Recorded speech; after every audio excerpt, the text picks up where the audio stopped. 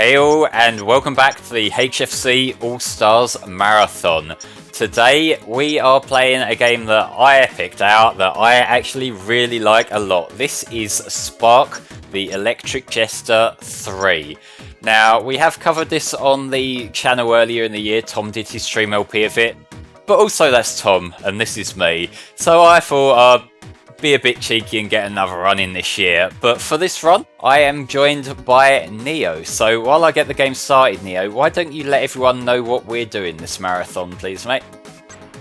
Oh, we're in this marathon where we're playing games that are near and dear to our hearts in order to raise money for the Child's Play charity. They help bring toys and games to kids who are stuck in the hospital long term. They also help out with some domestic violence shelters.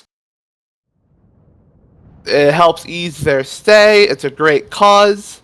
You can donate to them by clicking the donate button below the stream, or by bringing up !donate as a command in chat. Right now today is the last day that you can get your money in to vote on which custom skaters Spar will be playing in Tony Hawk's Underground tomorrow. Right now, Naruto's in the lead at $890, with Sonic right behind him at $881.60. Then in a distant third place is Senator Armstrong at $31.10, and Kyrie and Tifa sharing last place at $10 to their names. Come on, Sonic Bros, get in. Yeah, and should we reach $5,000, our overall goal, we'll unlock the last incentive day where Tom will play Sonic Frontiers New Game Plus. And remember, we do also have a raffle open for a copy of the game on Steam, Sonic Frontiers. So if you would like to be entered for that, it's $5 an entry. Just let Neo know in your donation comment that you'd like to be entered and he can note you down. I forget when exactly we're doing the draw for that. I think it's the last game of the main block, so that'll be at the end of Pikmin, but we'll probably need to double check that. But either way, if you want to be entered, just let Neo know and he can put your entry down. Yes, this game changes up the opening a little bit. This is not a racing game. We're not doing Slipstream until tomorrow. But this was actually included because it's actually part of a tech demo that the developer, Lake has been working on in his downtime, that he decided to purpose in as the opening here, which I think is a really cool idea. Yeah, it's a fun little way to start off your game. Now, I've never played any of the Spark series, but I have watched the whole video retrospective of the series from my good friend the Snakerer. That is entirely fair. They are fantastic videos that I strongly recommend, because he does a much better job explaining why these games are great than what you're getting today, which will mostly be me fanboying over cool stuff.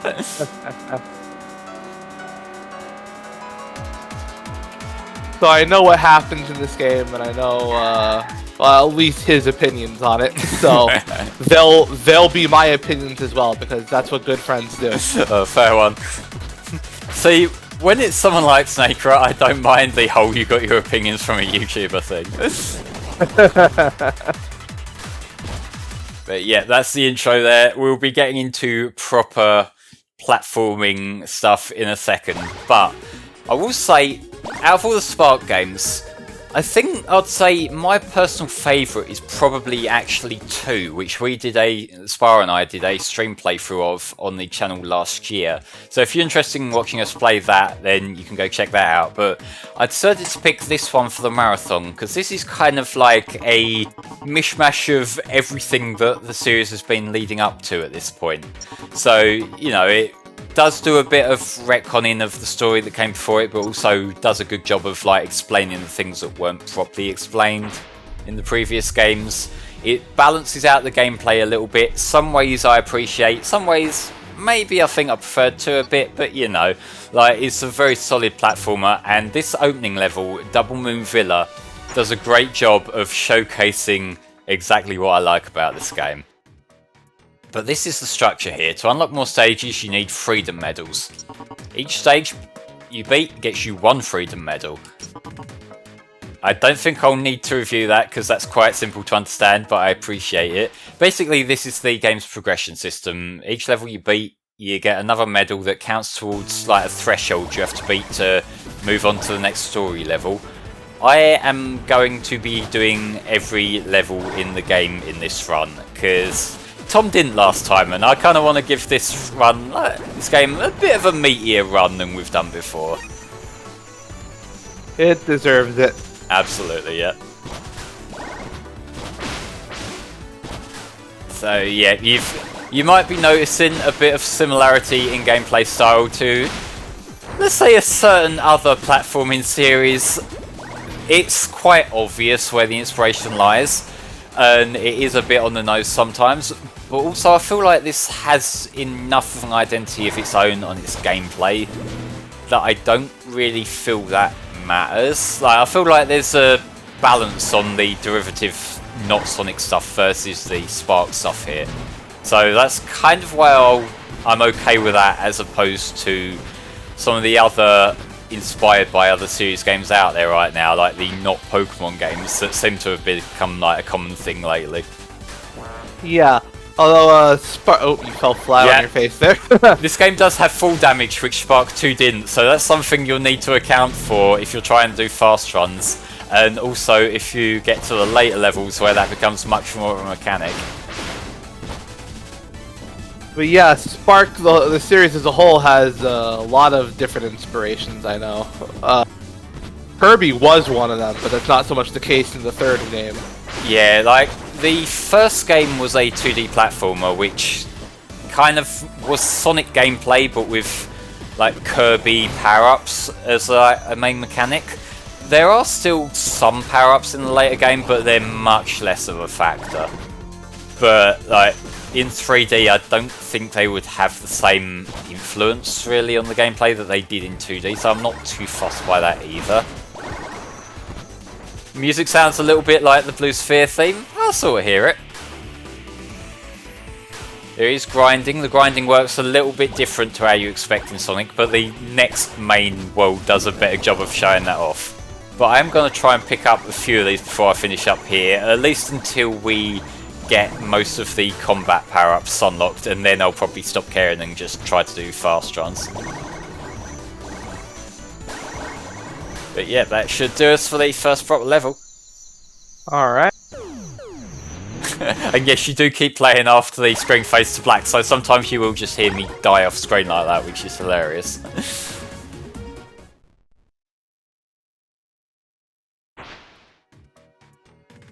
So what we got going on here, this is how the filling you in on the backstory works, which is kind of a doubled up thing, because not only are they accounting for the fact that you as a player might be playing Spark 3 as your first Spark game, Spark also wasn't present in the events of Spark 2. That was led by the character Fark, who is pretty much the, I guess, the shadow to Spark Sonic.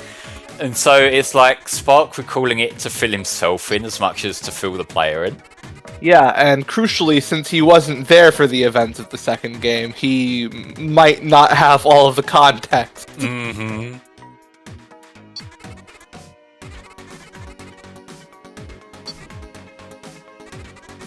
Prion, the big bad from the previous games right there.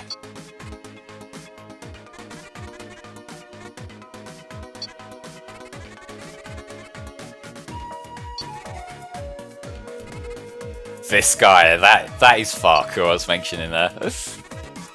He's complicated, yeah, like, icky anti-heroes kind of fit that mould.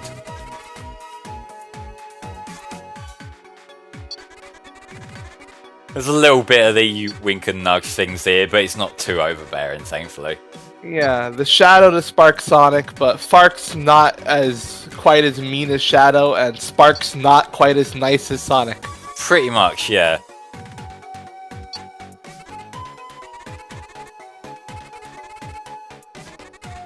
Appropriately called the Fark Force. Okay, that's a logo and a half.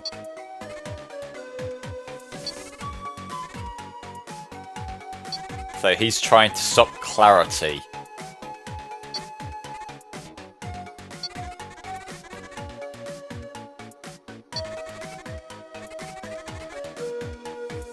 Not the internet. Oh no! Everywhere you go, you see his goons. I hate that faker. Faker? I think you're the fake Electric Jester around here. Well, Fark literally is a name he gave him, meaning fake spark, so... Mm-hmm.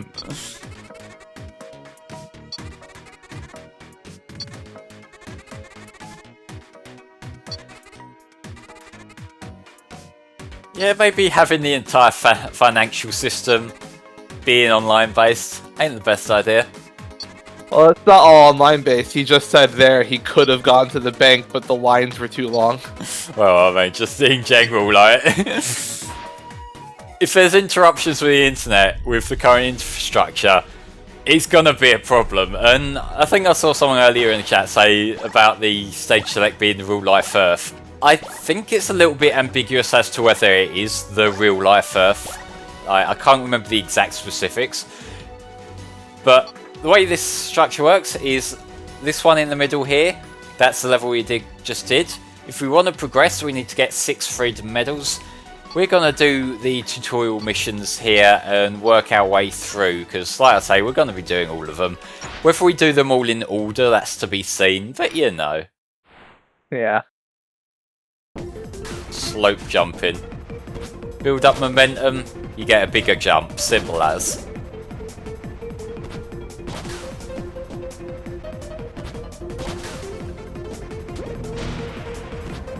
And then you get a big jump.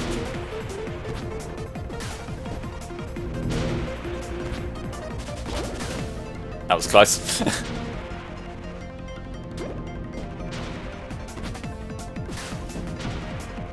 Like, yeah, I don't really need to do this, but like I say, if we're being a completionist, we might as well start at the beginning. And I died again.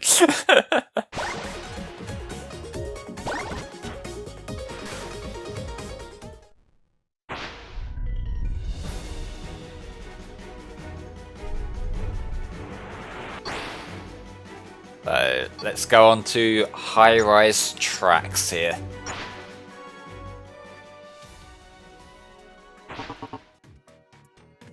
Yeah, home in attack. I get it. Alright. So there was a train level in Spark 2 that I remember having quite an annoying boss at the end of it, which thankfully this one skips out for our sake. Fuck. I'm off to a very good start here. On a tutorial level, for shame. This one's not the tutorial level. Oh, I thought it was teaching you about the homing attack thing. No, that was just the little message ones. It's when you're in that sort of void dimension that we're just in that are like the by design tutorial missions. Those coins, I'm not going to be getting all of those because I don't know where they are. But I think they're for like a bonus, like they've got their own kind of medal system for if you collect all of those.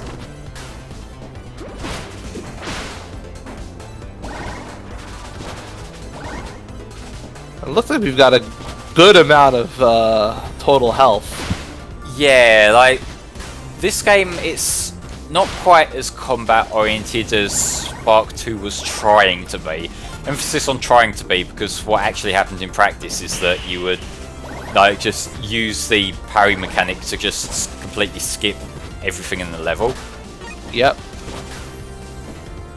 Spark himself, like, he has his attacks, like he has the light attack and he has his heavy attack, but you'll not be quite as depending on that when in the actual bosses. It's less fleshed out, I should probably say, because there are bosses here and you do need to think on your feet about them, but you know, it's not the combat system works differently.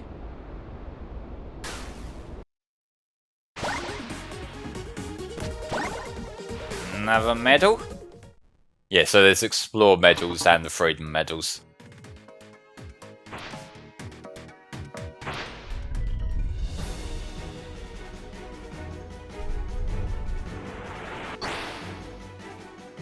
So, Challenge 2, Jester Dash.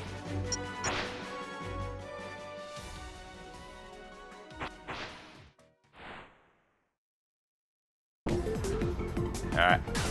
So this is the actual homing attack tutorial. I'm not sure why it's here rather than the other level where it gave you the text prompt to do the homing attack, but you know.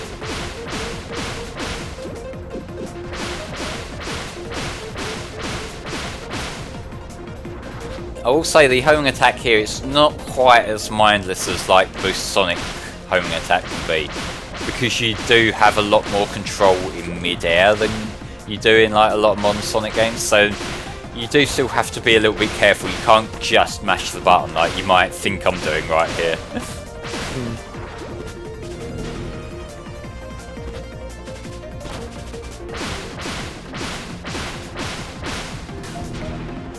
Okay, so this is basically the tutorial for the homing attack thing. Yeah, pretty much. You just did the challenge of it before you did the introduction. Yeah, I just got a bit confused because like, if you saw on the level structure there, we did the other one, like the Diamond Tutorial World one, and then it led us straight into that other level. So it's maybe a little bit of a strange layout, but down I go. Yeah, I see Silverdude talking about how a lot of people kind of weaponize this game against Sonic, which I feel like that kind of poisons the discussion a little bit. I really wish people wouldn't do that.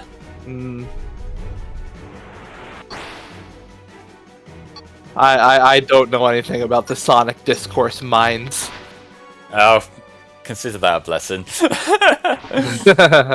But no, like, it's just one of those unfortunate things, which happens with pretty much any series that doesn't have the best reputation. Like I mentioned the not Pokemon games as well.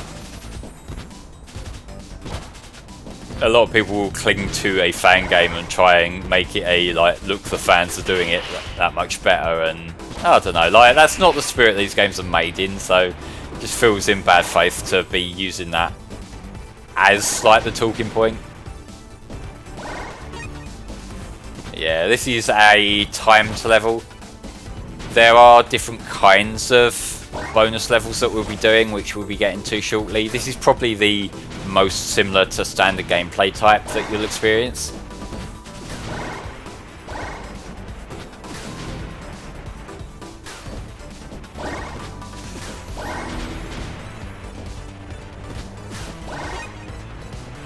Simple.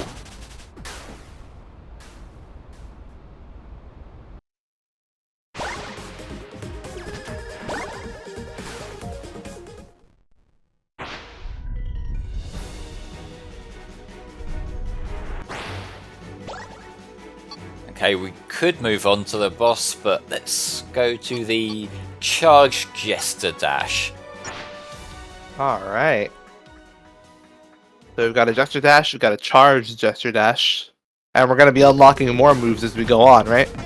Yeah, there's a few different ones that are mostly like for combat enhancements, like different combos and that, but alright.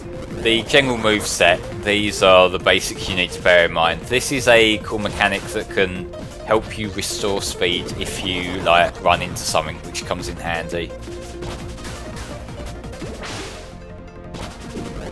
So just charge in the air, you don't waste your boost before you do it, otherwise you do that. But I take a little while to get used to this stuff. There we go.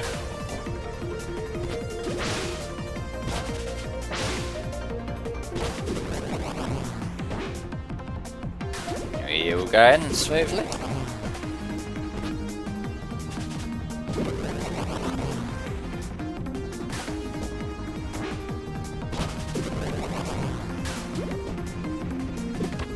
Oh yeah, let's do it this way. So that's a good example of how the momentum and jump mechanics work in this game. I should not have cleared that, but apparently I did.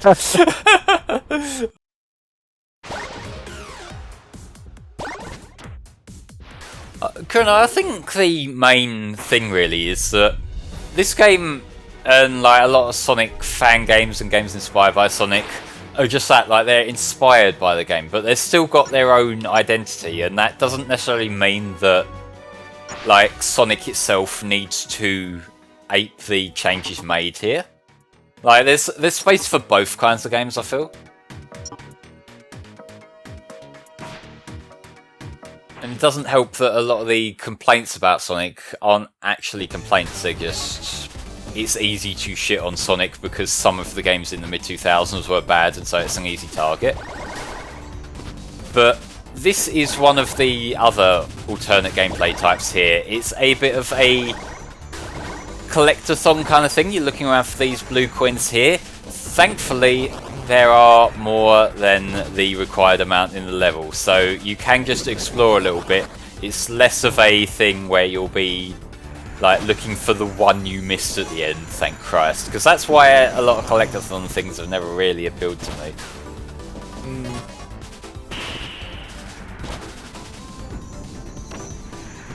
Got a bit gutsy with that jump there, which maybe I should have been a bit more careful about. I've seen people play this level and not even realise that there's this little area down here, but yeah, the level design, they tend to go... Ouch. Yeah, try not to get run over by a train for a start, but there's always a lot more layers in these levels than you might expect. Even on the first level, there were a lot of alternate routes that I just sort of ran straight past, but if you're looking for the collectibles, you know, you can get a lot more mileage out of it that way. Just need 3 more, and I need to stop doing that when I'm too high to land safely. Another one over here I see.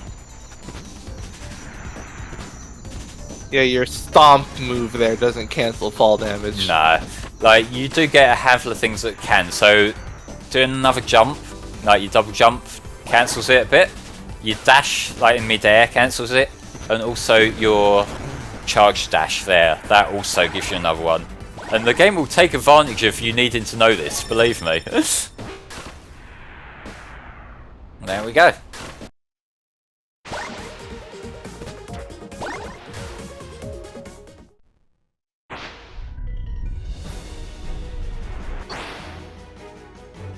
I think before I go into the boss, I'm going to see what extra combos I can get in the shop here.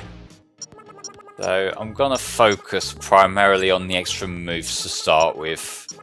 Let's see, I've got 582 points, so... Early finisher, that will probably come in handy.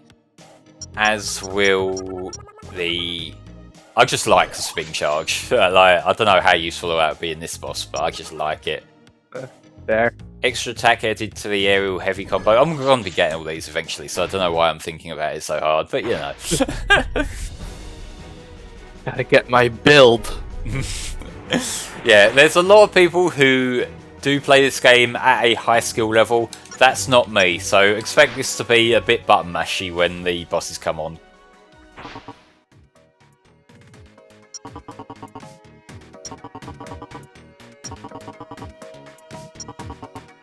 So it's a parry-based combat system rather than a dodge one.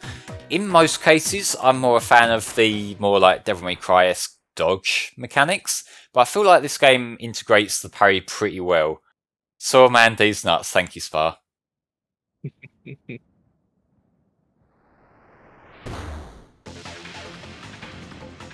Hello there.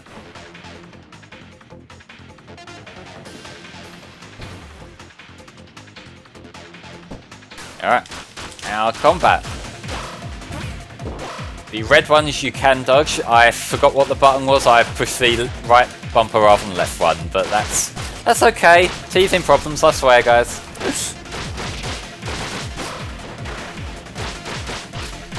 If you do time it right, then it like hurts him like you would expect from parry. Like there, when you get the blue outline around you, that means you're doing it good.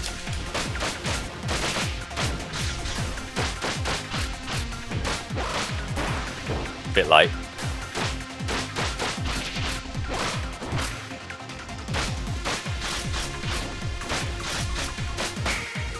Alright, phase 1 down. Time to become a much cooler mech.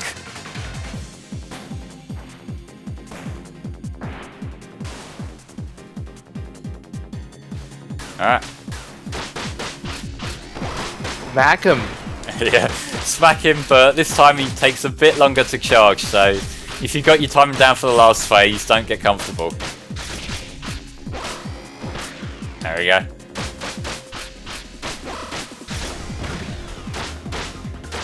So like, although you get the prompts, you do sort of still have to learn what he does and how to read him accordingly. So like, there's layers to this. Obviously, I'm not the kind of player who necessarily gets that as much as some people might, but I do like that they've added a bit of depth there for people who like more combat-driven stuff.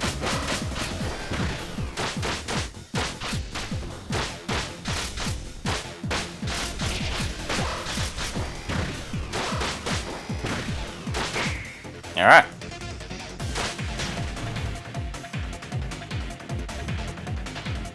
You ready to be yeeted? Oh. Because we're about to get yeeted. Joke's on you, this only helps me in my progression!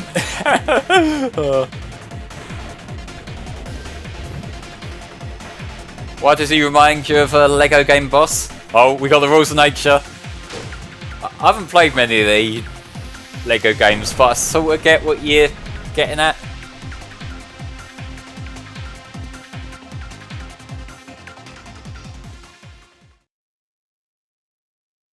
Alright, so that's the first world of the game down.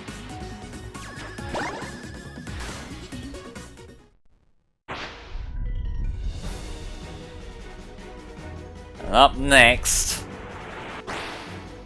I am going to have to keep up the Sonic comparisons because this is Rail Canyon.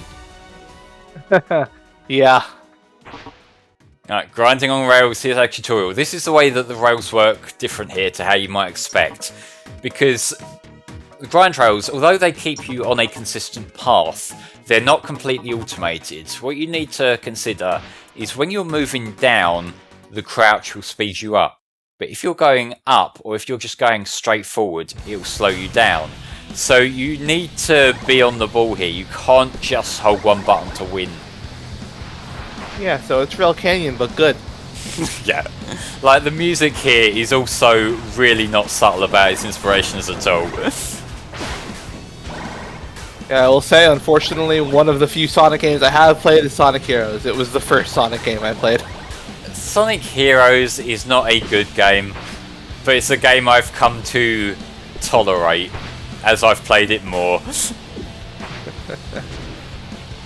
But that is mainly due to experience. It's one of them games that I also find quite hard to watch other people play because they will fall through the beginner's traps that I've since learnt my way around. Like, same with 06 in that respect, really.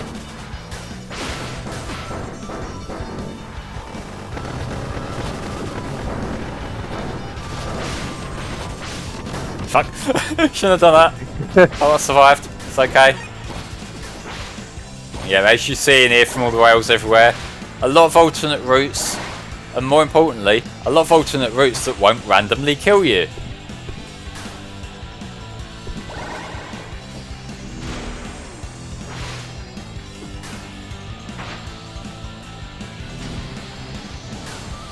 They're pulling out all the tricks. God, some of those lines are just permanently etched in my memory.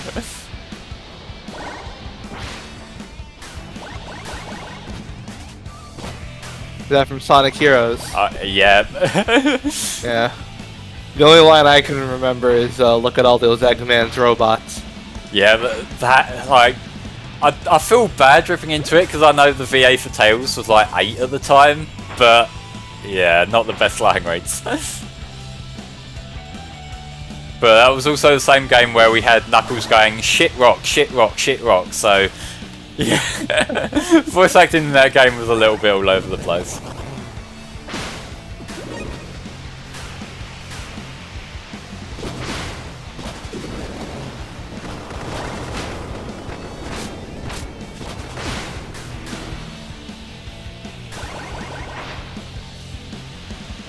We have to get there before sunset. I think that was one of the chaotic slimes, wasn't it?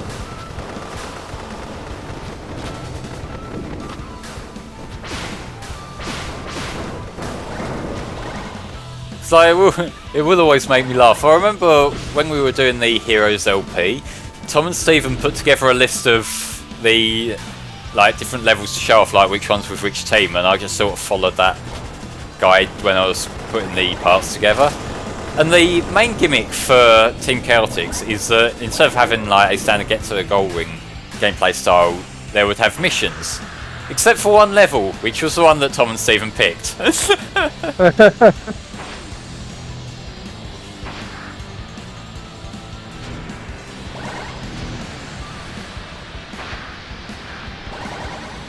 I'm taking the safe route here, as cool as some of the other routes are. I apologise. But I also kind of don't want to die. That's a reasonable want. Well, I'm on all day today. Kind of want to make it as painless as possible.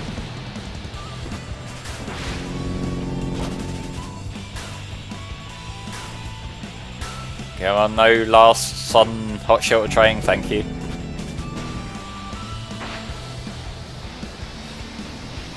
Oh, it's Tails dialogue, fair enough.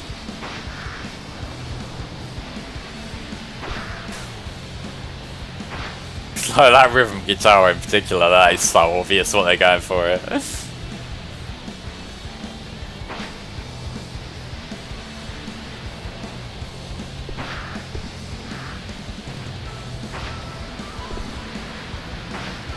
Hey, there we go. And catapult straight into oblivion.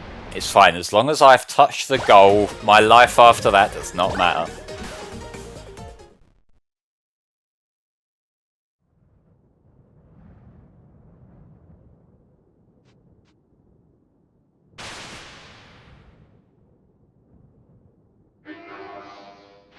We've got another boss. Already.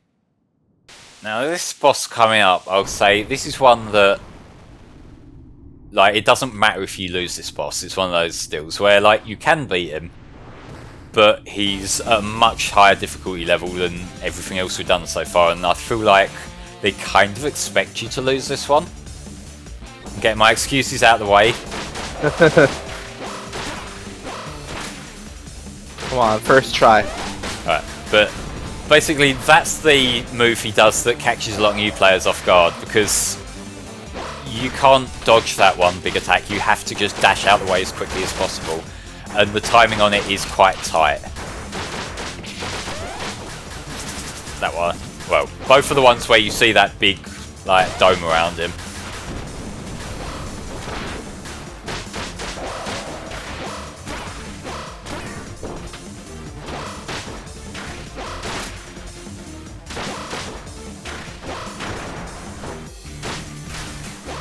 Stay still, you fucker.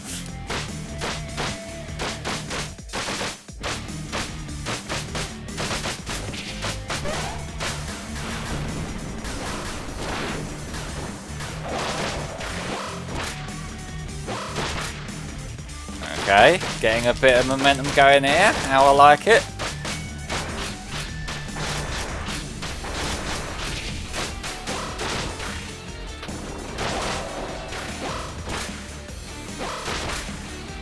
Alright, got a few parries in, which I'm not normally good at parrying on time, so I'll roll with that.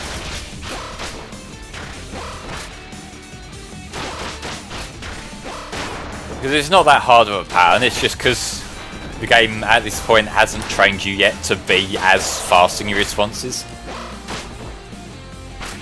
And there you go. Yeah, nice one, I have done it.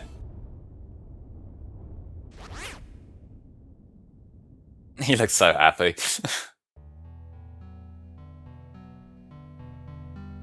Alright, bit of plot dump again. Once there was a castle. It was a fancy castle, the best of its kind. The castle had a guardian, guarding it every day and every night, all alone. Guardian was very good at his job, but nonetheless he was just a young boy.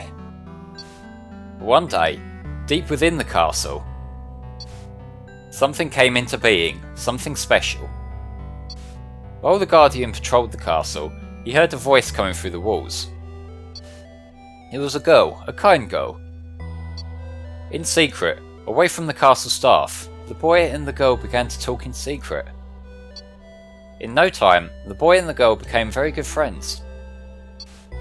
It was because of their friendship that, in secret, the girl manifested a body of her own. From here on, their relationship continued to grow and grow and grow. This is when the girl revealed her secret. "We're special," she said. "The whole castle was built to conceive me," she continued. "You are my treasured guardian. And together, we have a destiny." The girl continued to explain what made her special. She explained she had a higher level of consciousness and looked at everyone with pity, as they were not able to perceive the world as she did. The boy was fascinated by the girl, and from that day onwards, the boy and girl formed an even stronger bond.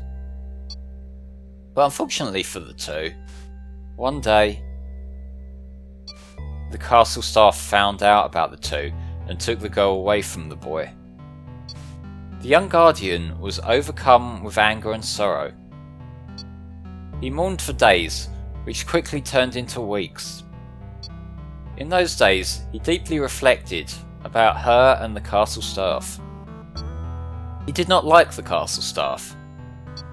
They were distant, never came close unless absolutely necessary. He was always alone, ever since he came into being. She was the only one who made him feel complete. But one day, he heard her voice, coming from the walls. The girl had returned. This time, without her body. At first, the boy thought the castle staff had permanently changed her. But he was overcome with joy when he realised she was still the same as she once was. "I just had to act nice," she continued. From that day on, they promised to each other that they would fulfill their destinies together. Their destiny: to rid the world of meaningless life. Well, The girl wished to share her higher level of being with everyone else, to bring a new, brighter world. For this goal, the boy adopted a new, more domineering personality, a new name, and a remotely controlled body. This pleased the girl. Together, they banished the castle staff and forcefully persuaded every robot to follow their will. With everything in place, their plan was set in motion. But the boy felt a deep anxiety. He knew he was inferior to the girl. He did not share her level of consciousness. He could never have her level of consciousness. So he had an idea. Together, with the girl, they conceived a child. It would be created by her but built on his image. The child was created with unlimited potential, a potential he would grow into over the course of his life. The child would take the place of someone else, and be set out in the world with only one goal: to kill his own father and take his place. But the boy had one final wish for his child. He wished that the child would be sent out with no memories of who he was or why he was created. He wanted the child to realise his destiny by himself, just like he did. With the child being conceived, it eased the boy's anxiety. Feeling better, they proceeded with their plan. And with that, this marks the end of our tale. what a lovely little tale. So, if you have played Spark the Electric Jester 2, the boy there might seem a little bit familiar to you. And that's the sort of thing I mean by the way this game adds context to things that previously weren't explained. But I have a few new points, so I'm going to go into the shop. I'm not going to get the thing we unlocked for beating that boss just yet, because I just don't have enough bits for it. But I am going to get a few more combat attacks. There we go.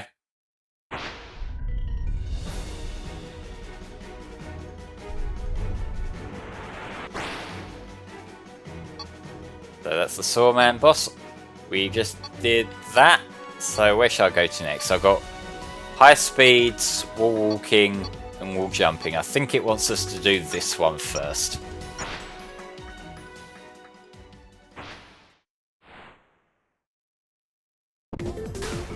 So this, he's just training you to go as fast as possible.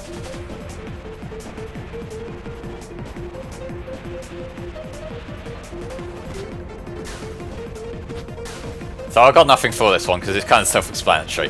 Yeah. We're just running. That's pretty much all it's asking of us here. Can use the downward dash to kind of keep your momentum when you do get thrown in the air, which comes in handy. Run, Spark, run. Which you especially need after the double jump because that does slow you down quite a lot. Oh boy, there's a loop-de-loop. I do love me some loop-de-loops. Whee! I should probably hit that. Face first on the thing.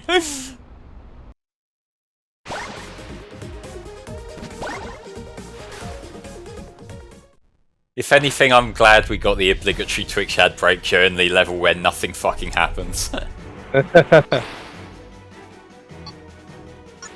Canyon 0. So this is a timer based one.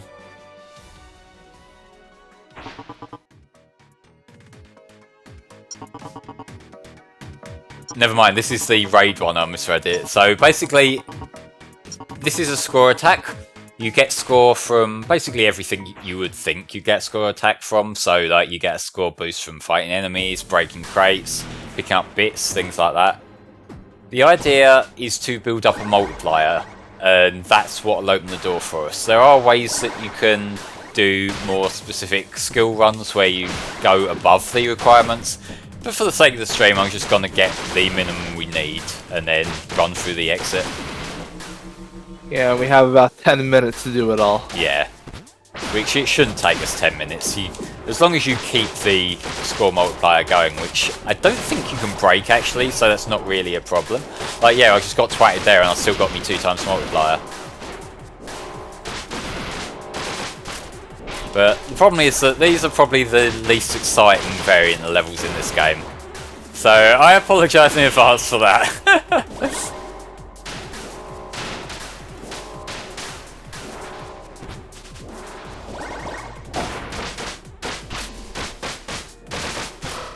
Yeah, I think people should be back from the ads now, so again, we apologise for the ads, we can't really do that much about it, given it's Twitch just forcing them at certain intervals, unfortunately. Yep, and as Spar said, you can, in chat, you can donate to if you donate to Child Play, which helps bring toys and games to kids who are stuck in the hospital long term to help ease their stay, by clicking the donate button below the stream or bringing up !donate in chat. You'll be able to influence which custom skaters Spar will pick in Tony Hawk's Underground tomorrow. Again, right now it's a dead heat between Sonic and Naruto, with Naruto in the lead by, I think, $11. Sounds about right. And remember, we do also have a raffle ongoing for a Steam copy of Sonic Frontiers. So if you'd like to be entered for that, just donate $5 or more and let Neo know in the donation comment that you'd like to be entered. That's one entry per $5, so you know, if you donate $10 you get 2 and so on and so forth. So if you'd like to win a copy of the game, you know what you gotta do. Yep, and we are also just under $950 away from breaking our overall goal of $5,000. Should we break that overall goal, Tom will play Sonic Frontiers New Game Plus on the 5th incentive day. Which I would love to see that in the marathon, so if you're able to donate, it'd be very much appreciated.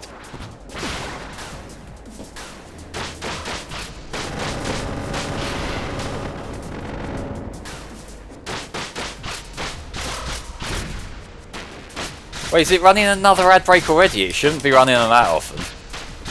I don't have one. Her and I might have just refreshed or something. I don't know. Possibly, or it might just be glitching out. But yeah, we don't manually run the ads during the marathons, but sometimes Twitch takes matters into its own hands, which I really wish they would stop, because pretty much every streamer I watch who uses Twitch at some point has straight up told people to use like adblock for it, which they're even trying to fight that now. But if I say that maybe a little browser plugin called purple ad blocker still seems to be working right now.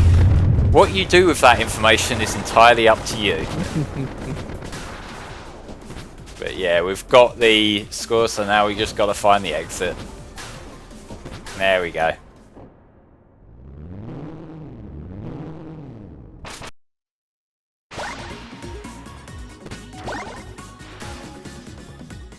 It seemed like it went a lot quicker than my practice run, so I'm happy about that, because them levels, if you're not really familiar with the area and you're looking for enemies, it can take a little while. But beat down tower, get to the goal.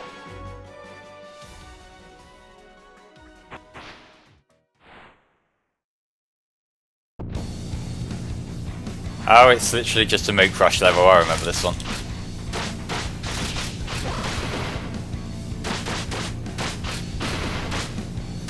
Yeah, we're pretty heavy on the combat right now. Yeah, it's like this particular pathway off of the main route seems to be going in this direction.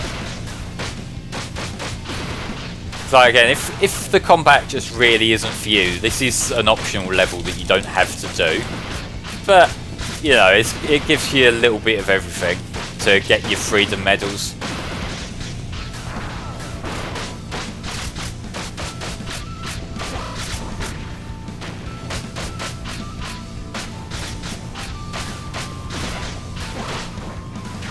That came out a little bit slower than I was expecting. Can you knock him off the platform? I don't think so. If you can, I haven't done yet, but I may be wrong on that.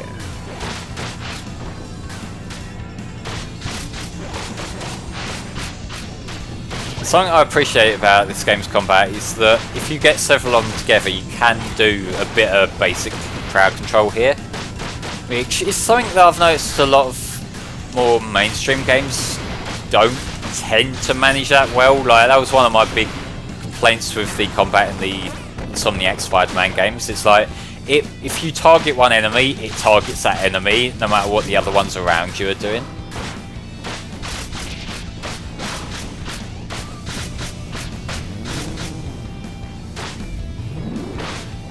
There's the little charge up spin that I like doing.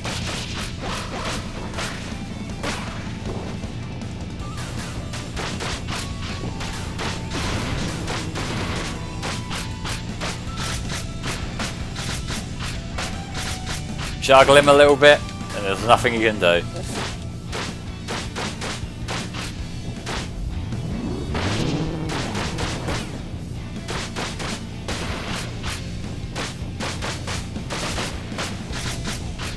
I hope my button mashing isn't coming too loud on the stream. I'll say that much. But I did notice that when we did the Spark 2 run, it's like, I get very mashy with this sort of thing, which is probably not a good strategy, but it works for me.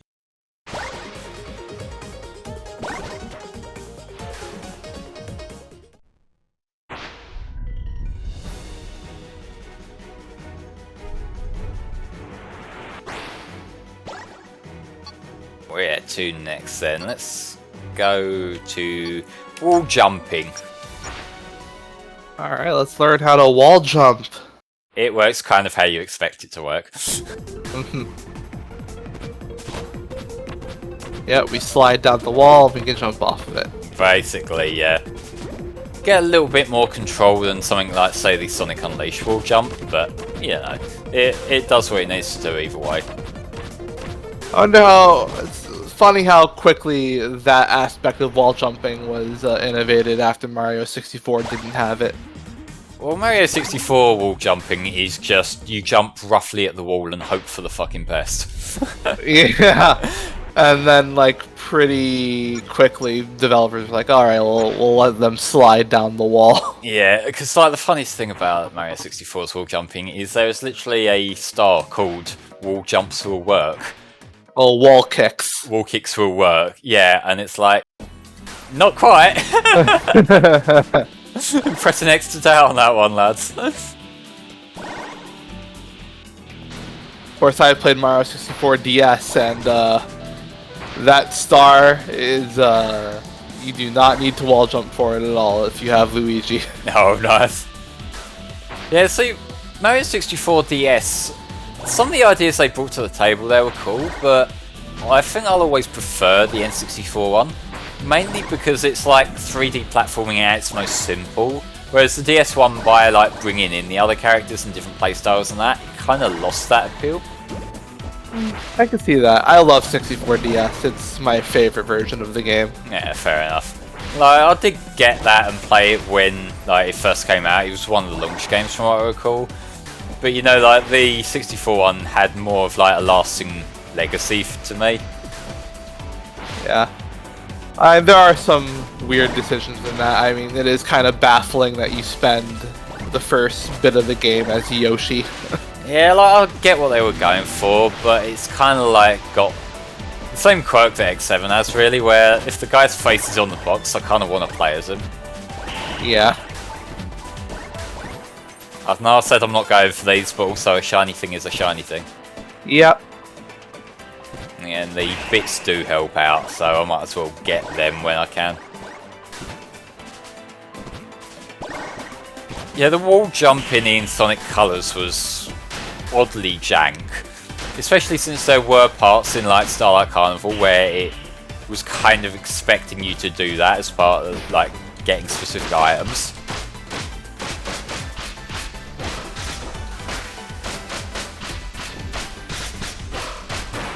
Bit late on that one. They've got a guy who takes a long time to charge up his attack right next to a guy who does his attack almost instantly. And that's far too much for this slope right here. Come on, open up, open up, open up, open up. I didn't mean to run up the wall, but that was cool anyway. You know, I see the sentiment sometimes. Oh, Sonic Colors, that's my favorite 3D Sonic game, and I always just wonder, like, how much of that game is 3D anyway? Well, there's one bit at the start. There's a bit in Starlight Carnival when you climb the tower. There's a bit in the aquarium level where it just, like, you get a path off to the right if you want. I think that's it. Yeah, it's like, it's mostly a 2D platformer, ain't it? Pretty much. Like, it does the thing that like Unleashed introduced, where it swaps between 2D and 3D, but like the balance is completely skewed there.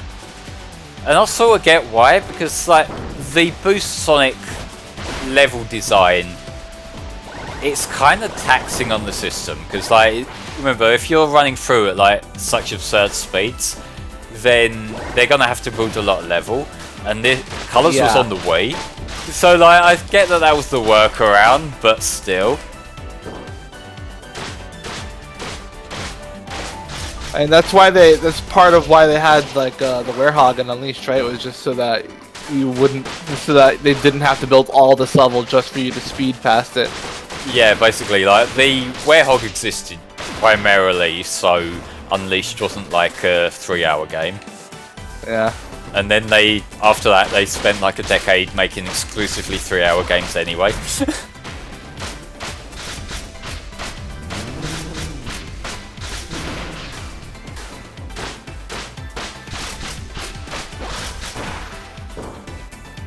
Oof. He's got a distant kick on him.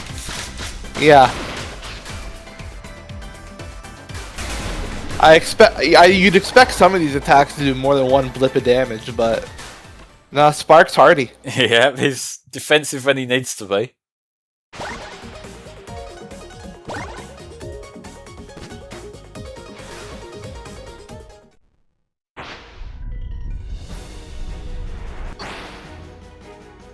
Okay, so wall walking. This one I remember. This particular mechanic I remember being a little bit fiddly to get down. So we'll see if I have retained the knowledge on what I'm doing here. It's like, you have a gradual descent, but each time you jump to the other side, you lift yourself back up. So that is something that you do need to be very attentive of.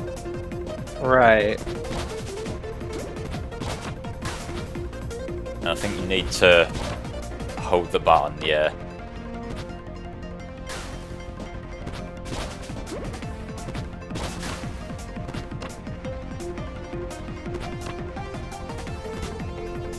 So you don't do that. Ooh, a bit too soon. Yeah, I Sort of didn't have enough height to start with, so I need to be more conscious of that.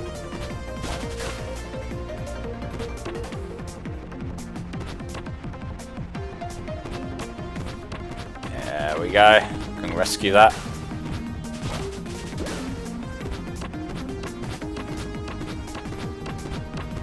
Oh god, this is the part that goes around the corner. This is where things can go tits up. Oh boy. Nice. Ah, you did it. Very good.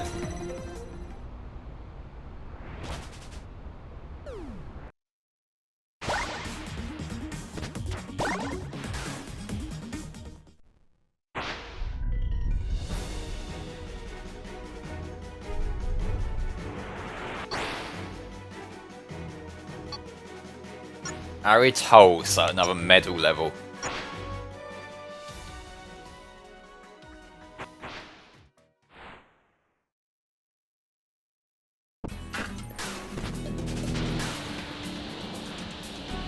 I think I remember where there's a lot of them that are just behind where you start, but I might as well do a little circuit here first.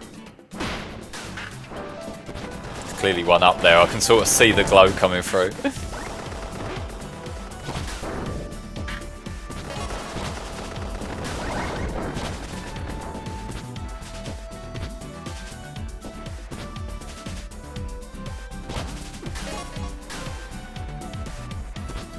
I think most of them are over this side actually, which is a little bit odd, but you know.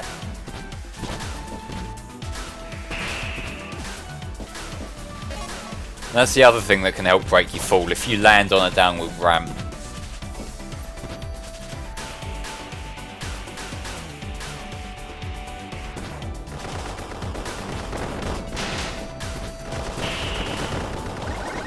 I've been asked to take care of something real quick, so I'll be back in a bit. Yeah, okie doke, mate.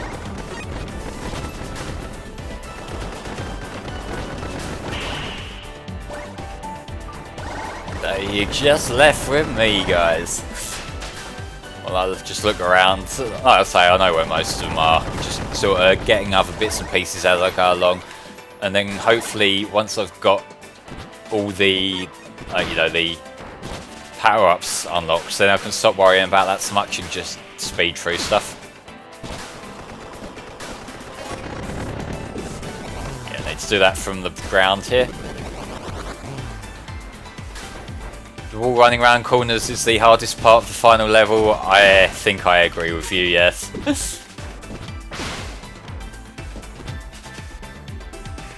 The grind rail breaks me fall a little bit.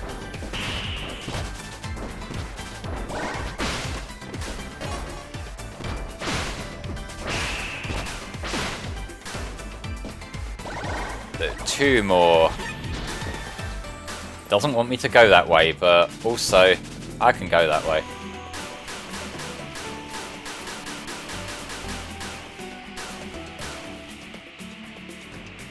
See more coin glowing?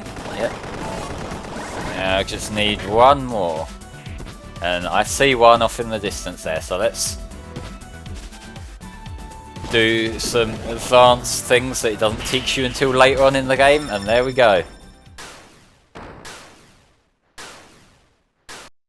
I love doing that after it fades to black. It's such an oddly satisfying thing, but I can't help but just try to get as many boosts in, as many jumps in.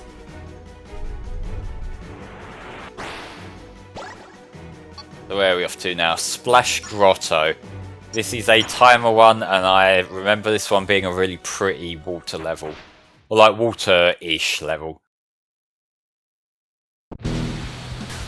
So I just really like the general aesthetic of a water cave. It's something that it's very fantasy-esque, and it just sets such a mood. I can't, since it is a timer one, I can't exactly stop and soak in the sights, so I've got to just keep on going.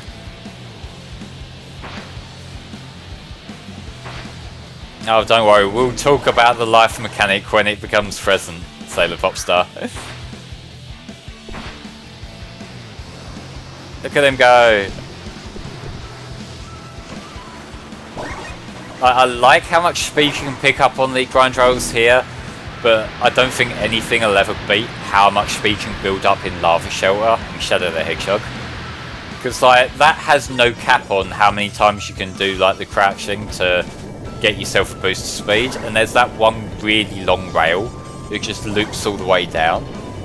And like you can go absurdly fucking fast in that level. Time levels thinking won't stop, just go, basically.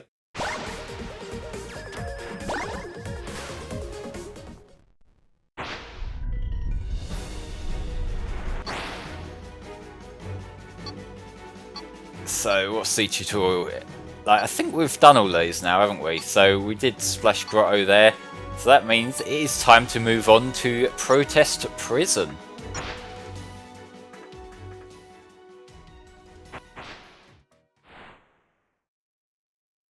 So, again, on the subject of Shadow the Hedgehog.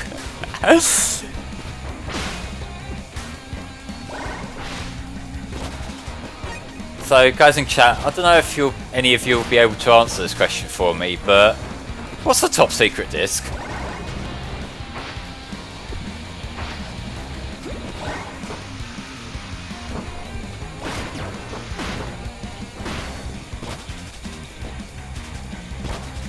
The thing that's especially jarring about that particular level in Shadow is because that was when they got the 4Kids cast just starting up.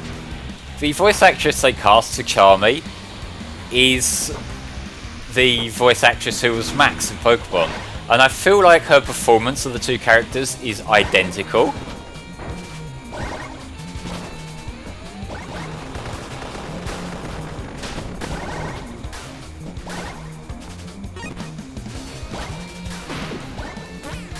Yeah, it's the thing with games like this, you kinda gotta be fast, don't you?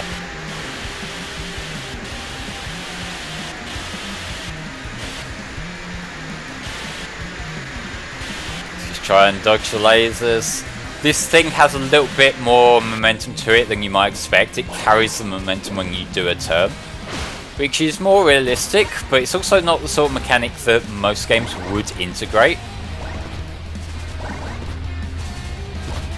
Yeah, it's Shadow the Hedgehog that has the Prison Island stage for the top secret discs. Off on the side path here since I can.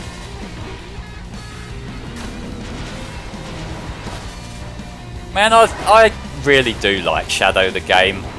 Despite all the obvious things you can say about it, there's like a couple of levels that I could maybe do without. But I think out of all the experimental Sonic games from that era, is the one that I would probably want a sequel for most, even though that's obviously never going to happen now.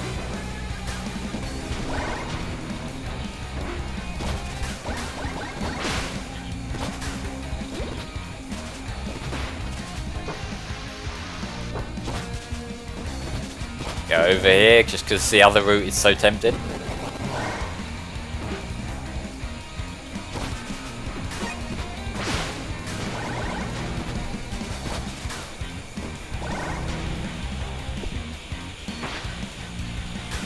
See, Shadow the Hedgehog is one of those games, I don't know whether I could necessarily recommend, because there's a lot of things about it that I know a lot of people don't like. But I think it's an interesting game, and it's one that I think is worth a playthrough. Maybe not like 100% playthrough, because like, you know, there's a lot of side levels that you might want to skip or like creatively work around in the level progression system.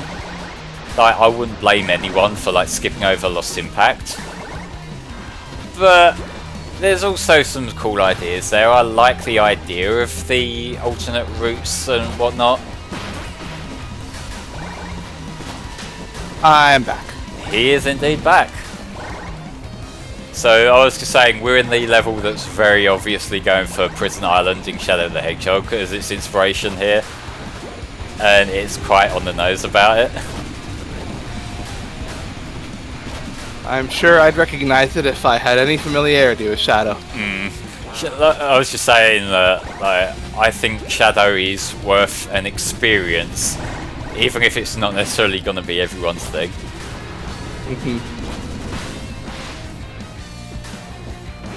Getting a bit too ballsy with a downward dash, which I need to be careful of now. because we are getting a lot of like bigger falls.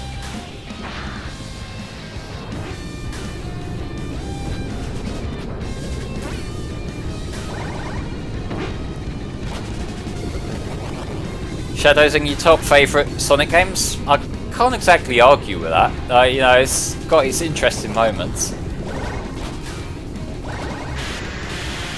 I can't really argue with anyone's favorite. No, it's not. It's not your favorite. Yeah, but like, if someone disagrees with me on something, that is an objectively wrong opinion. Yeah. You know, like That's true enough. we have to opinion police around here. Just in case someone in the group says something dumb like Secret Rings is underrated, we have to bully that person for it. Yeah, it does go into a sort of Angel Island thing toward the end with a fire there. It's sort of got the same idea going on.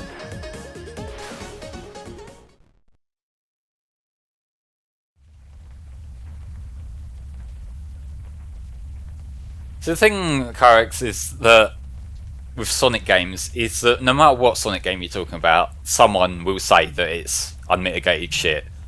And very few of them actually are. This guy again. Yeah, he's round for another go. This is another round where you technically don't have to beat him, but he's going to use basically the same pattern that he did in the last fight. So, if you beat him last time, you should be okay there.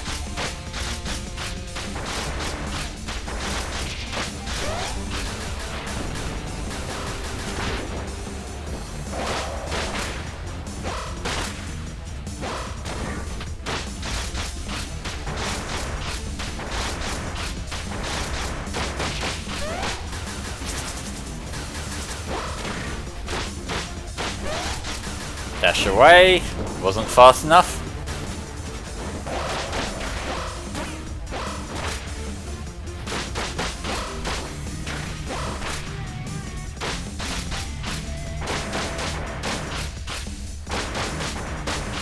Trying to juggle him a little bit, but he's too fast for that to work reliably, I think.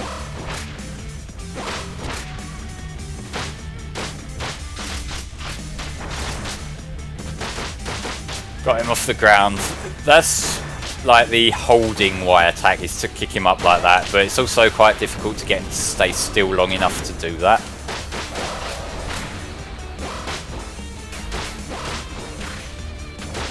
Yeah, the Guardian's theme here is pretty solid. Not one of my favourites from the soundtrack, but there's a lot of good ones to pick from.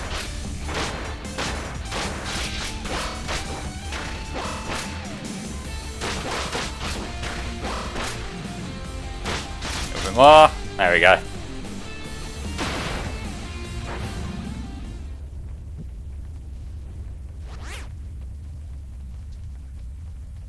We did it!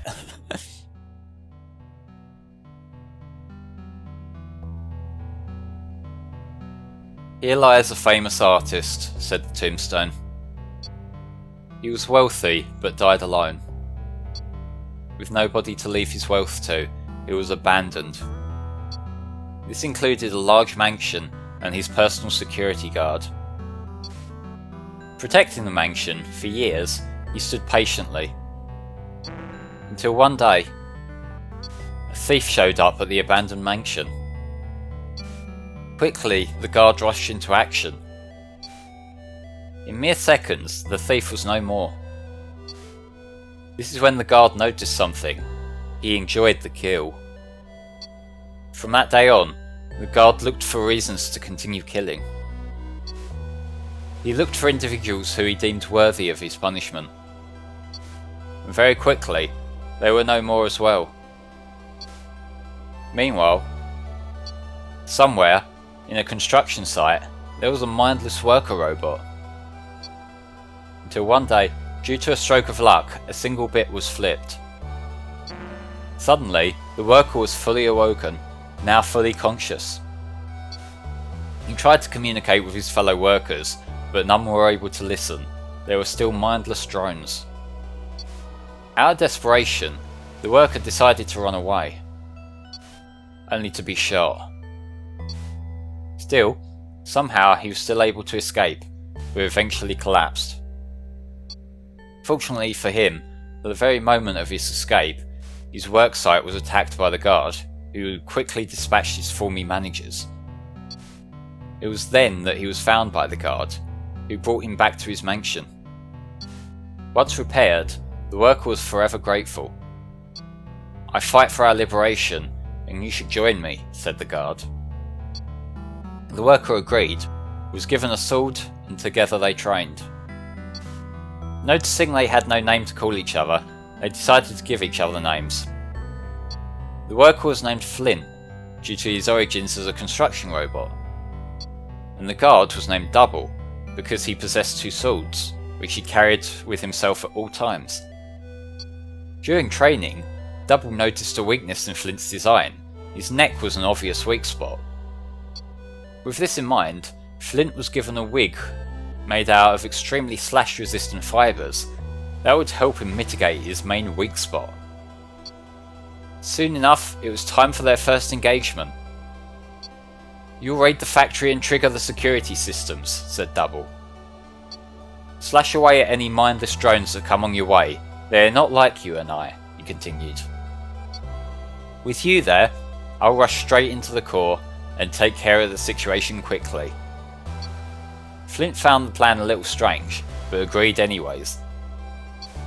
With this, Flint quickly dispatched a wave of security drones by himself, while Double proceeded with his plan. But suddenly, Flint found himself alone. No more drones were going after him. This is where it dawned on him.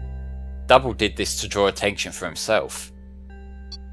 Foolishly believing his master was in danger, he rushed to his location. Once there, Flint was astonished at the sight. A gargantuan robot stood in Double's way and was ready to attack at any moment. This is when Double finally removed his eye patch. And in the blink of an eye, everything went red, and the previously gargantuan robot was in pieces. "You better not be around when I do that again. It's too dangerous. Stick to your own path." Flint was shocked, but still proceeded with the mission. From that point on, Flint continued to fight until he reached the centre of the factory. Little did he know, he was about to witness something that would change his life forever.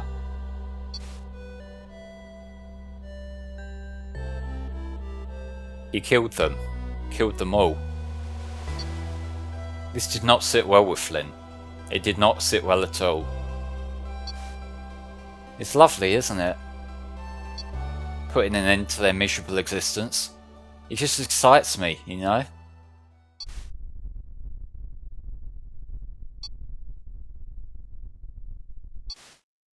They fought and fought and fought, until both of them couldn't take it anymore.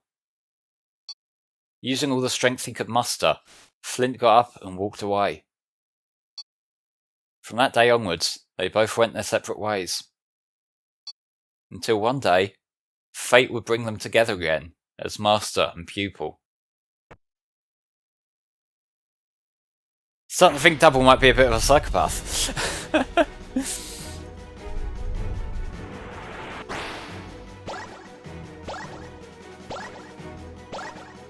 We've just done the main level of this, so we've got 3 new ones opened up.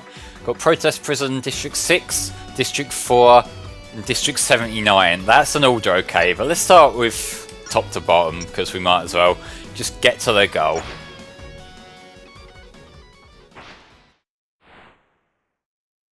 Yeah, I'll see people mentioning in chat, we're really not that far away from the goal, all things considered, so if you've got any money that you can chip in to help Charles play, it will all be appreciated.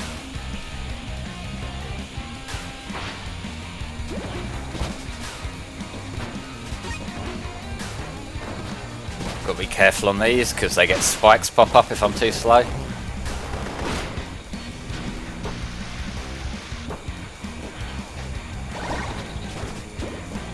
I don't remember much of this level, come to think of it. Yeah, it looks nice though. Yeah, because like it's obviously still using the same general level theme, but like I don't remember all these tunnel areas. That's the other difference between like how you may remember grind rails from heroes and whatnot versus this, in that switching between rails is much easier. You just point to the one you want and then press B.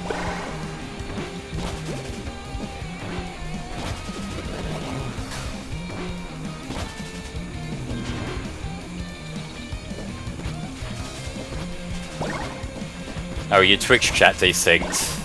Does anything on this fucking site work anymore?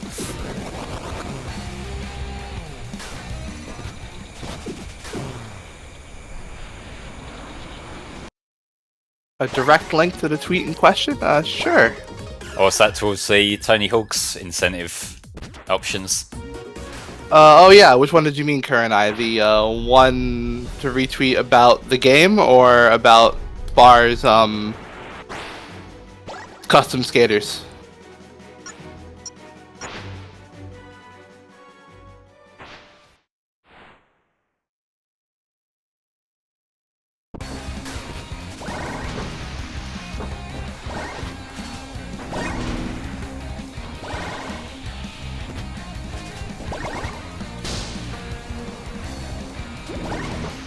Okay, we've got another go fast level, I'm okay with this.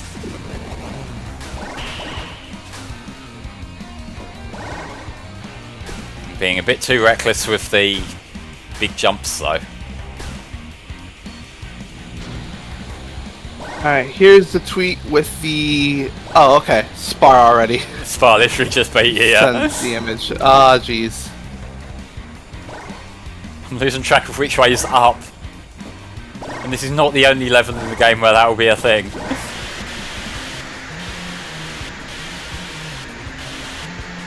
There is a little bit of Sonic Forces energy in this game, I get what you mean. Can't remember.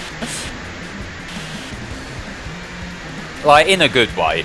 I know a lot of people don't like Forces, but just the general setting, it's got a distinct vibe to it that I can't complain about. I'm gonna get hit by all of these, aren't I? You've got health. Yeah, but I only have health for so many of those attempts.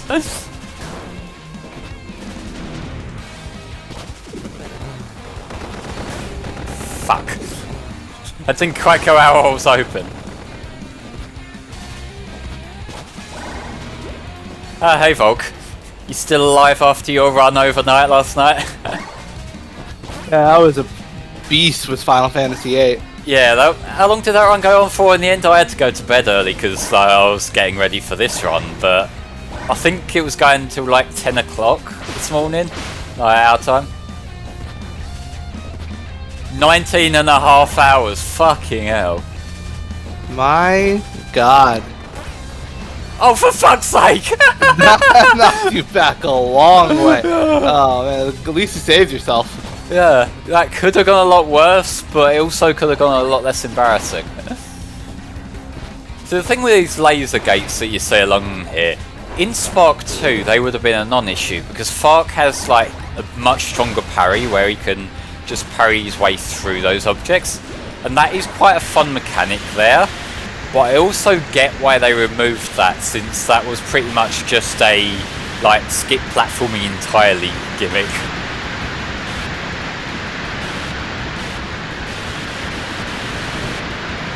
Ooh, that nice. should have hit me. That last one as well. Yeah. Generous hitboxes here. Like, I think it is literally just the graphic and nothing between them.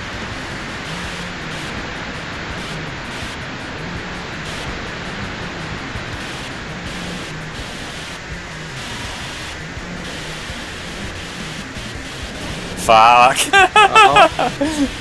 Fuck it, Weeble.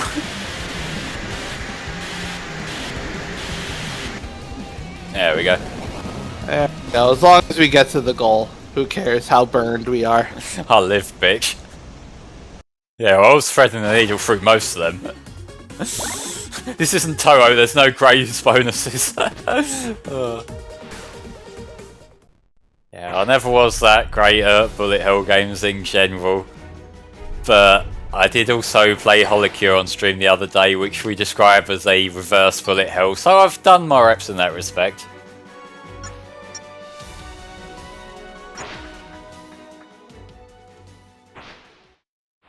On to District 4. Bullet Heaven. Oh, it's going to be another fight level, isn't it?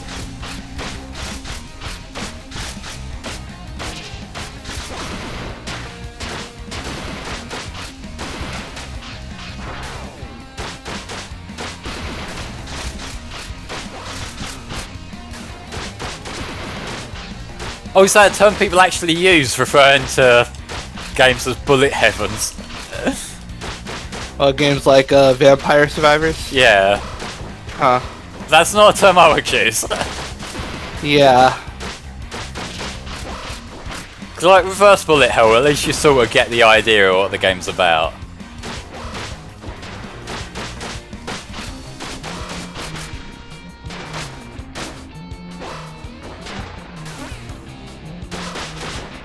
I just lost my place entirely there.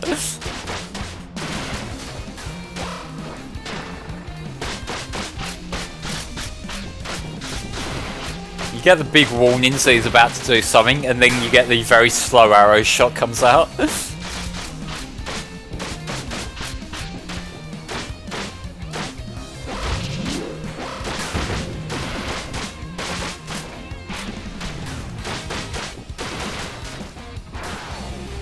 And there's even more of them, because of course there is.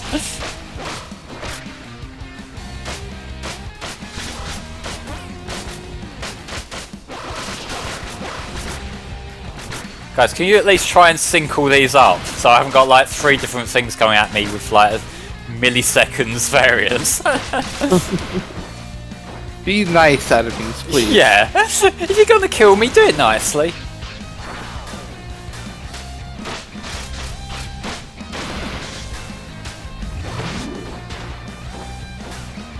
Get rid of this fucker first, because I couldn't see him becoming a problem.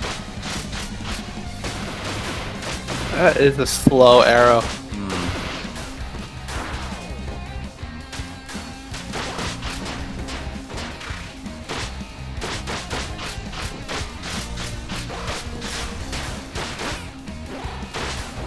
Oh, Kunai, do you mean Vampire Survivors? I don't know if that was a game jam thing. Feels like it might be, because it's like a simple execution of like a great concept. I think they're referring to the game kind of game Volk brought up, where he called the reverse bullet heaven, where you control the enemies versus the guy getting more and more items to throw at you over time. Oh, okay.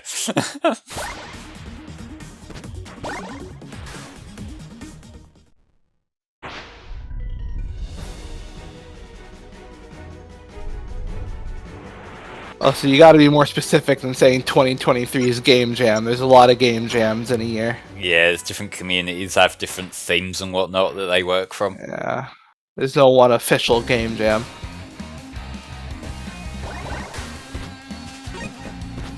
It's looking a lot darker here.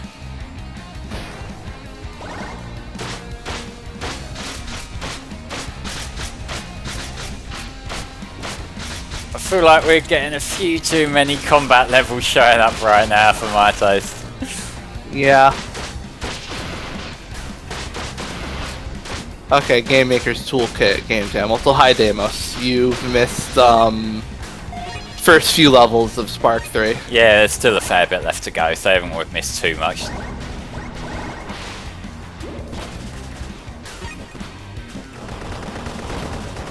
This level here shows how just a bit of a change to lighting can make the same assets look so radically different.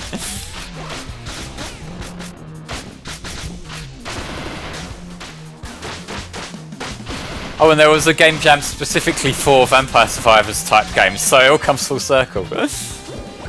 No, it was a game jam with a role reversal theme, and there was a reverse Vampire Survivor in it. Right.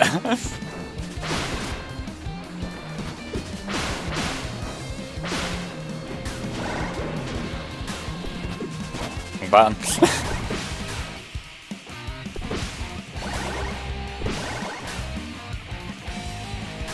Probably should have got a bit more speed before doing this, but oh well, we'll ride it out safely.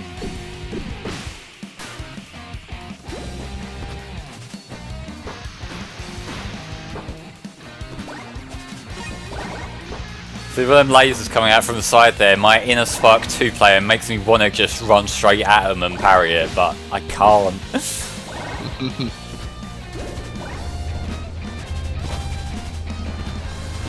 In any game other than a 3D Spark game, I would not have felt comfortable doing them jumps back there.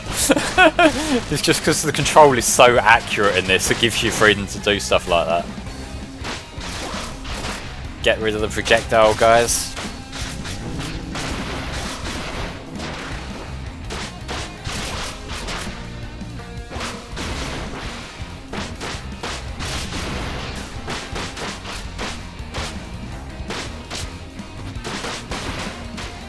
Alright, on we go. I was meant to jump there, wasn't I? Yeah.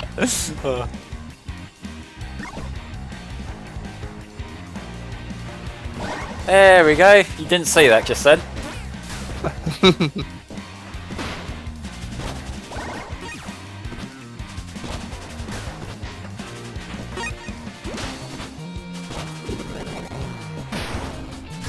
You can't tease me with the boosters like that, come on.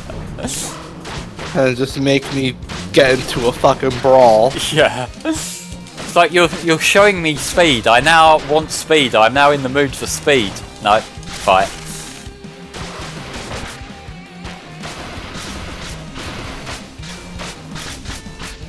If you're in the mood for speed, you might want to go to rehab. Good point.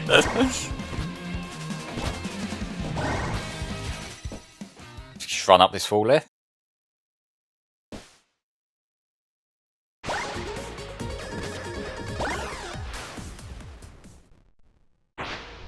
Need for Speed joke here. Yeah, I've never actually played much of those games. Like my racing game choice back in the day was Metropolis Speed Racer on the Dreamcast. I remember that being a lot of fun. Downtown Dissident. Descent. I misread that. Yes, I am dumb.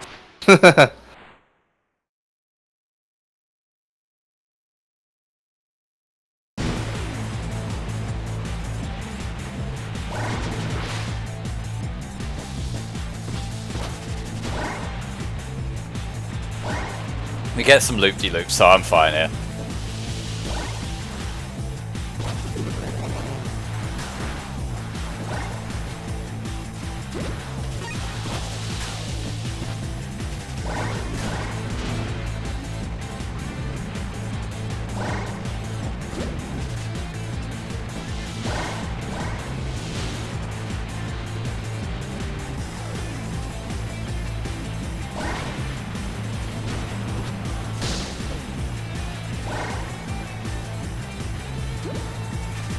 I get to use the protesting crowds as bounce pads. Wonderful. This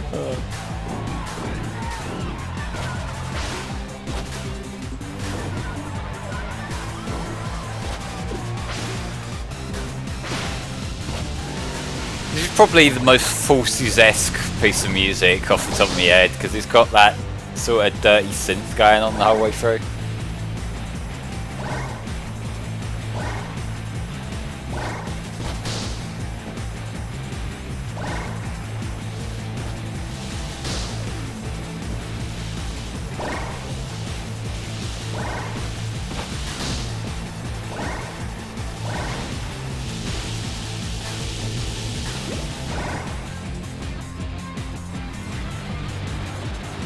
You like Speed Highway? I like Speed Highway. I have never. I've played Adventure a little bit, but never gotten that far. I am going to have to pressure you to play Adventure. I hope you realise it's a fucking great game. Jeez.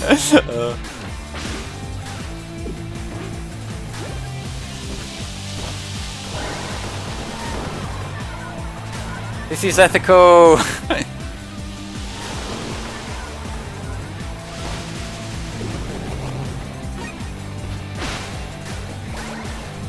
Again, which way's up?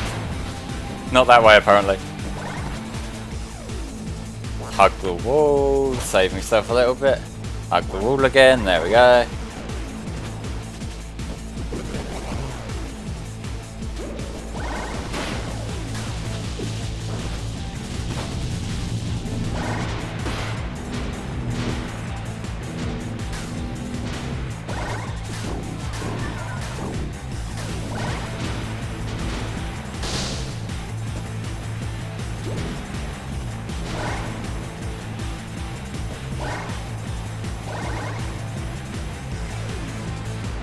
Whoa, my head's spinning!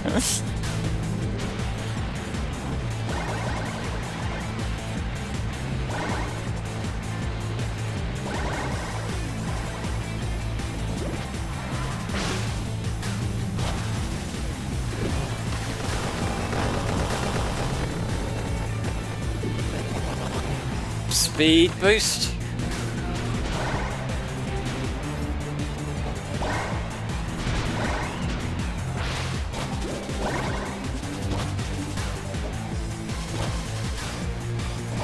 There's the proper dirty synth and forces.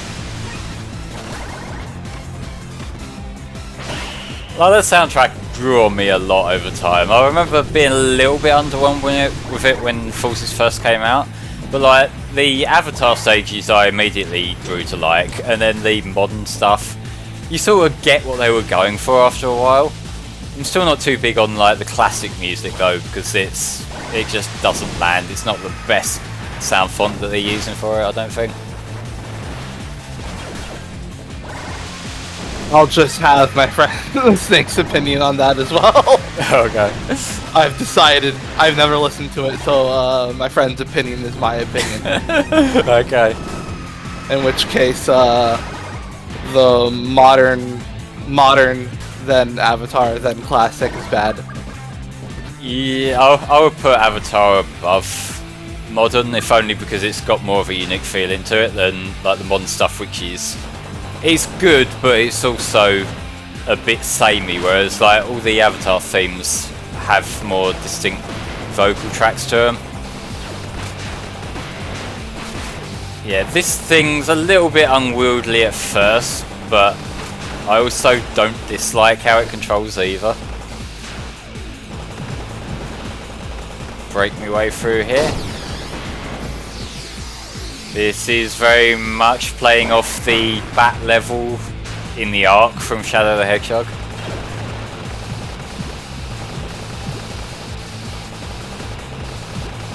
Yeah, Sunset Heights is what this particular theme synth track reminds me of the most, and a new challenger.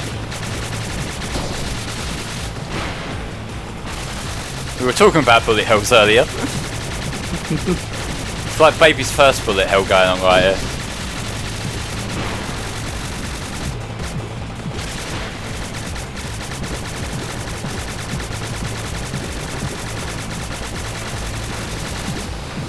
Oh, I already broke that one, that's why I weren't doing anything.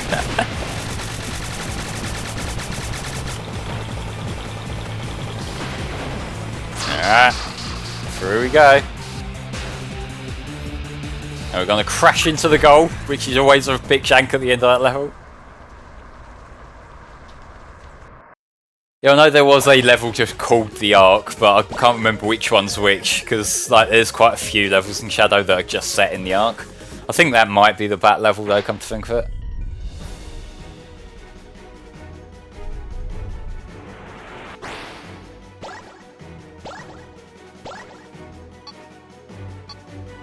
Residential Rattle.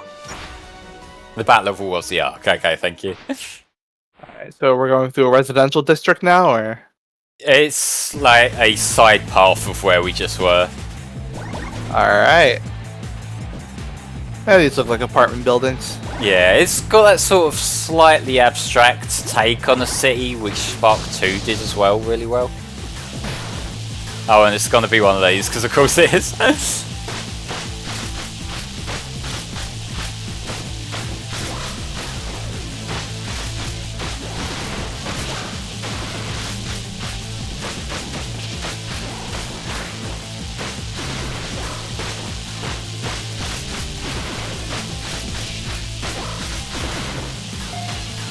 Alright, here we go. Move on. Oh, I just skirted that.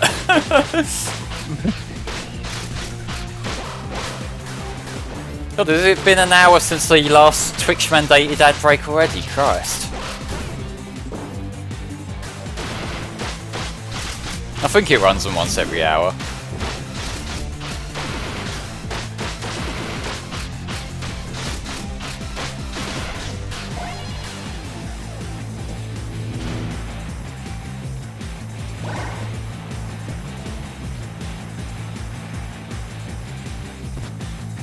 Get up here.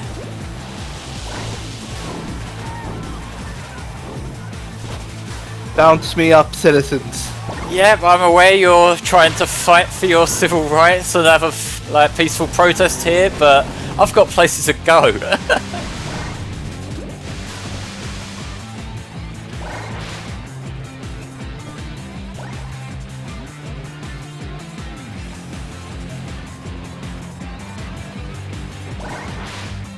Like the whole purpose for the protests and whatnot is they're obviously protesting the Spark Force, but that again is something that we weren't here for Spark 2, so we have no context beyond that. Yep. Fuck. Oh jeez. Oh, ooh. Oh, there you save go. it. Now I need to get up. I can wall kick maybe. There we go. Wonderful. Masterful gambit, sir. They are picking odd places to protest on these floating platforms that go nowhere. Like, who are you exactly sending a message to there? They just run under you.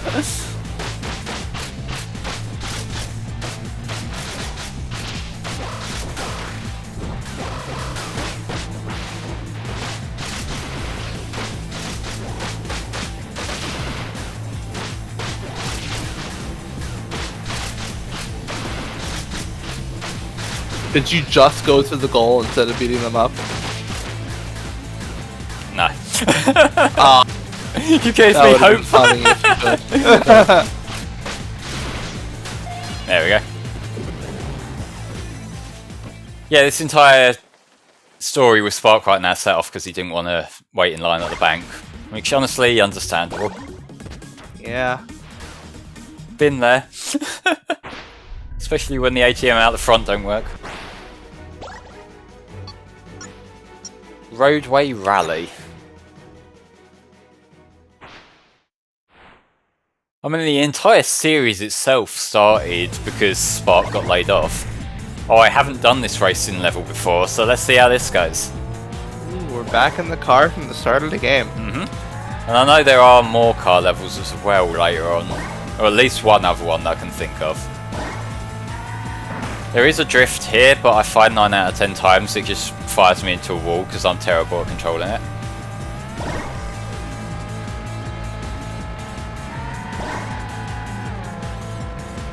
I feel like it still works a lot better than the SA2 cars though, because in that accelerate is A, but drift is also A, and that is as awkward to control as you may think it is.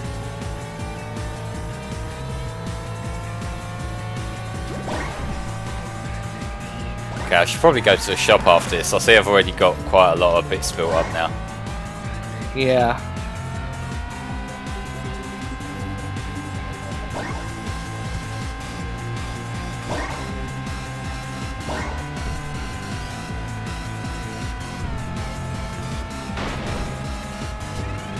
Should probably watch out for the explosives, but also YOLO. How high up on the wall can I go? Oh, I can do like a full run. And then it kills I had you on straight. collision. Yeah.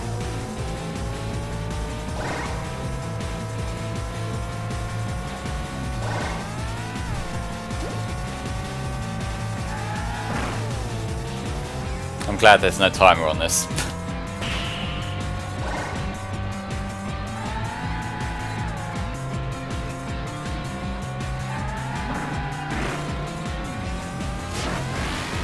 There is a boost here, I probably should have been using that.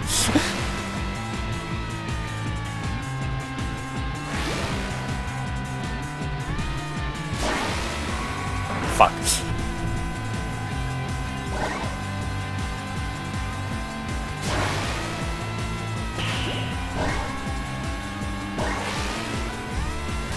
Nice!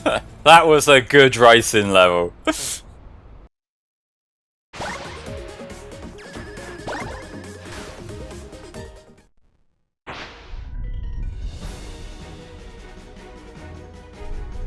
Yeah, doctors will do that, Spa.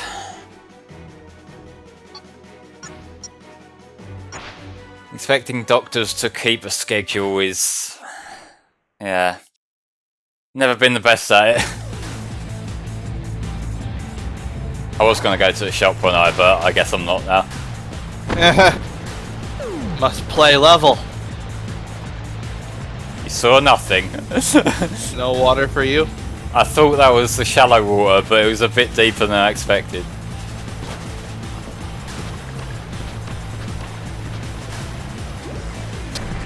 Oh, it's the shooting level. I remember this one. I think it's easy to get lost here, so I'm going to try and keep my eyes open the best I can.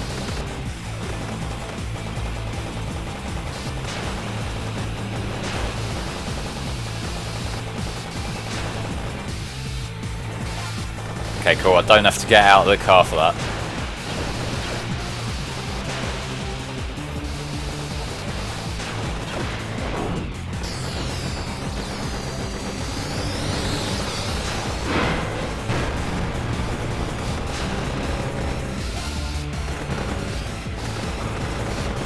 Get some of these, since I'm going to the shop at some time soon when I remember.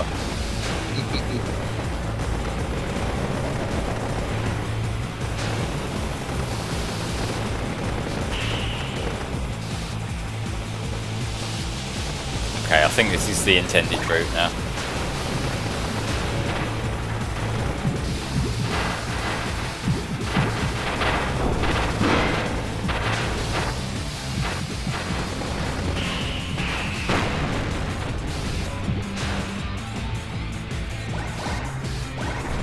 I can indeed exit the vehicle now.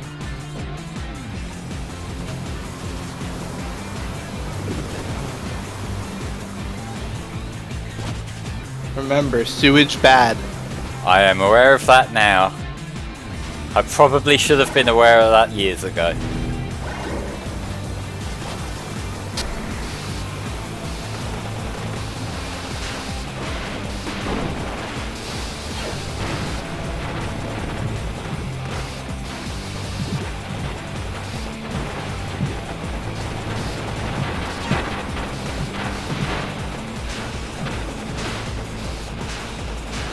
Okay, another one of these guys.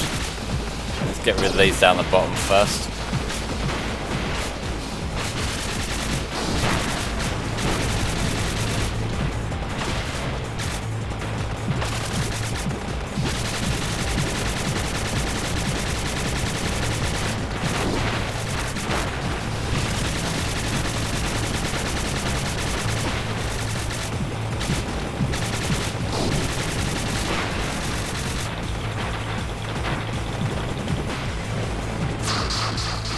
Okay, progress.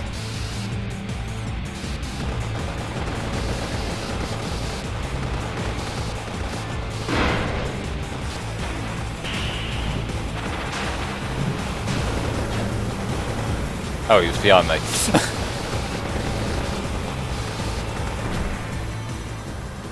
Just as jank as last time. Flame, are you a doctor? No, I can be useless in other ways.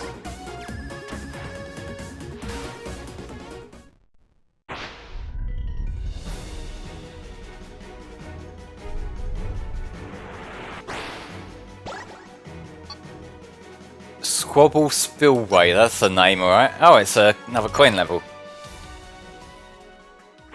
This one might take a bit longer because I don't remember where many of them are here.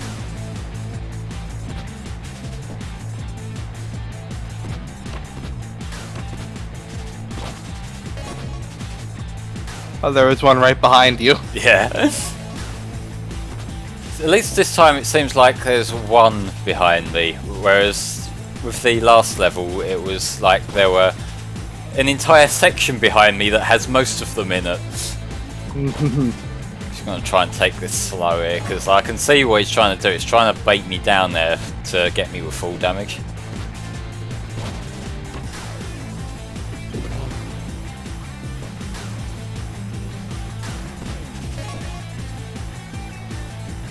I wasn't meant to use that camera angle as a cheat, but now I know there's some around here as well.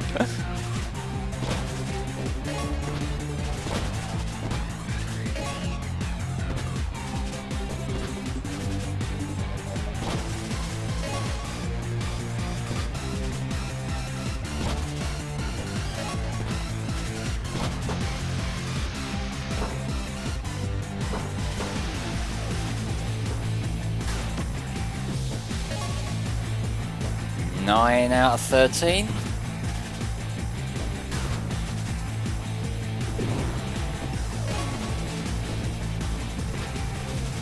See another one here. Okay, 2 more. Well, I see 2 more. When you're falling and the danger sign above you is red, that means you're going to take damage. Yeah. And if the circle around the red runs out, then it's a death fall, right? Basically, it just counts it as though it's a pit at that point.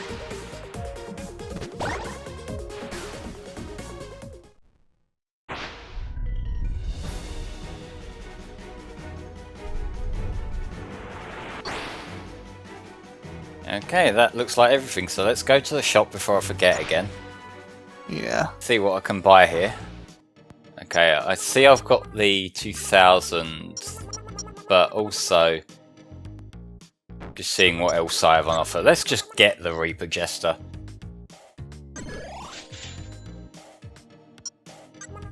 You have to manually assign it there, so if I just assign that to the down prompt, because there will be something else that I want to get later assigned to a prompt. But extra moves, let's just get the rest of these. Alright. Exactly 8 of the little fuckers left.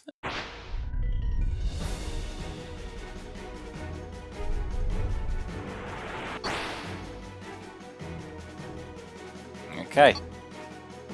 On the Run. This, I recall, being a boss that takes place mostly in the flying vehicle thing.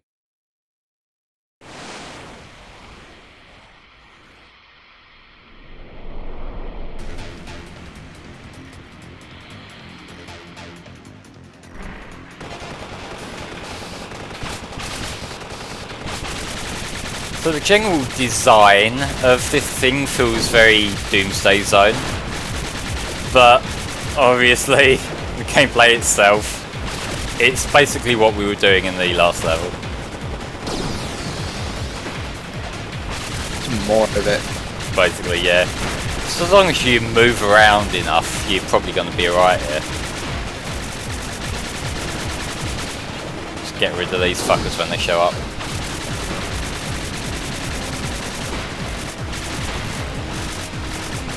Alright, just one side down.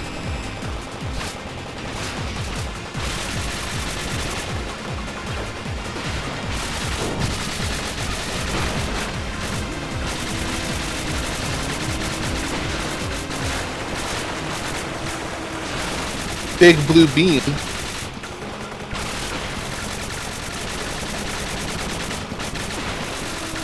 Oh yes, well, the lock-on absolutely helps there.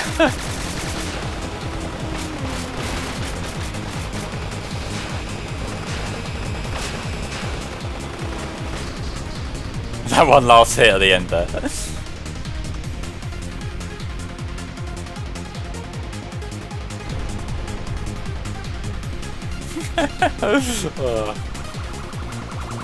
Oh shit, it's the fuzz.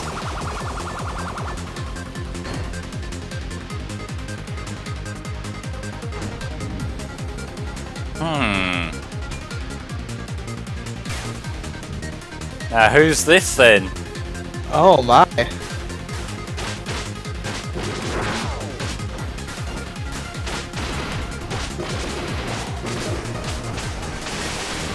Now for someone completely different. Yeah, this is the part where, again, we don't know what happened in Spark 2, so we don't ask questions.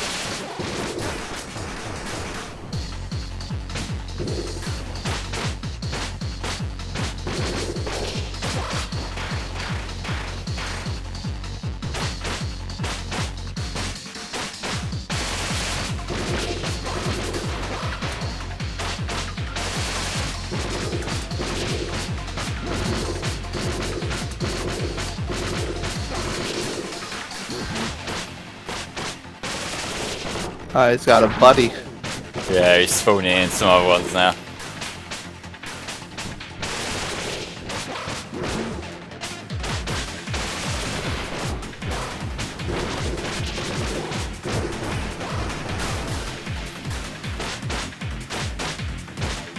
No, he's obviously the big fucker, and the others are doing chip damage at most, so I'm sort of prioritising him anyway.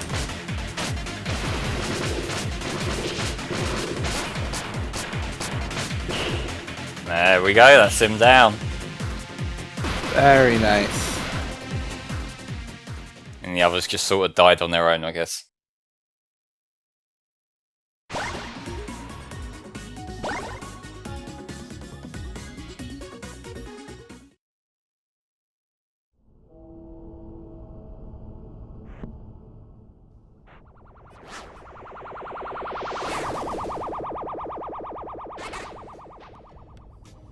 What's a man got to do to have some time with his berg?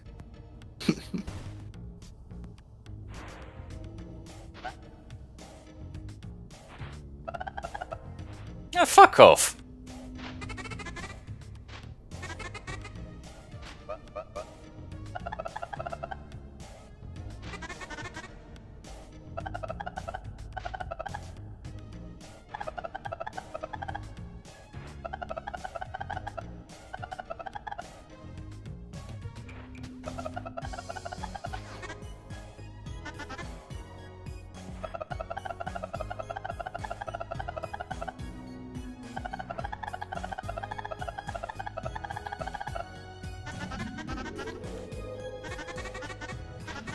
Oh, absolutely, you challenger.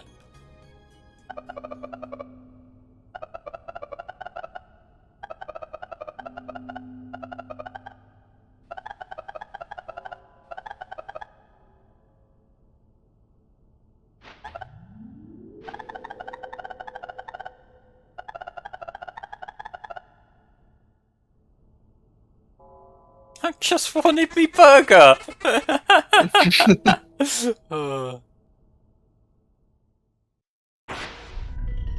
Okay, so we've unlocked Float.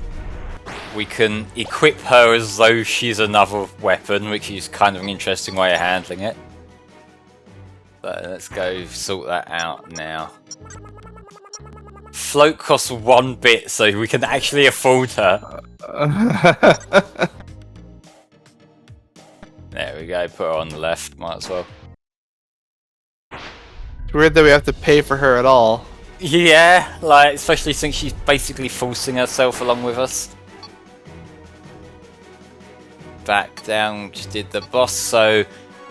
Historia Hysteria. This is kind of a turning point for the game's tone, so get ready for that. Yeah, so we can tag between them at any time here.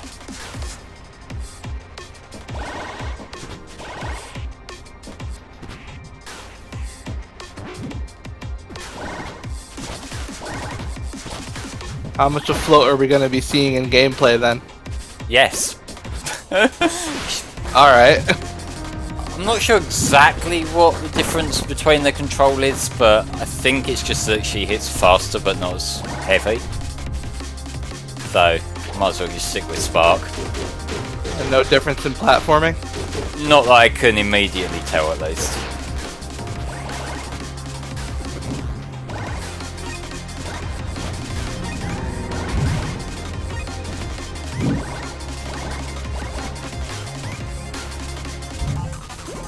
It's kind of subtly done, but you might have noticed that this game's soundtrack's had a bit of a slow transition between like the more Sonic-y kind of guitar butt rock into this electronic approach. It's like synths have been sneaking in little by little, but we're sort of finally at the end point of that now.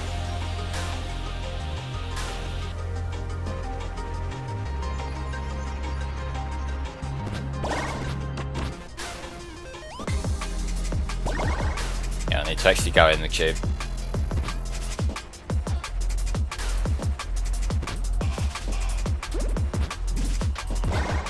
Yeah, the layout of this level is a bit of a mind bender.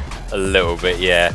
New Challenger says that she can slow her descent a bit, which might actually come in handy in the later levels, but we'll see.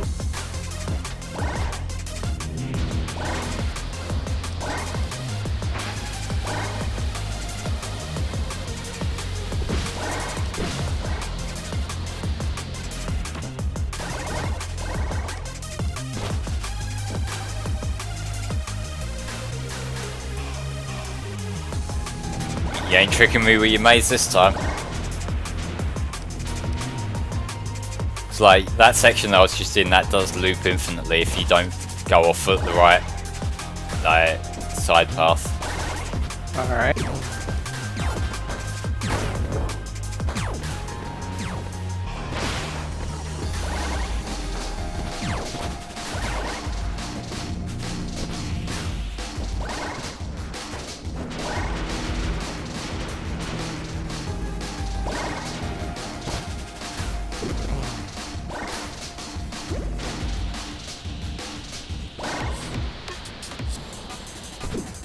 Wrong button.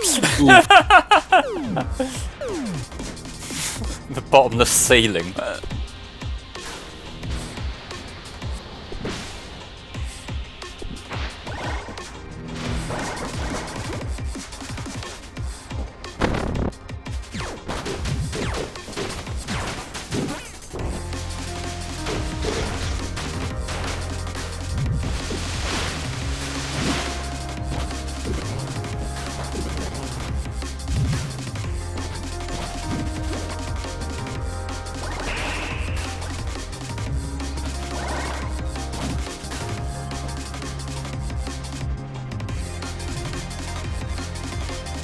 Okay.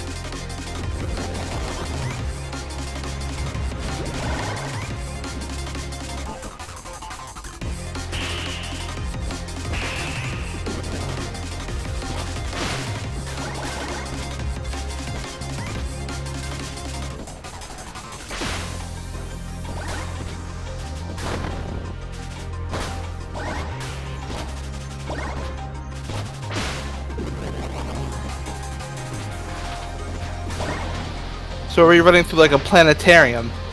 Sort of. Not. It's one of them things that's deliberately left a little bit vague, but just wait and see. That's all I can really say. There's reasons why things are starting to look a bit uncanny.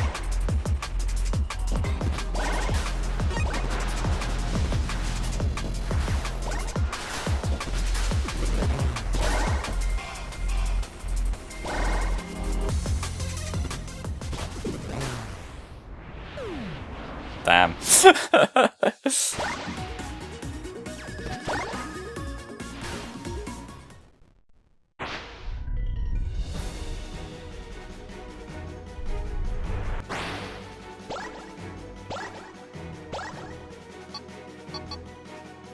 Dropship Daybreak. I don't think I've done this one, but it's another medal one. And while I look around for these, Neo, why don't you give everyone a reminder what we do in this marathon?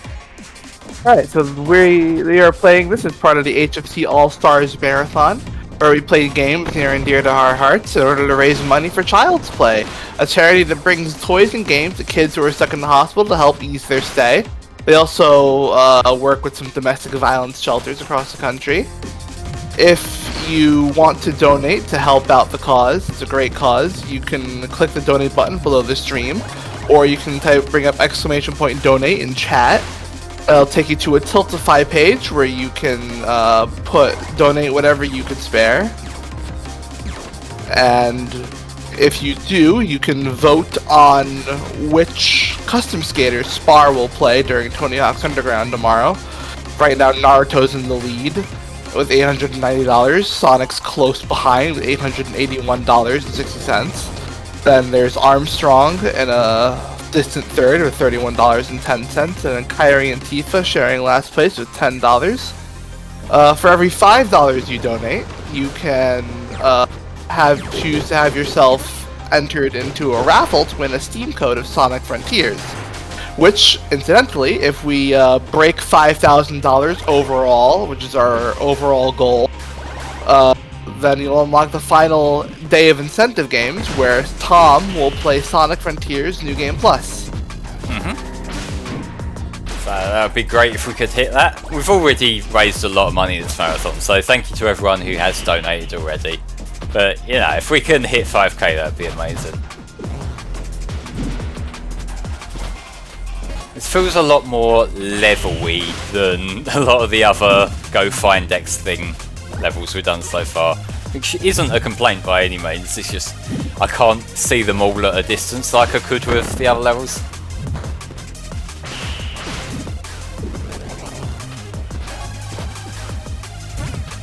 I was trying to be cool there, it backfired.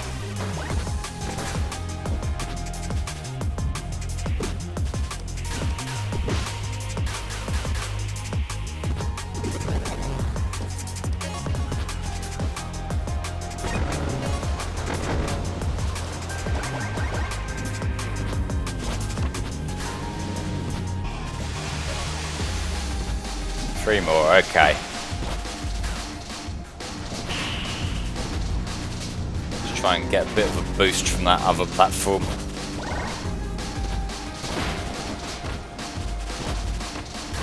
Fuck. You can get it, you can get it. Easier said than done, there we go. There you go.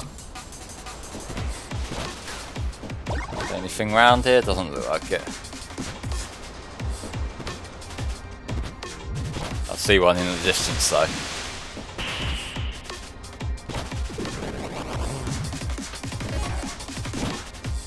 And there's another one. Yep, just over there, and then we can get out of here. Oh, there's one here. I saw the glow a bit further back and I was looking for that one, but whatever.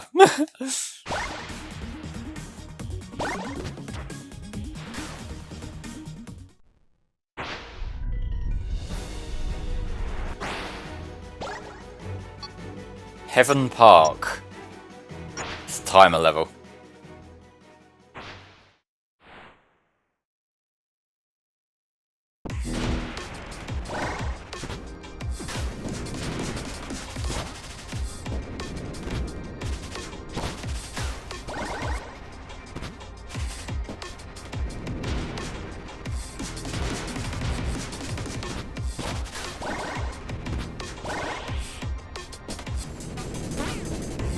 Okay then.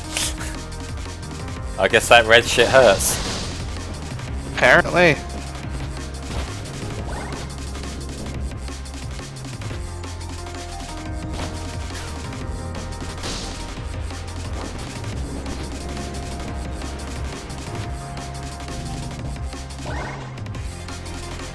God, this is a mind trip.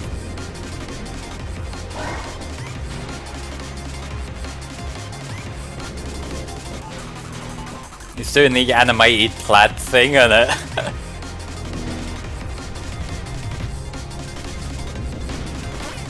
I knew it was going to do that.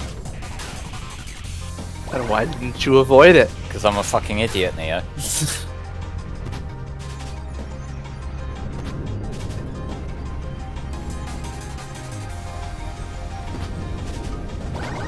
Okay, guess I need to go up here.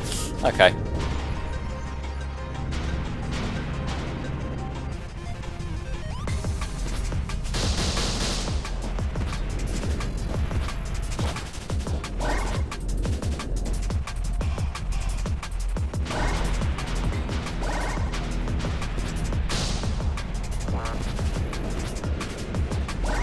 Alright, running low on time on this one.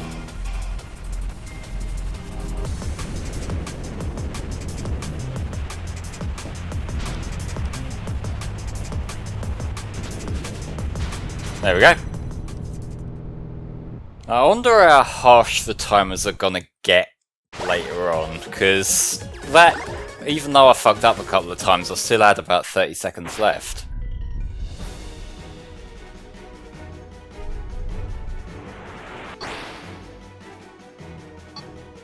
Endless Hall, that sounds like a maze.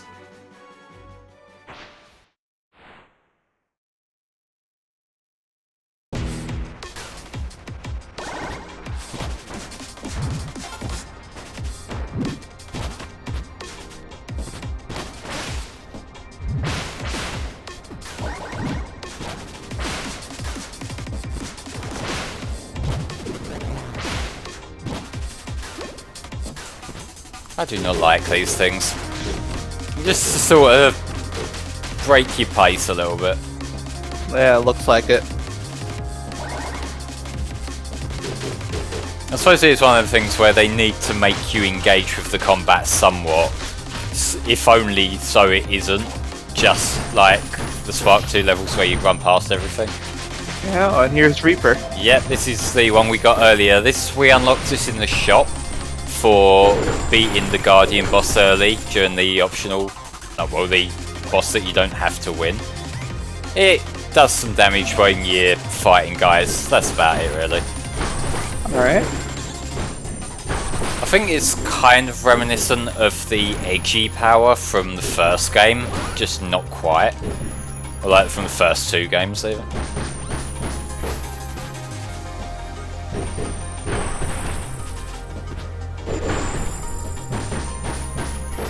Let's get rid of him because I started. There we go. We finish what we start here. Yeah.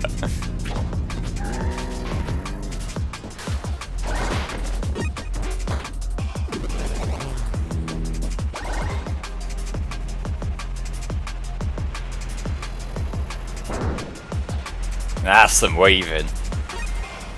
Very nice.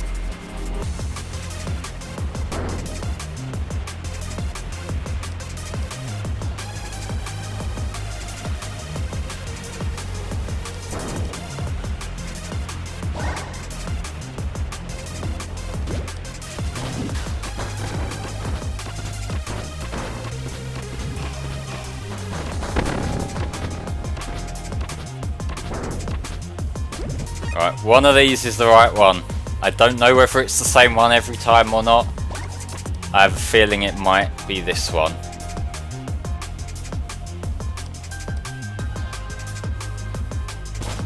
Nope, that just loops back round. Here we go, trial and error.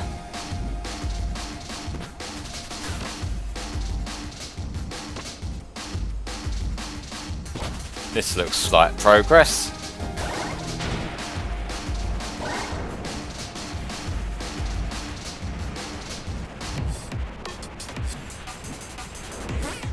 Fug. Oof.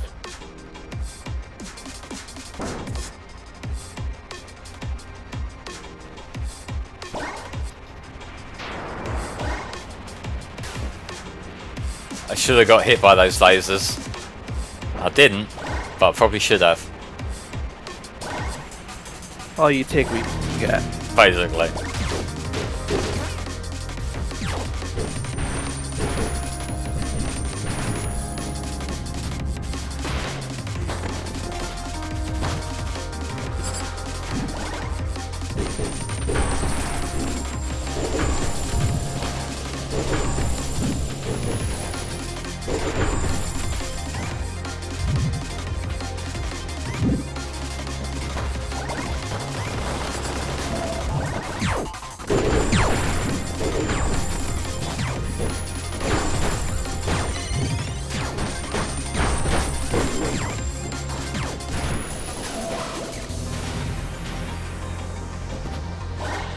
Just stay hurt. Yeah. We're not gonna kill you.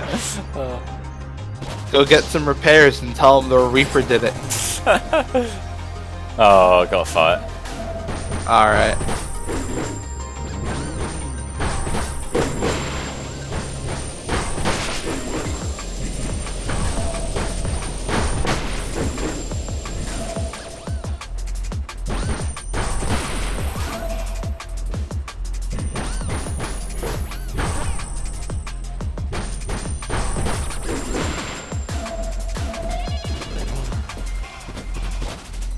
Yeah.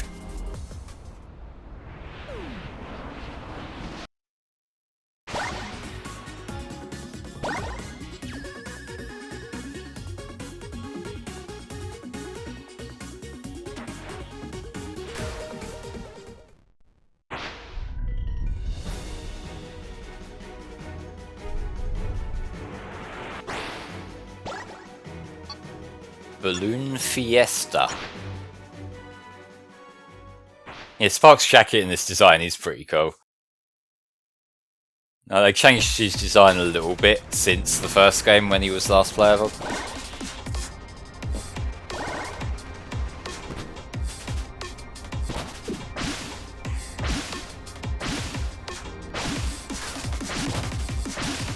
There we go. Got a little bit caught there.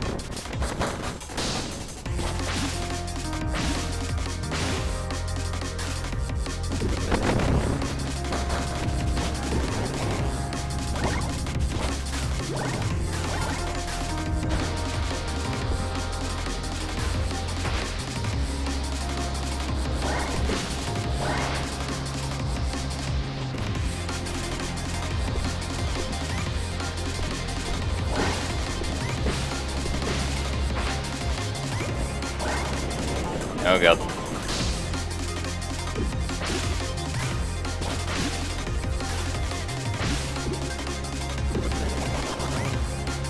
There we go. Bit scared by that jump, not gonna lie.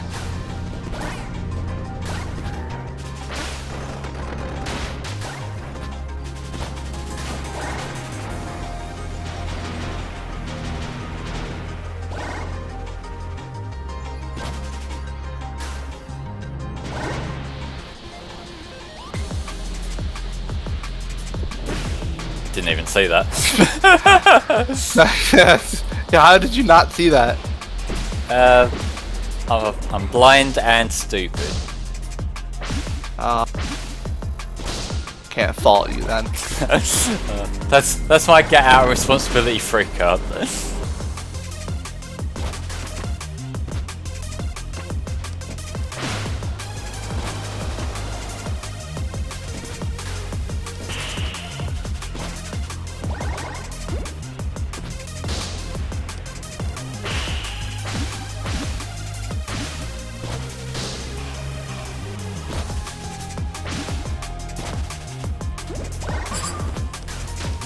Alright.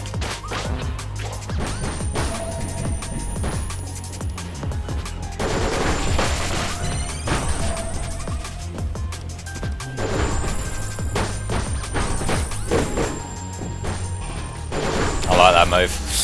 That's satisfying.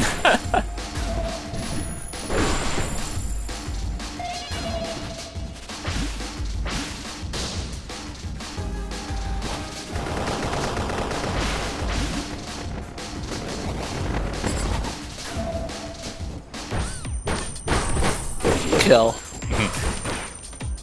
Preferably without kicking me all the way back, that would be nice.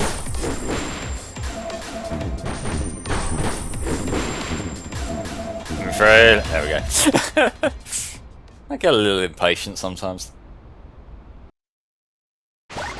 It's a tad.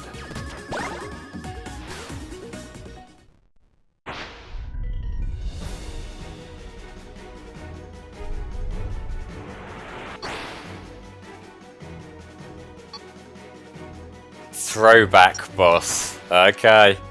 I know what this is.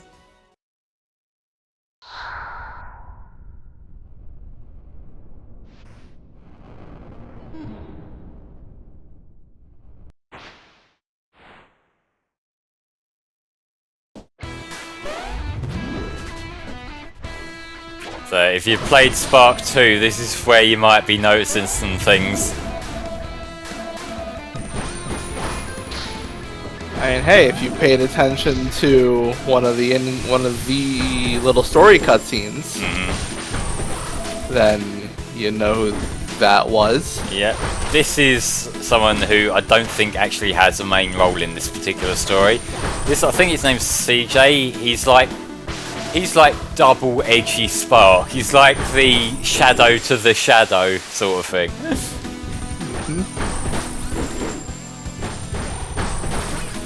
Oh yeah, he does that, I forgot.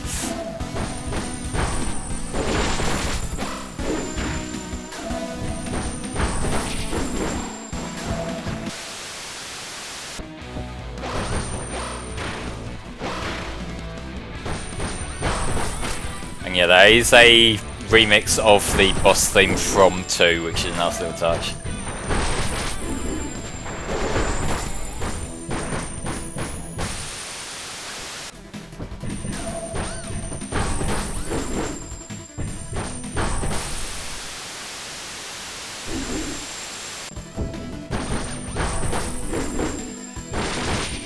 So we're basically alternating between 3 bosses. Yeah, basically. Just keep switching between them. They're all Spark 2 bosses. And it's just a case of rotating and not letting them overwhelm you, really.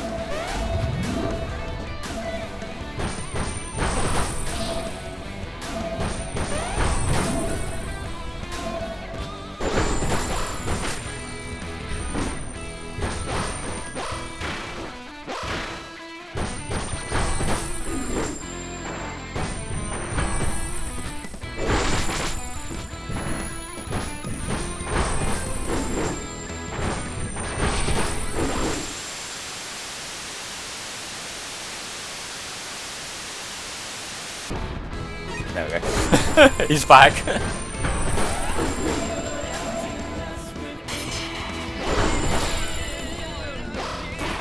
Second health bar, motherfucker. Yeah.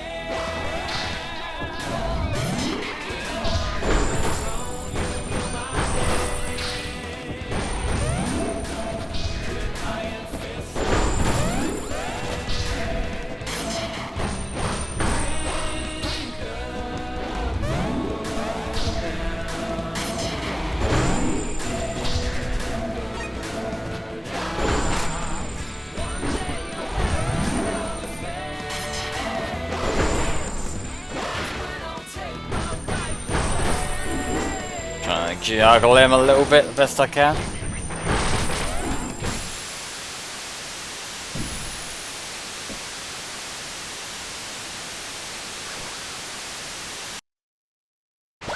There we go. I was wondering what was happening there. It felt like it went on for a bit longer than it should have.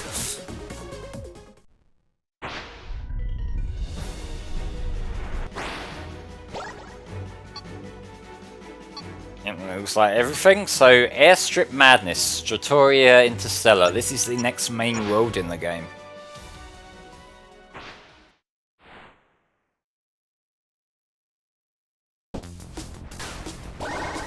Like what we got back. Nice.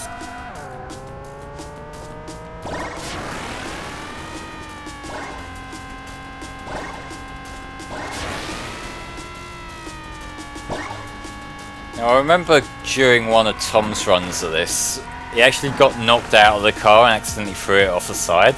So I ended up doing that entire racetrack section on foot, which took forever.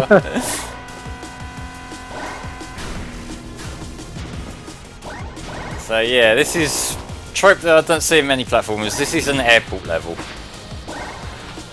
And somehow it works. Oh, okay.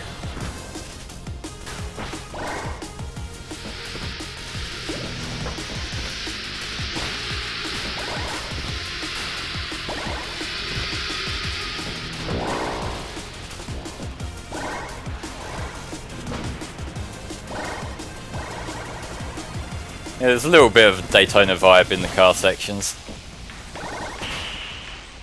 It's mainly like the quality of the models. They're stylized in a way that complements them being lower poly. Well, it's not so much the polygon count really, is it? It's a simple texturing. Yeah.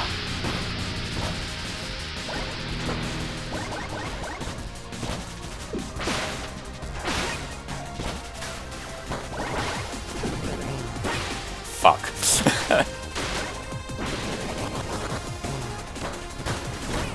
Didn't quite work. Oof.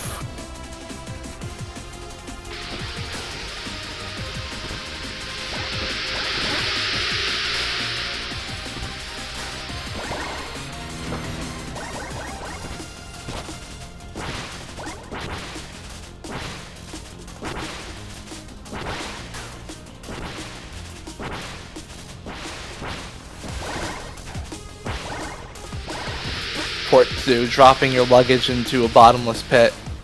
I mean, with how a lot of the airlines work, that's not too unrealistic.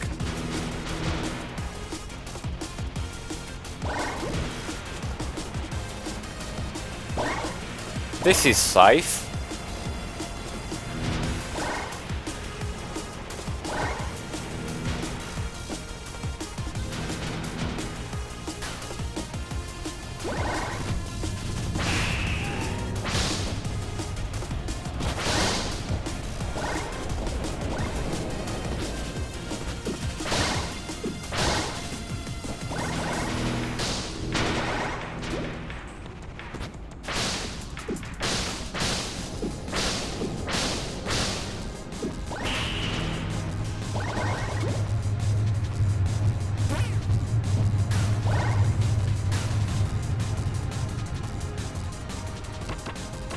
Okay. Back to feet on the ground, that helps a lot.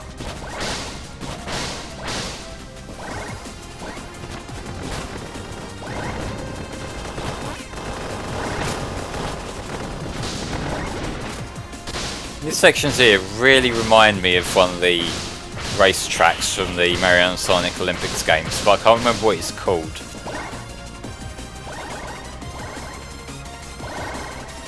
I was not aware anyone actually played those things.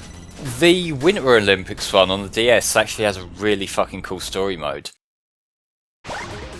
The console ones are mostly just like designed as a like casual multiplayer thing, but both that and the London Olympics on the 3DS both have quite in-depth stories to them. That's interesting. We have an LP of the winter one on the channel, so there we go, check that out. Shield, plug.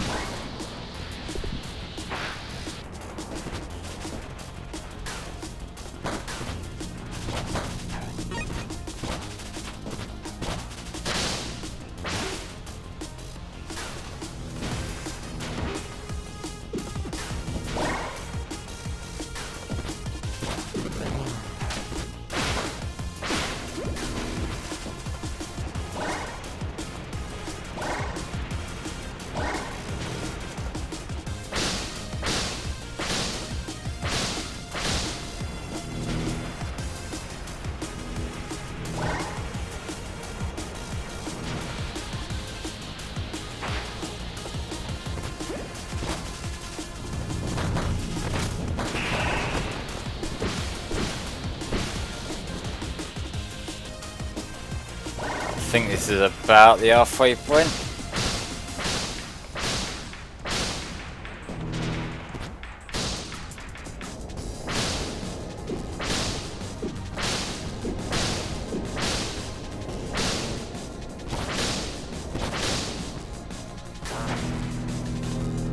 Ignore that.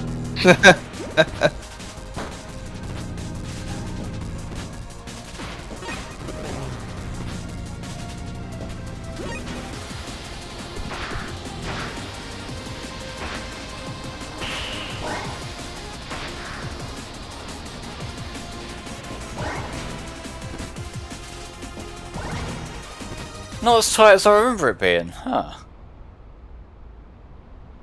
Yeah, you had more time left there than the last one. Yeah, strange. Yeah, Silver Dude, I saw the opening cutscene from the Winter Olympics Wii. It does look beautiful.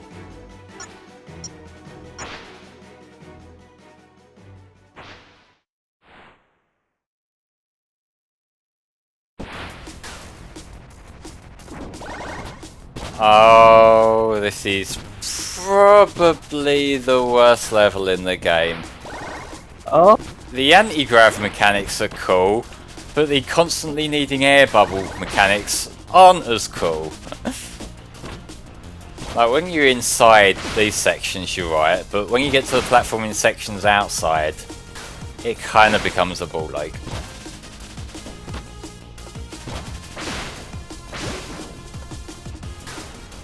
Yeah, so this bubble will run out after a while and we have to keep going through those sections there to refresh it.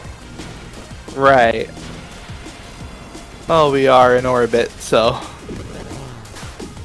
Nope. And that's gonna happen a lot, so get used to it.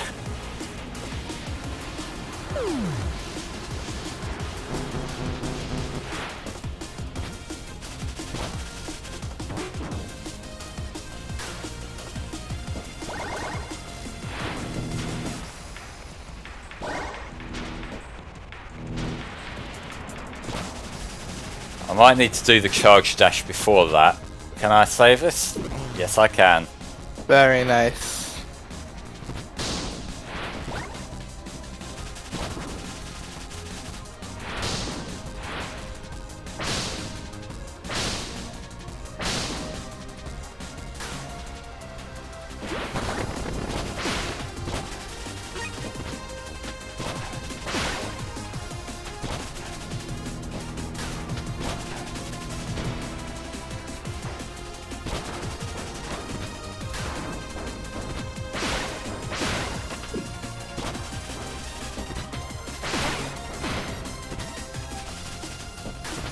I got enough bubble for this long section? Not entirely sure. We will find out the hard way. Probably. Oh, here we go. There we go. Yeah, we're just starting to run out as we got there.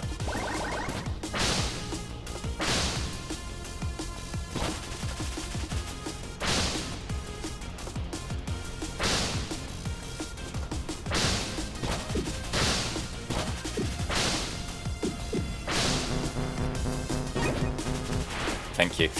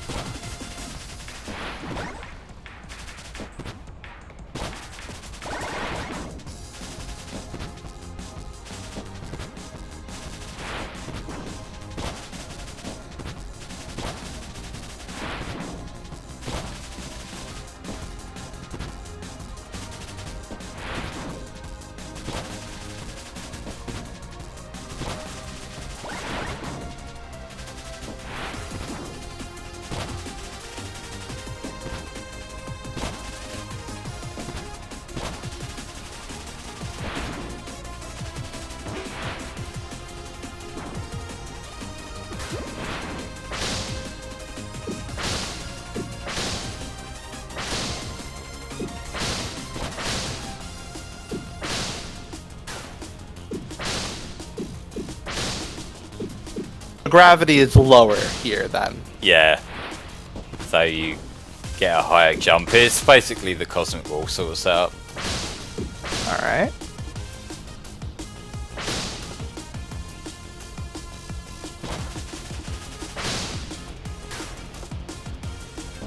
Alright, round 2 of this bollocks.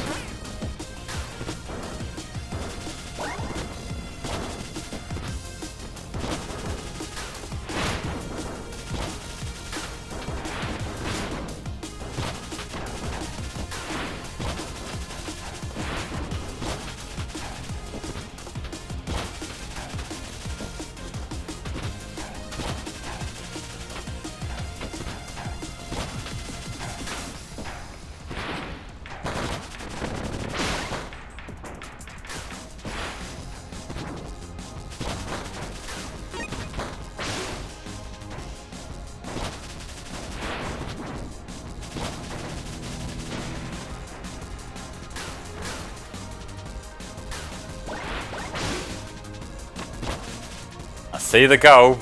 In. We made it. Wonderful.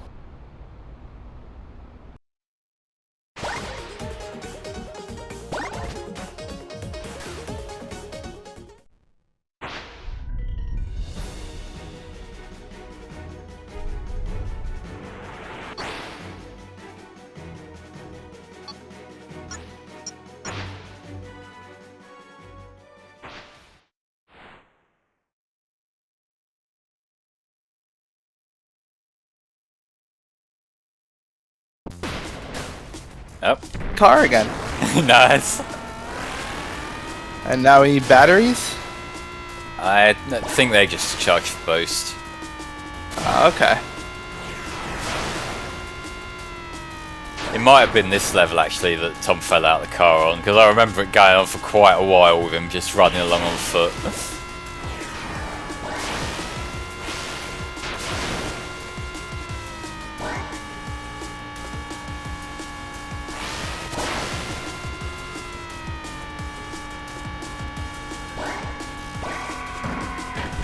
Oh, fuck. Have I just done it again? Have I done it myself? No, I'm just somewhere. Like, I think this is out of bounds, but I might still be sideways. I'm definitely not meant to be out here. Don't know if there is anywhere I can save myself with.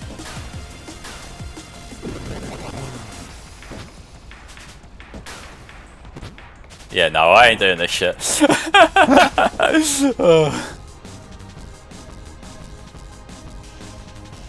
Come on, give me my car back. Here we go. Let's try that again, and I'll try not to hit the drift quite so hard.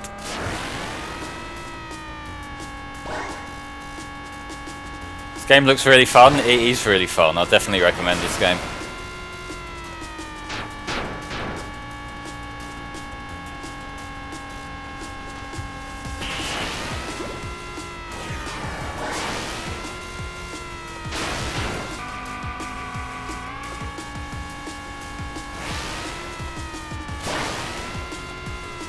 Alright, let's be sensible here.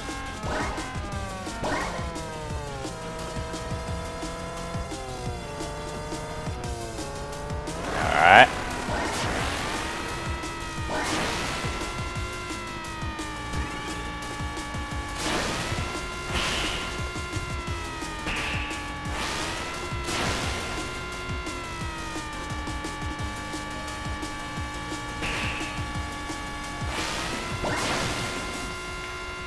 Multiple highways and even have speed limit signs. Kinda don't need them.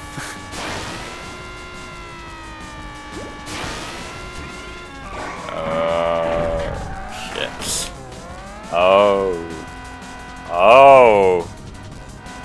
Ruh-roh. I'm still technically in the car. Can I get back down and flip it, maybe? Reset. There we go.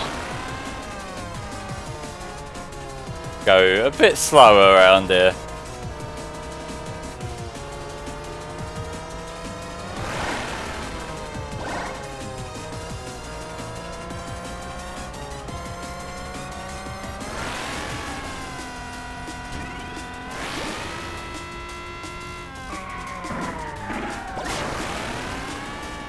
I'm surprised that didn't randomly kill me too.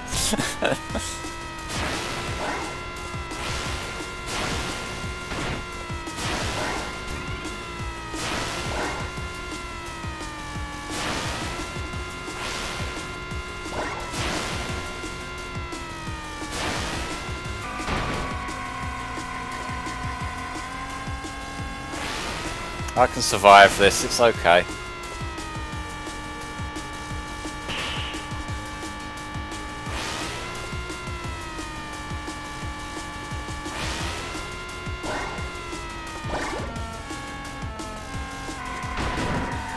I think the explosives actually helped me there. Broke me speed down a bit. Alright, so now I take it we're gonna have to keep the speed going. Oh yeah. Or we'll fall off.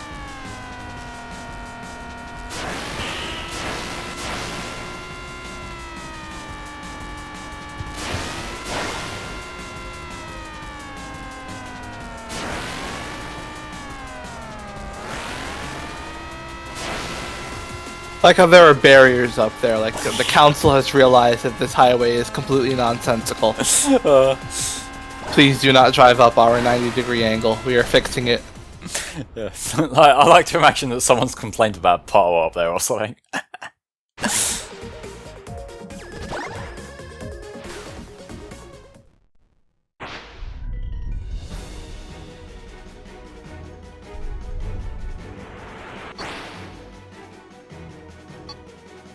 Mayday midday.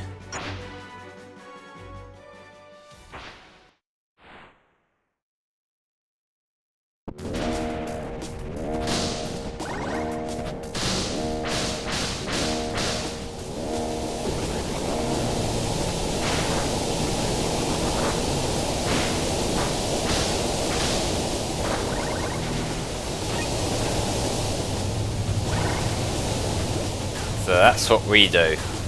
Not running into the fan part, that's not what we do. Yeah.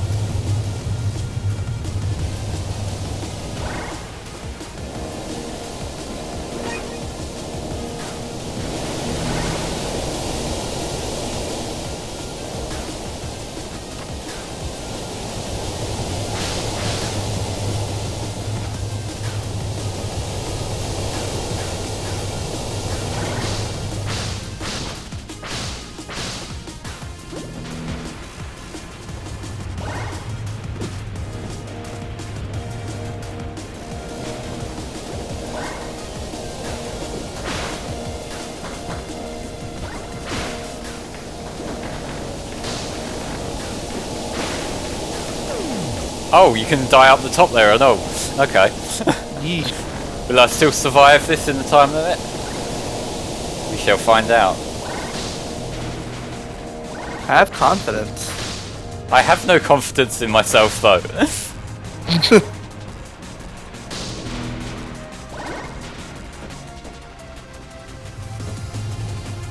Can't see shit.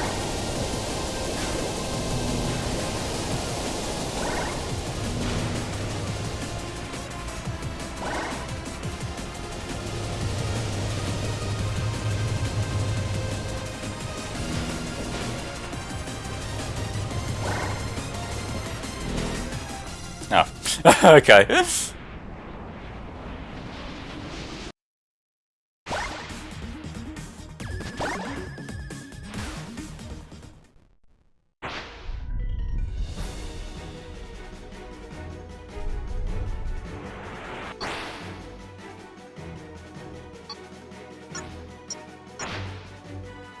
Ready for some fun antics? This will be pretty fun, I'm sure.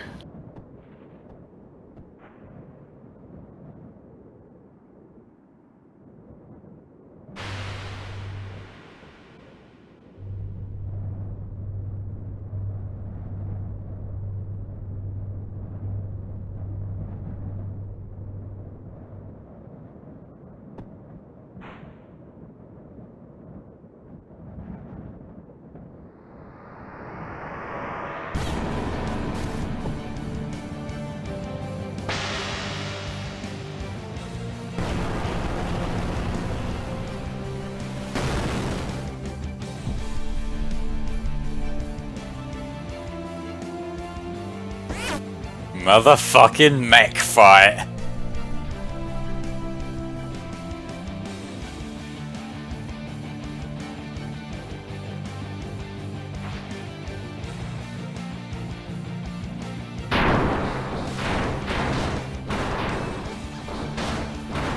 It'd be cooler if this were in a city, so we could have a better sense of scale. Well, I suppose we got the trees at least. Yeah. Not quite the same, and it doesn't cause as much damage, but still.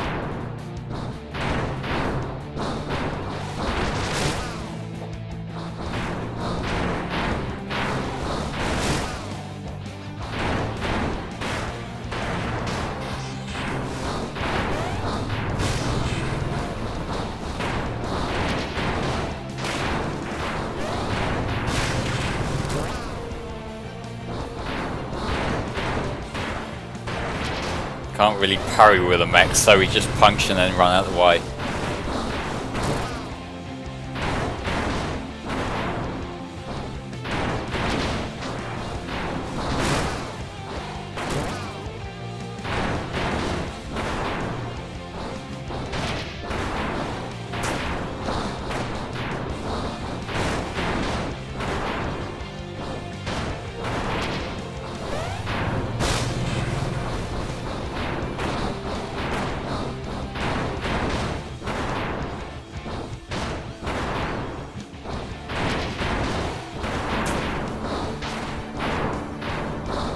There we go.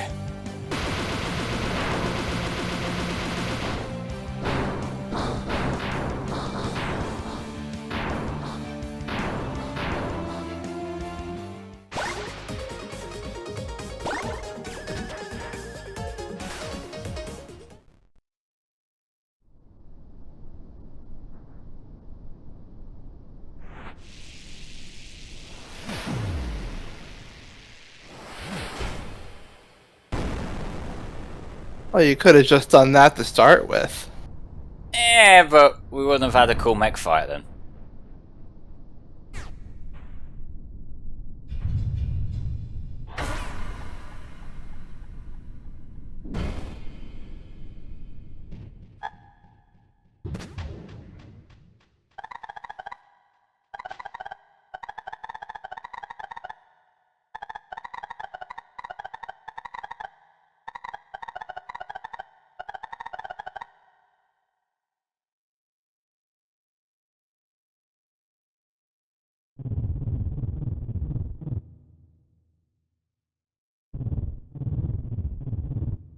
your voice where you make those automated sounds.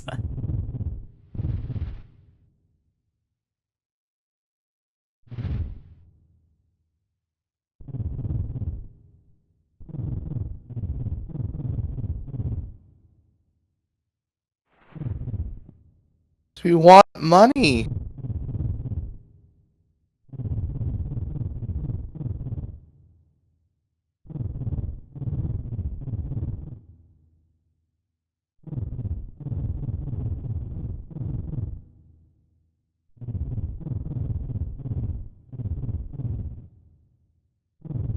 Mate, I've beat you 3 times now.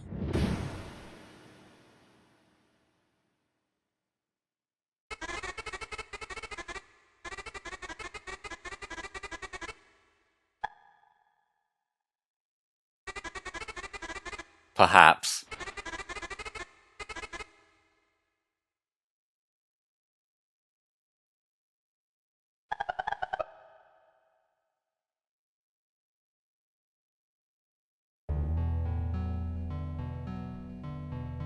Alright, more story.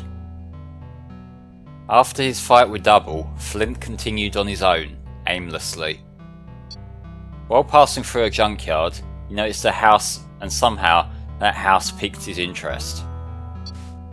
What was inside shocked him. In there lay the body of a local waste collector.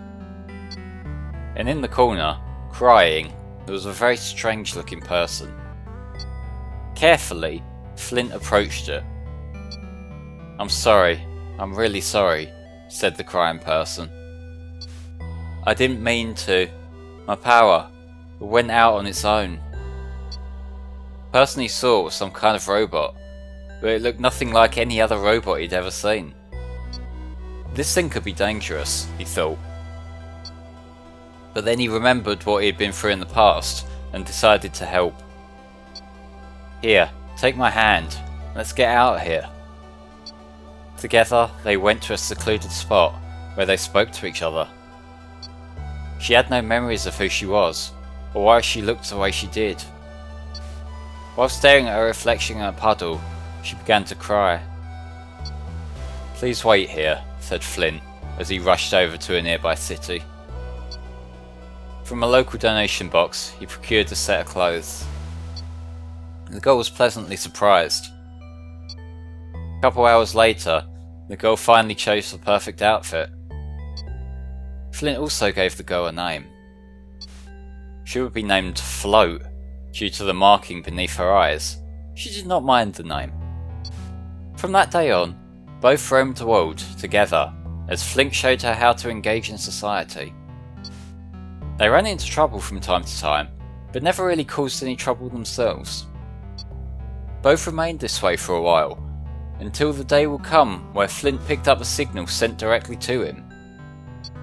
He remained disconnected from the general internet, but was open to communication requests.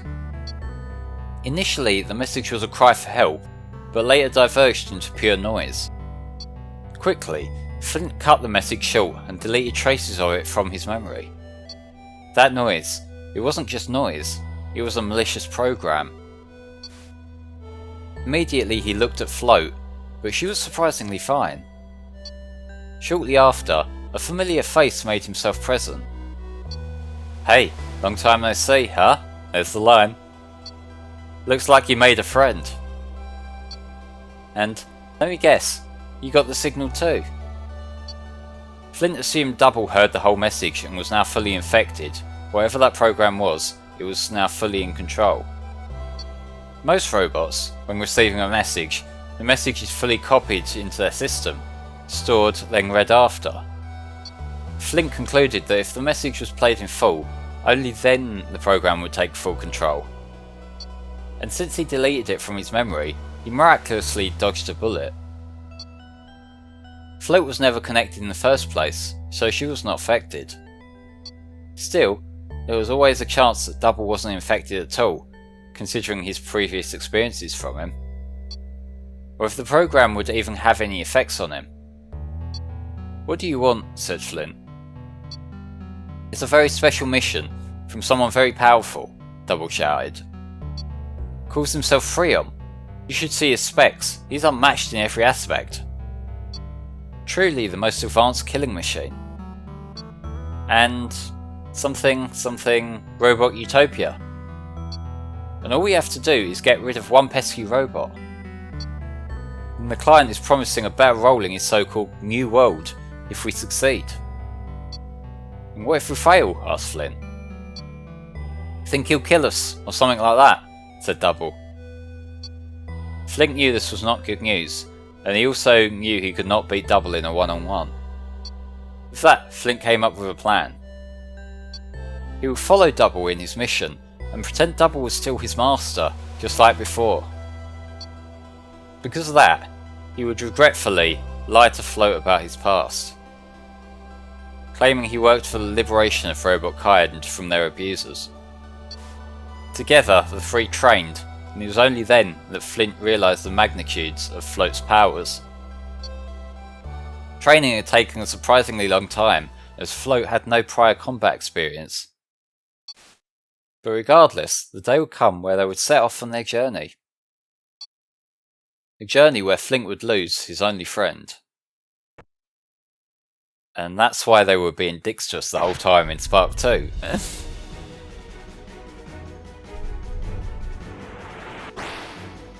And so it's been a while since I've done this, so let me just remind everyone that we're here to raise money for Child's Play. They're a charity that brings toys and games to kids who are stuck in the hospital long term. They also help out with domestic violence shelters.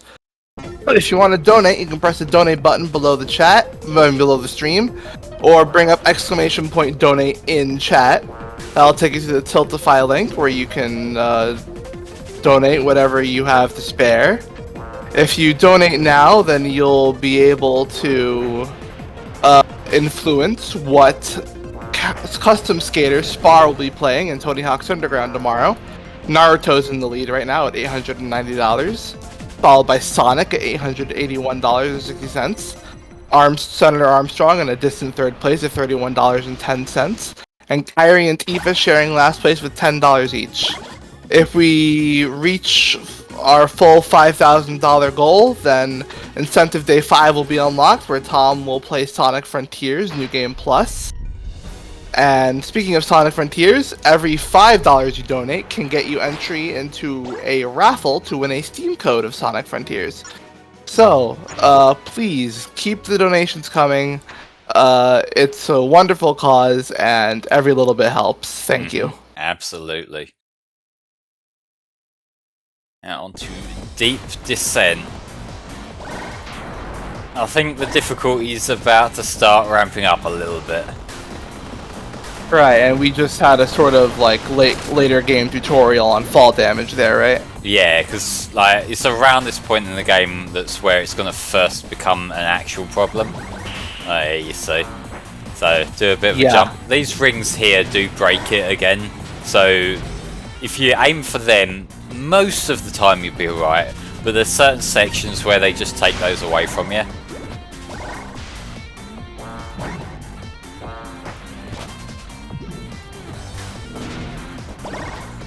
Here we get the Eggman land pipes that push you off the side of the platform, so you gotta watch out for that.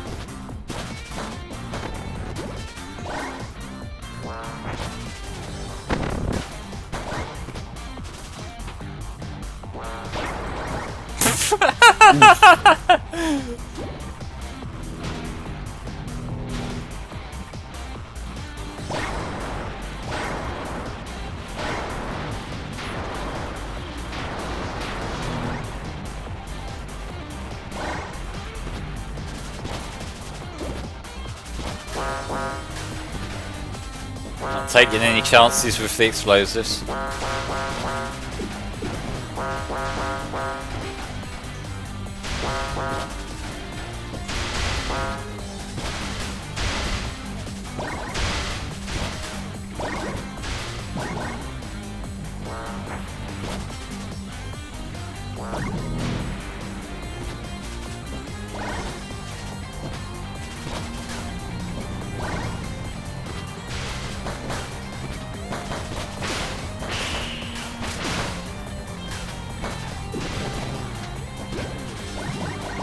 Oh, we got a big drop.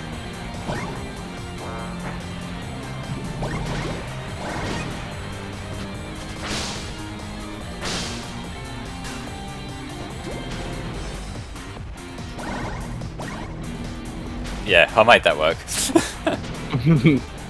Not the most elegant way, but it works. I didn't die. Fuck. You didn't die. Sometimes it's the little victories, you know?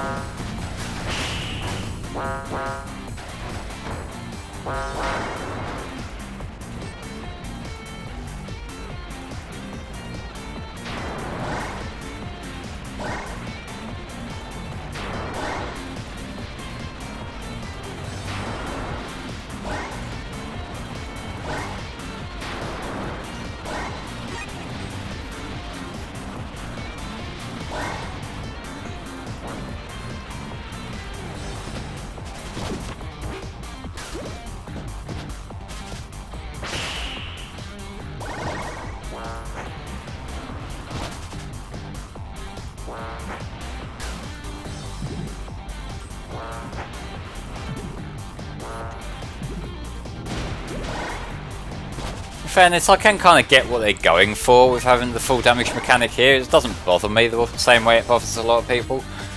But it's also going to make some of these Spark 2 levels a bit harder when we get onto those. Because we will be covering the Spark 2 level DLC. Because we hit an incentive for that. So if you want to see the new updated way of playing it, now we don't have all of Fart's little perks. Then stick around after the main game's done and we'll be doing that.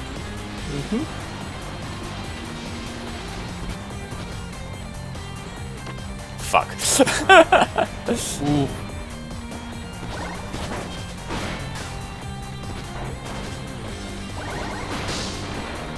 Of course it launched me right into the thing.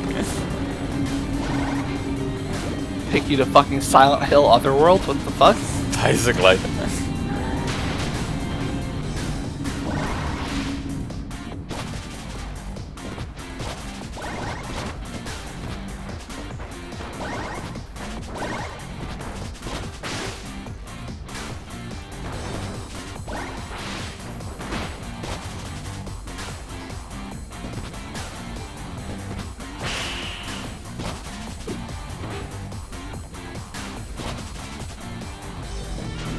I think the main reason they have those as an obstacle is more about obscuring your view than anything.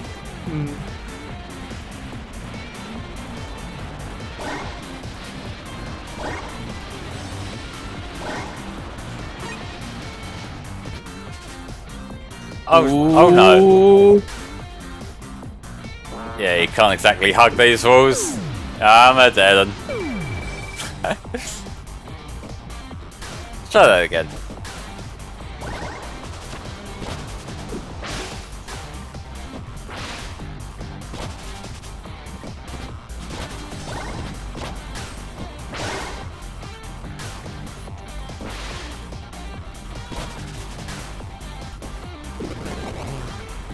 If I actually get the checkpoint this time, that might help.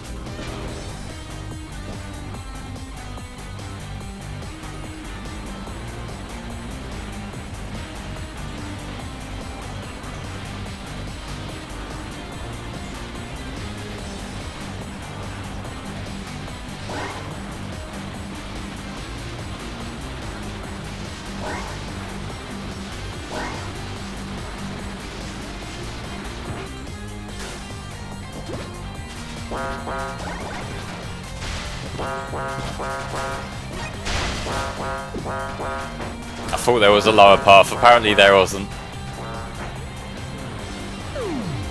Oh, the follies we make.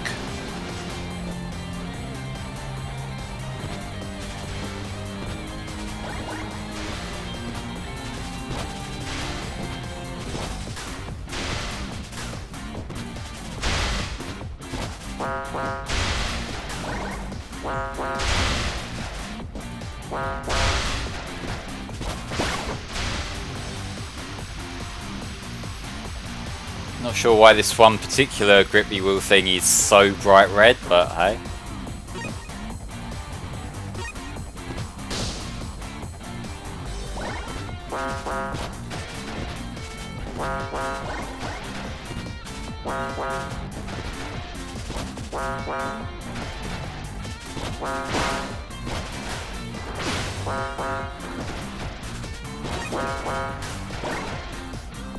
That was a mistake.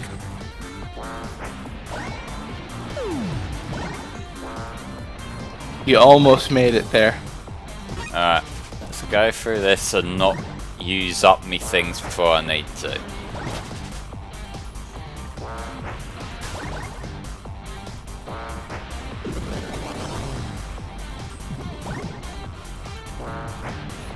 There we go. Very nice.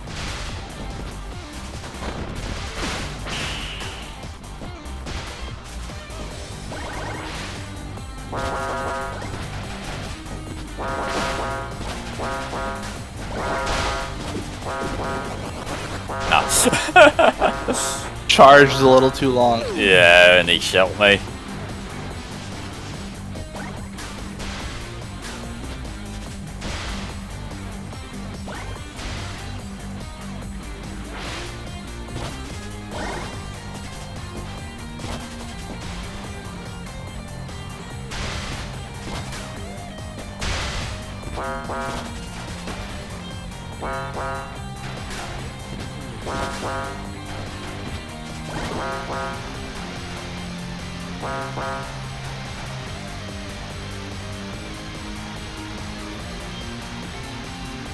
This is the part I was thinking of for the lower rope.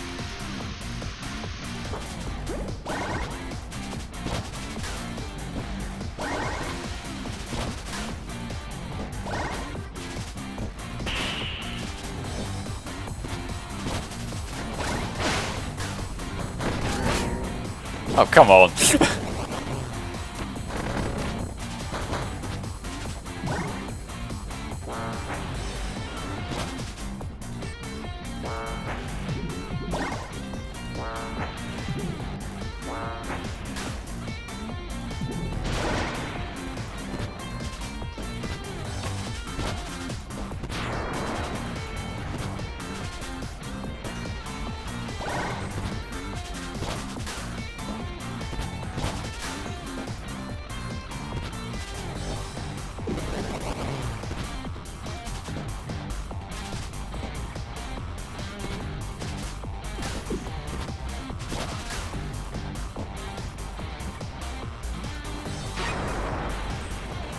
Back on the ceiling.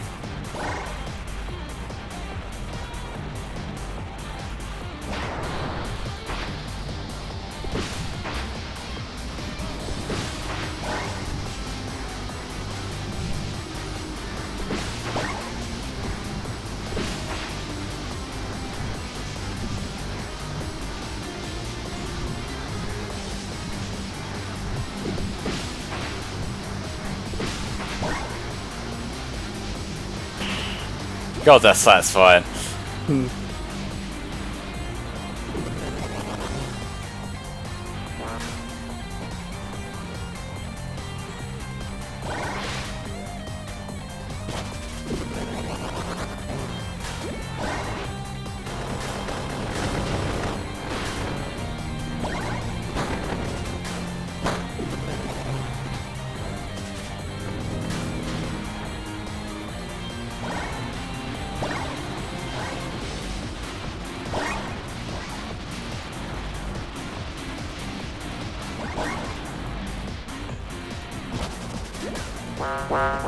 Missed the checkpoint. Alright, gotta be careful then. So, yep.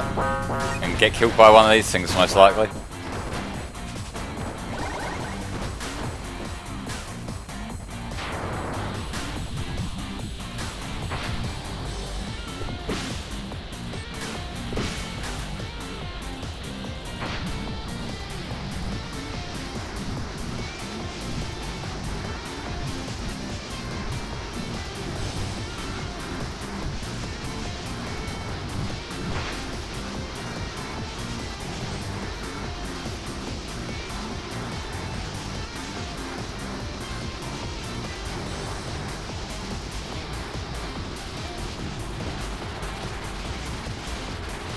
Nice.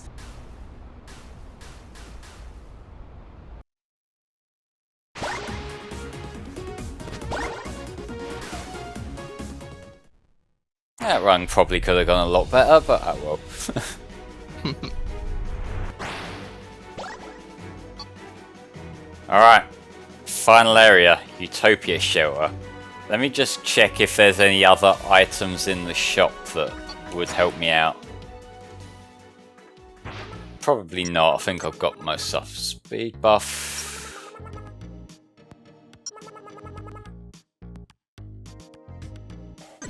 Energy dash, let's put that over on the right, I think. And overcharge. This feels like there's a lot of things that I would probably need to sit down and tinker with, so for the time being, let's just get a shield, because why not? You mean a heal? Heal, yeah. Yeah, I've just been through there. Did I get everything in here? I think I did. Yeah, I did. And got both of them, so yep, alright, I think we're ready to go into the final stage of the main campaign.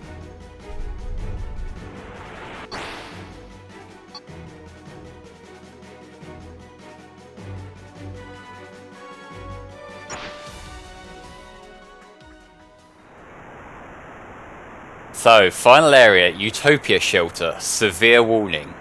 A live system is in place for this area. Saving won't be possible until we're over, and the area will test all our skills. So we have 14 lives to work with, which we got that many from doing like the freedom medals along the way, doing the optional levels.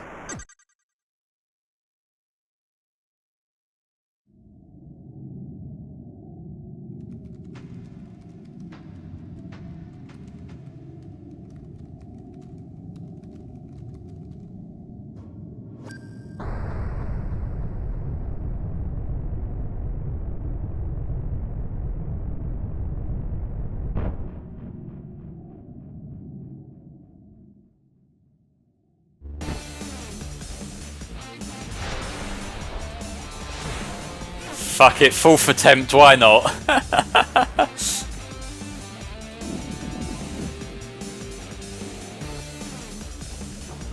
Alright, I think we all know what we're doing with this guy now. This time you do have to beat him.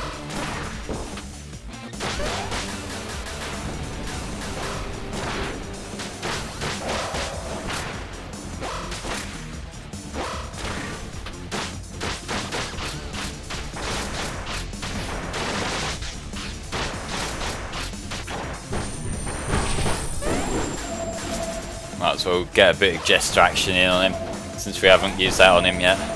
Yeah, let's reap him.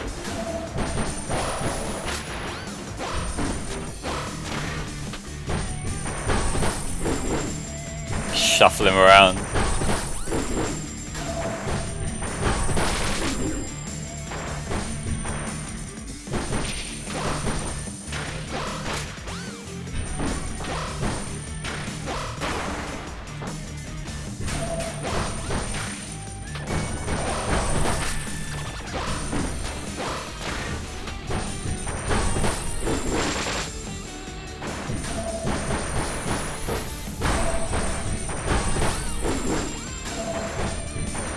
You're the reason we have this weapon in the first place, mate. You should have been prepared for that. Yeah, so if you do game over during the level, you will have to redo that boss, so just something to bear in mind. So, here we go. This is basically this game's Eggman Land. That's probably the best way I can describe this. It's a very long level. It goes on for a while. There's a lot of different challenges that you got to be ready for. So yeah, let's see how it goes.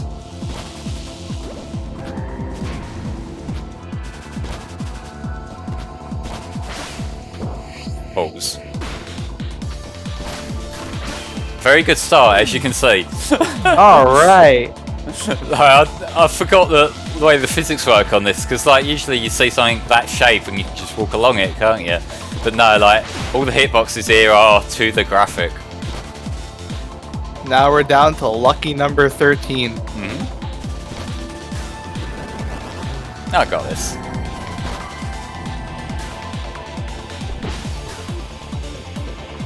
I don't think the Crimson Carnival name for Eggman Land is actually canon. The only source I've ever seen for that name is like from a leaked OST copy, so I wouldn't take that as gospel.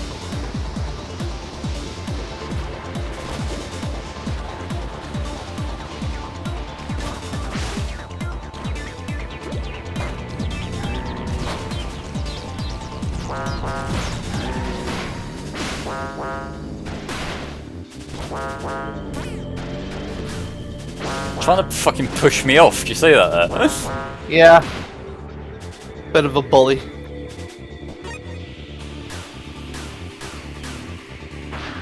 Spar wants to know how long the DLC will take.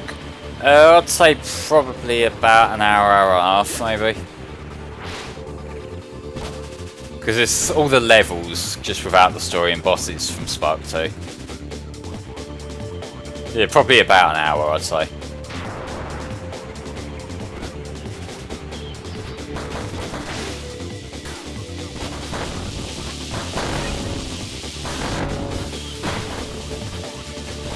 Careful, because I hit the smoke. Didn't mean to do that.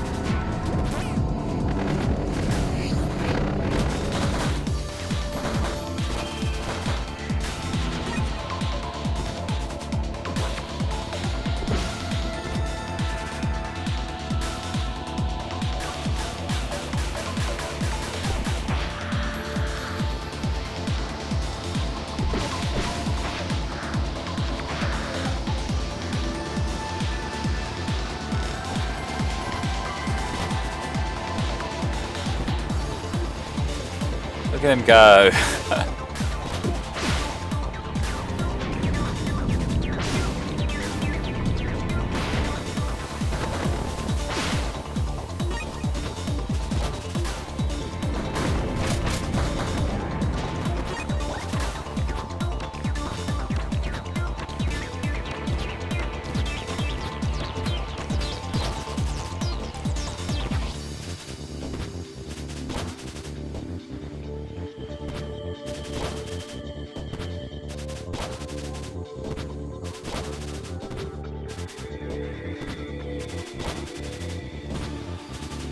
Probably still the safer way to do this. Don't look it, but look at all the lasers next to that wall climbing section.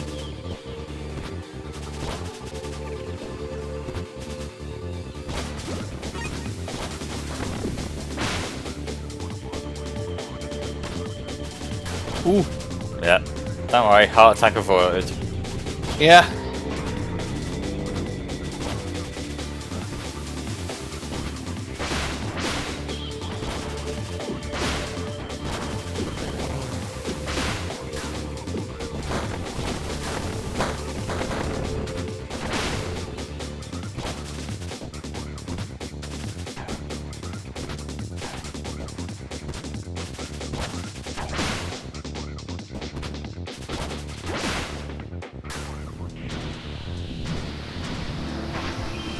I think we're coming close to the end of the first segment here. Just got to do this little grinding route.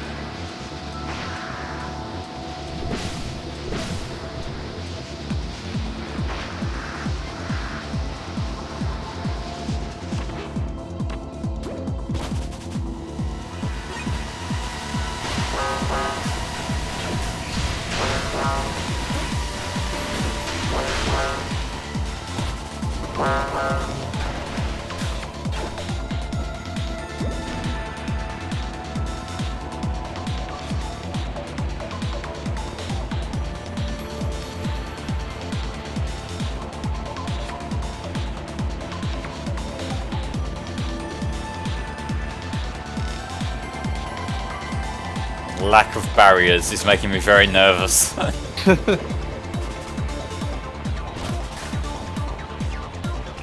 Yeah, here we go, we're going to the next proper segment here.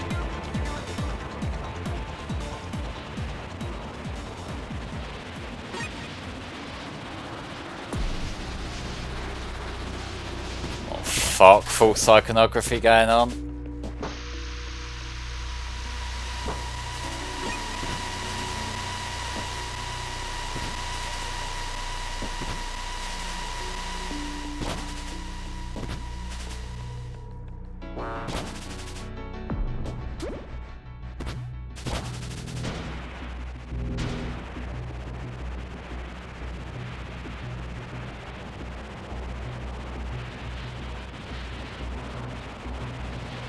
Holding up on the camera just so I can see the laser gates as they come. Alright. Remember, we've been trained for this mechanic now. Let's be careful not to fuck it up.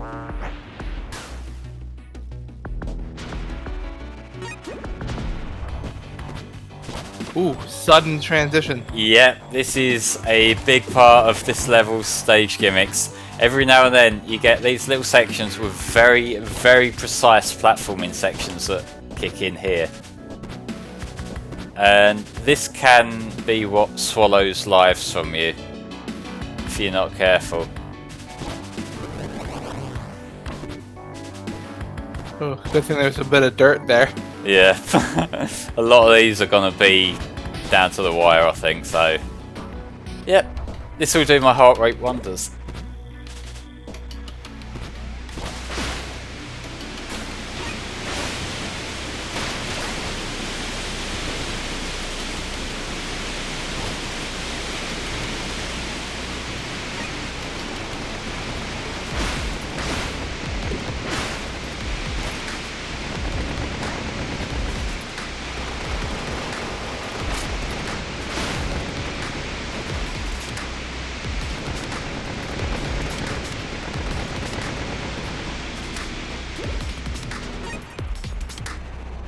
Oh yeah, enough to leave checkpoints. No checkpoints would be kind of brutal here.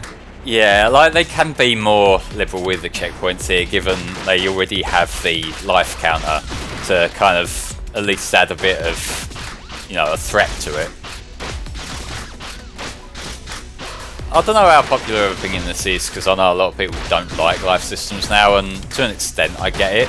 But I kind of like that there is that barrier here, like just to make it a lot more tense than it would be otherwise.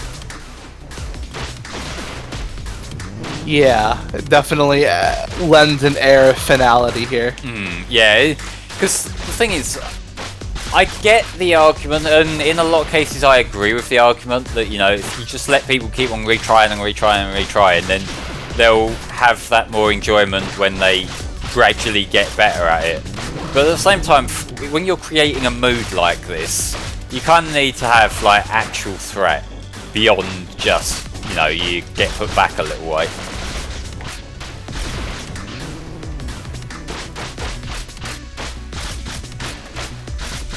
Oh, it gets more than a little trippy. Just stand and wait here. The number of lives depends on, I believe, how many medals you've gotten, how many bits you've gotten, and like challenges throughout the other levels as well. Yeah, basically, the more you've done, the more different kinds of medals you got, the more lives you'll have to work with here. I'm not sure exactly how it's calculated because it's not like one-to-one, but it's definitely easier if you've done more stuff along the way.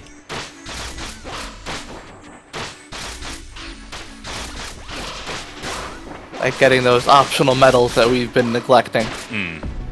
Yeah, because we've been doing all these stages, but we haven't been doing like collecting the coins in every stage and things like that, because I just wanted to have a bit of speed here. That's kind of how I play games like this. That's how I play platformers in general, really.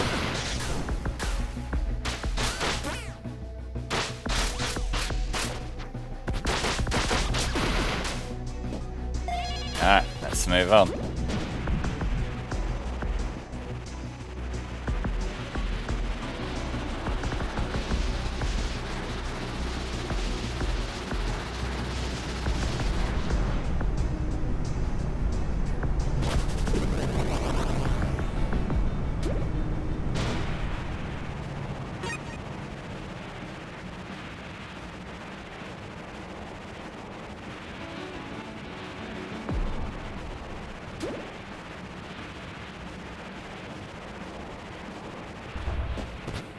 one of these.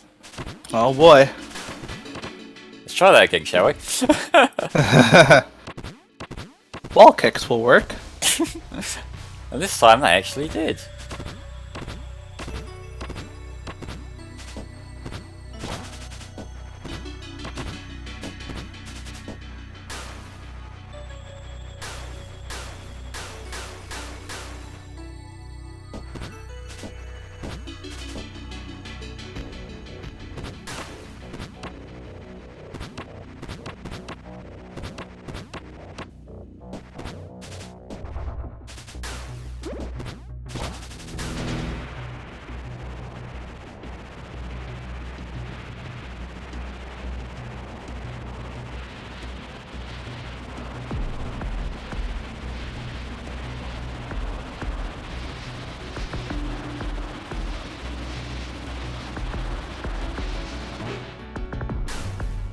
Now there's one of these where it wants you to make a jump all of a sudden.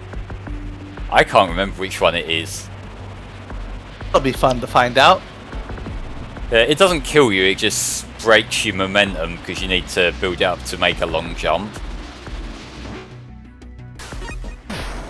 Okay, we've got more fights first though. Fuck it, Jester. You mean Reaper? Reaper, that's the one. Words, words, words. Divide a hole into thirds, thirds, thirds.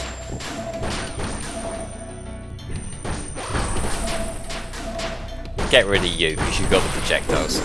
There we go.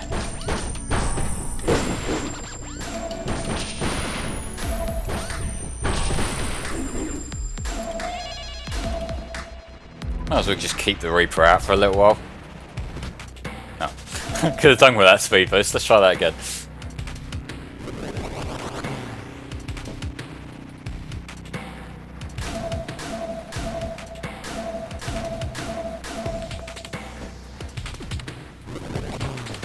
Let's try that from here.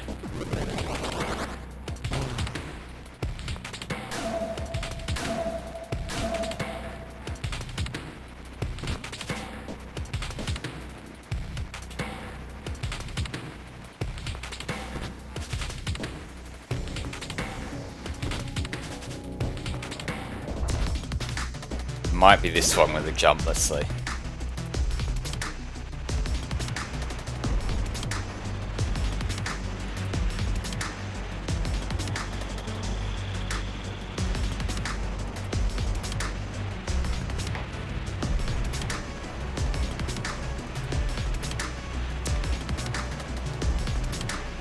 Alright. Yeah, there we go. So on the first time when I wasn't expecting it, it was like such a boner killer to have this much speed built up and then just stop.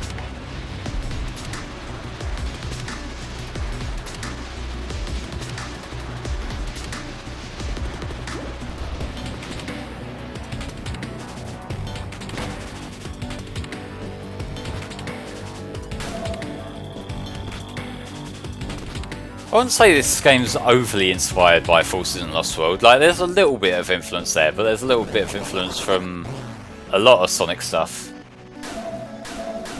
Did this a stupid way, so you're gonna have to put up with this pulsating for a while. Hey there, Nemesis, welcome to the stream.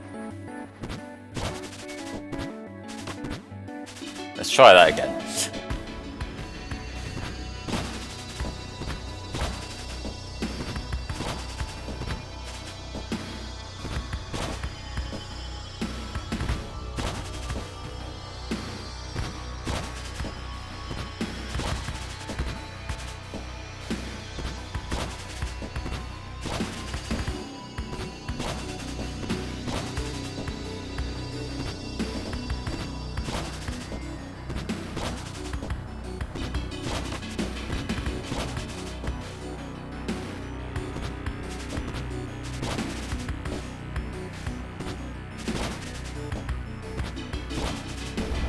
Alright.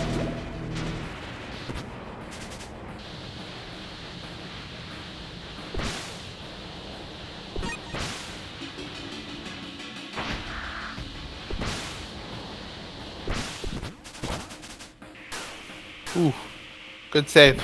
That could have gone a bit tits up. Yeah, I'm just gonna take this going super slowly right now.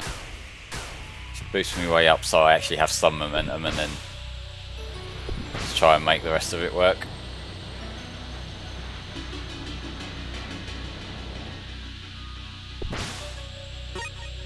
Reaper not as fast as normal. That's probably for the best right now.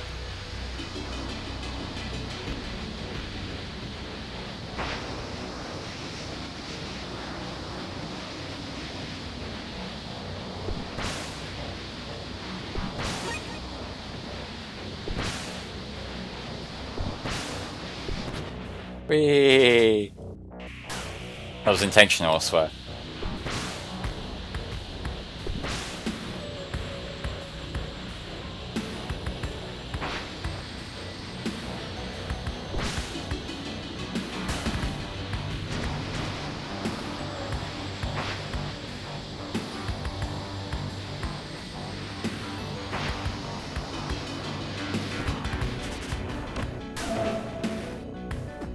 Okay, it's that one section everyone gets lost in. I think you need to just keep going forward toward the tower in the background.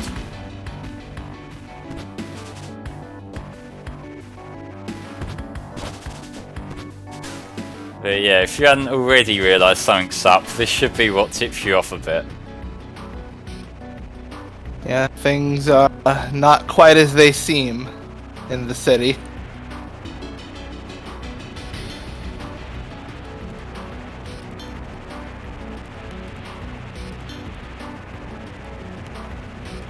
I see people kind of talking about the amount of holding forward in this level, and I get it, but at the same time I think it's mostly done here just so you it forces you to soak in the mood that they're going for.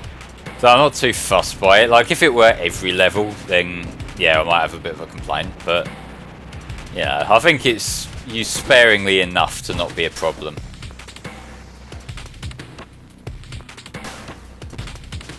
I'll try and hug the wall a bit.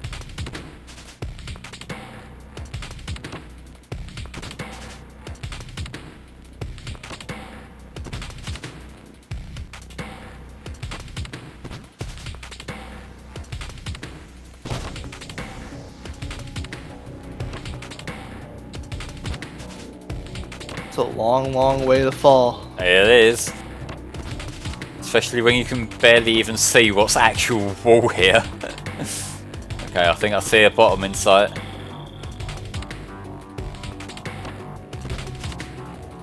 Yeah, getting some light. That's good. Alright.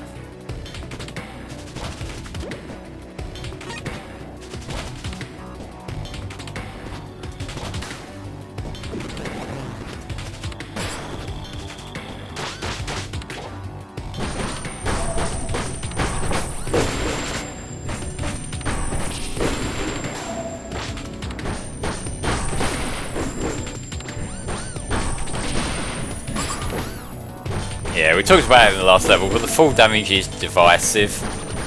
But at the same time, I get what they were going for. They're trying to add a mechanic to kind of break it up a little bit, like a more platforming based mechanic. What they've implemented here works, it just comes down to whether you like what they've implemented here, really. Yeah, Gold remember they set up at the top as you pick the level. This is going to be a long road, so yeah, this, like I said, this is basically this game's Eggman Land. That's what they're going for here, and you can thankfully land on these boulders here to break your fall a little bit.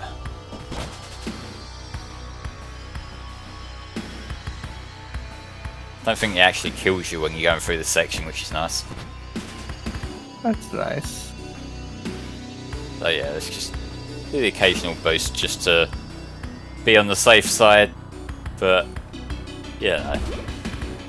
Okay, and around here somewhere, there's just a hole that we need to fall in. And it looks like a random bottomless pit hole. Oh boy.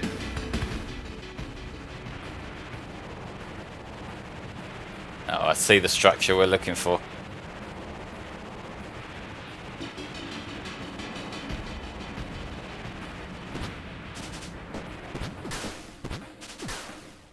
There we go, end of the level. Alright. And you only lost that one embarrassing life at the beginning. Yeah, like, if it weren't for that one slightly awkward jump, like, or walking along onto that platform thinking I could walk on it, that would have been a no-death run. But no, I had to do with one slight little bugger up. That part I was stuck in for a while, kept hugging the edges thinking I was at the end like a trimming show. So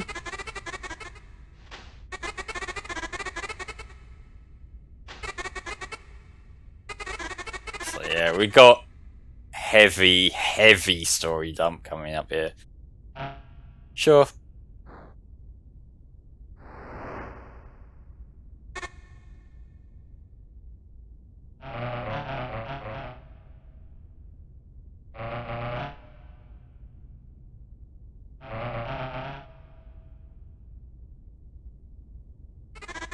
If only taking down authoritarian regimes was this easy in real life.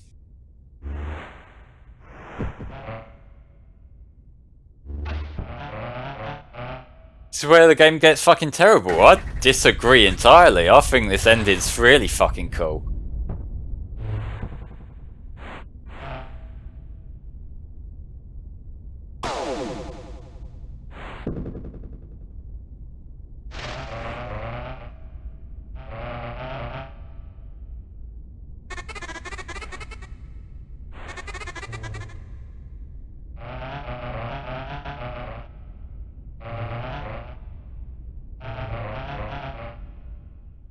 When you expect a boss fight, but instead get tricked into couples therapy.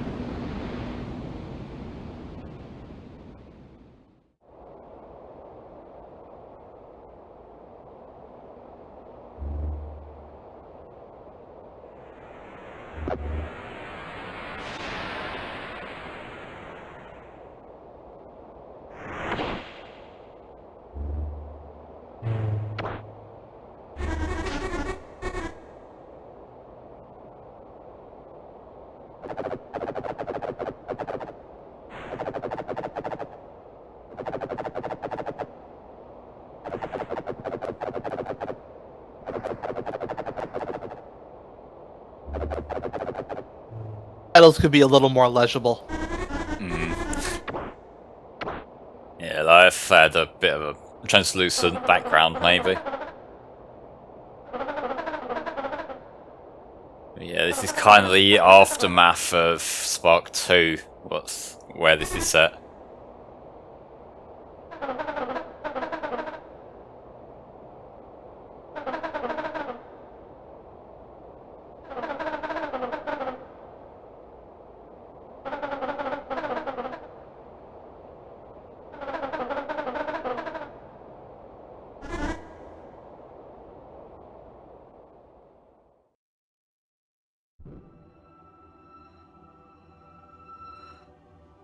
Let's have a swig of drink for me reading voice.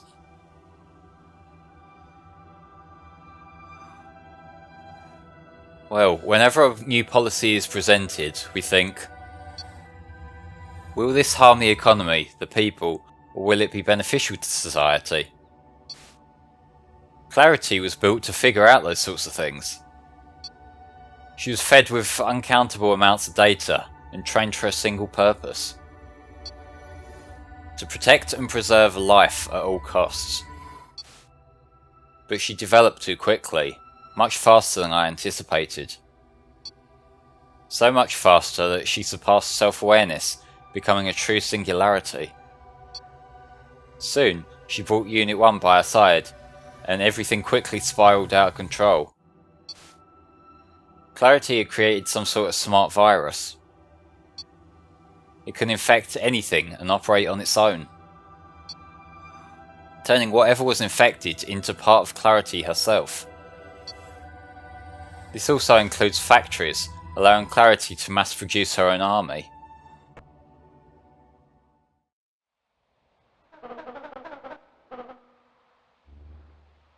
The clarity virus is already on its way, yeah.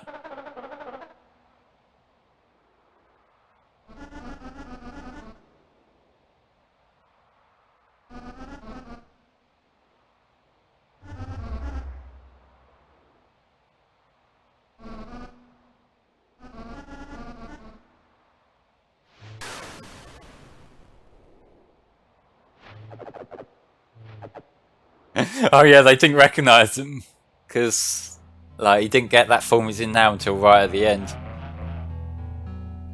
I love that.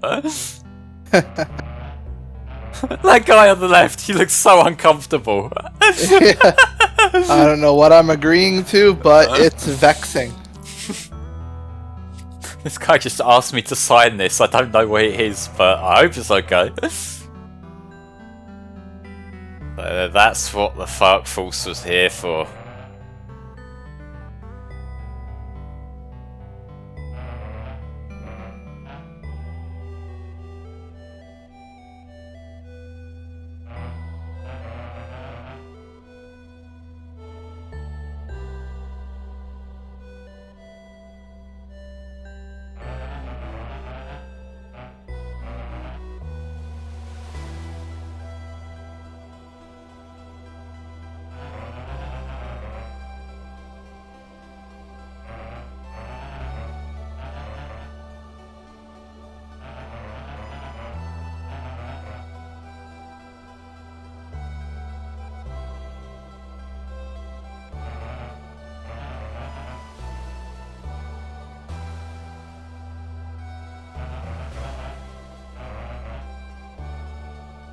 That basically is the future Tokyo from Evangelion, really, isn't it?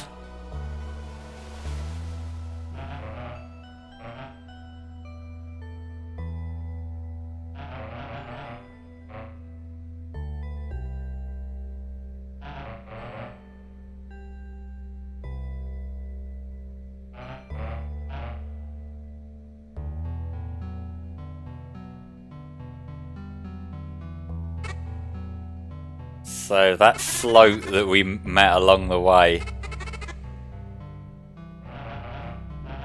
she was what we called an agent of clarity. So that's why we were able to find Float here, even though we saw her die in Spark 2. But naturally, because Spark himself wasn't there, he wasn't here to recognise that as a red flag.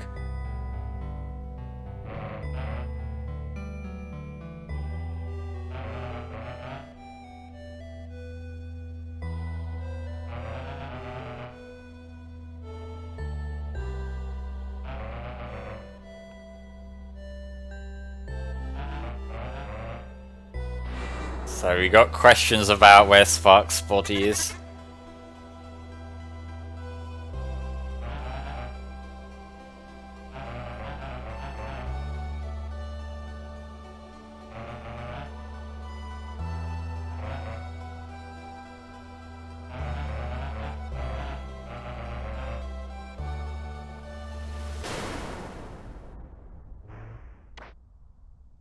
Life is digital now.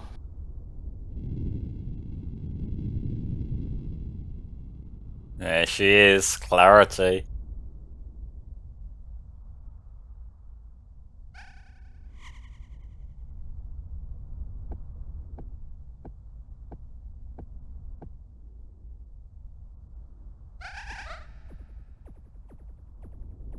Subtle.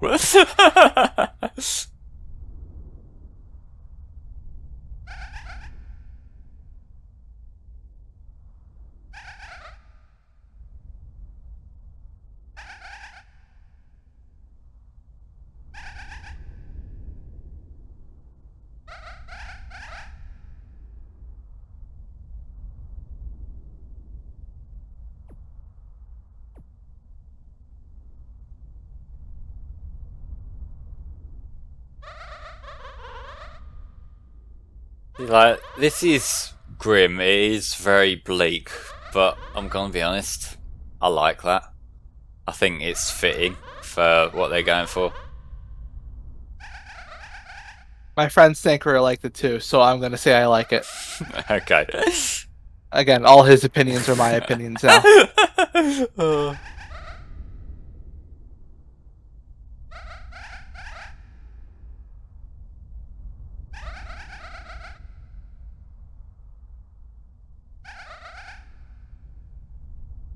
See, this particular segment of this ending, I get people not particularly caring for because it is leaning in on a bit of meta commentary here. Of like, you've been doing it over and over, and it's kind of like the different lives that Spark's led on the point lead up to this has kind of been him replaying the game over and over, and I just feel like that part of it's a little bit forced. But just the overall idea of what's happening here, I think this is a good ending sequence for this series. Like, I'll say this series up to this point.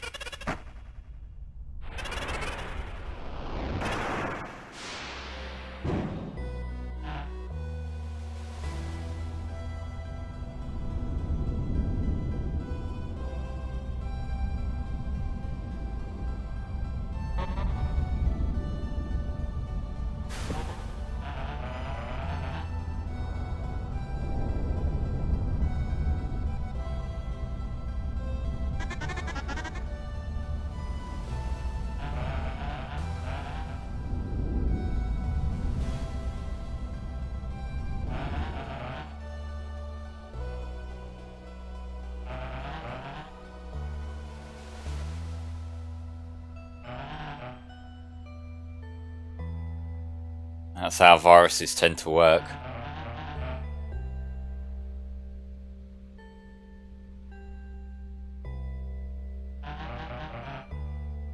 They sure are fighting each other there. It's implied they're AIs. They might be having a raging argument that we can't understand. But that's kind of the thing when you splinter off machine learning systems like this. Eventually they are going to deviate and conflict. Kind of an interesting thought experiment.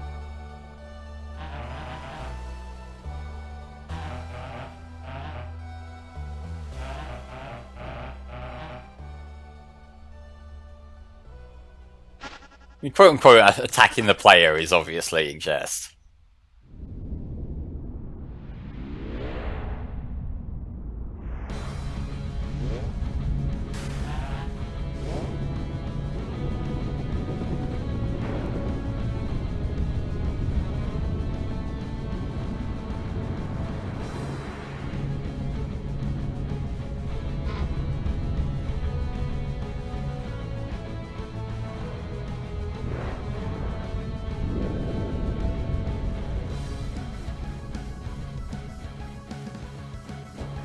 Alright.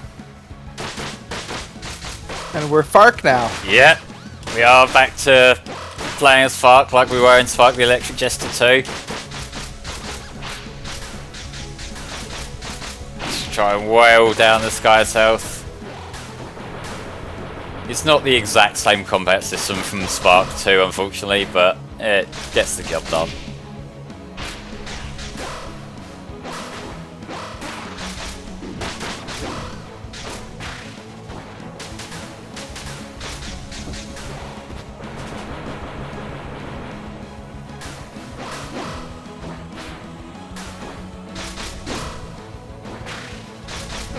It does get harder to time the parries when it has this cinematic slowdown going on, which I kind of wish they'd maybe knocked on the idea of it.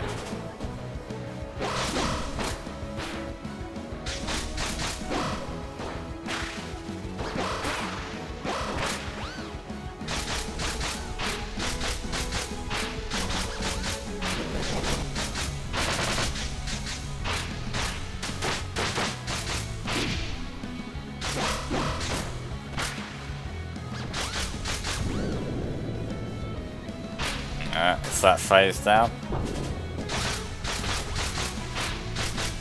Oh, and he has the Reaper Scythe now as well.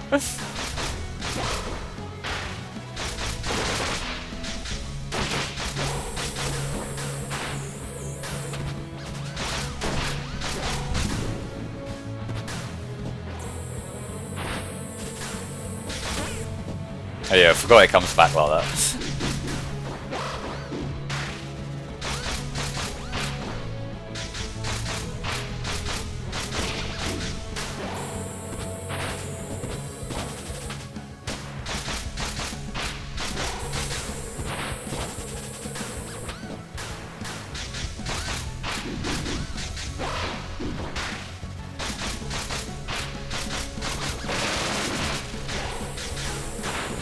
Keep throwing your thing around, it worked so well last time.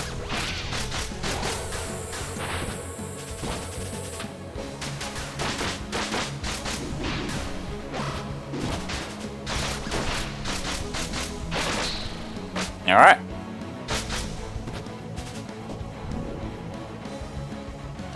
Phase 3, Spark himself.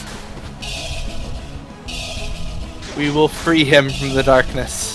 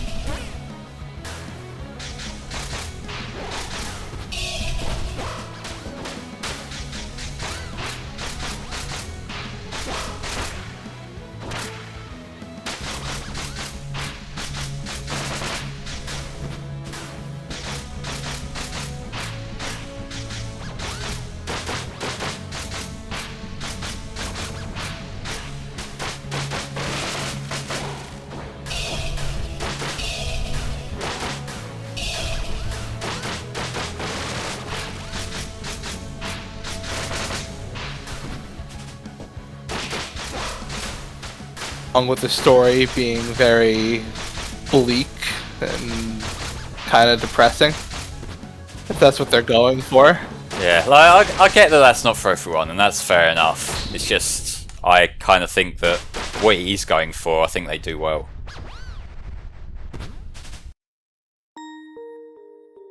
I just want my job back. Wait, no. That was a long time ago. What's happening to me? Could not process request.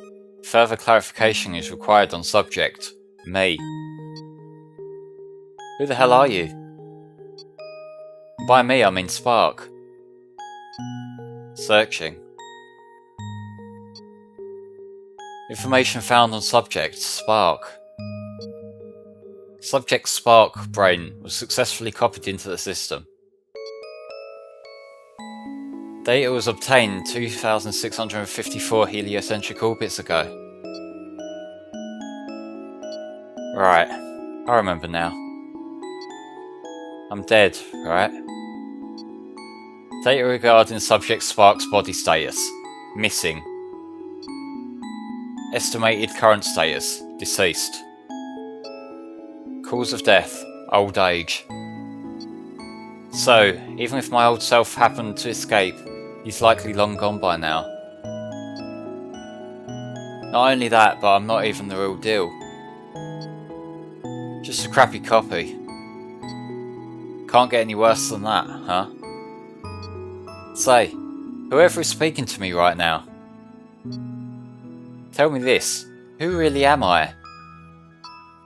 By me, I mean the individual speaking to you right now. Your entity number, I'm not reading all that, previously known as Spark. That's it. Entity, yeah, that's a number. Contained in another number. No known backups have been found.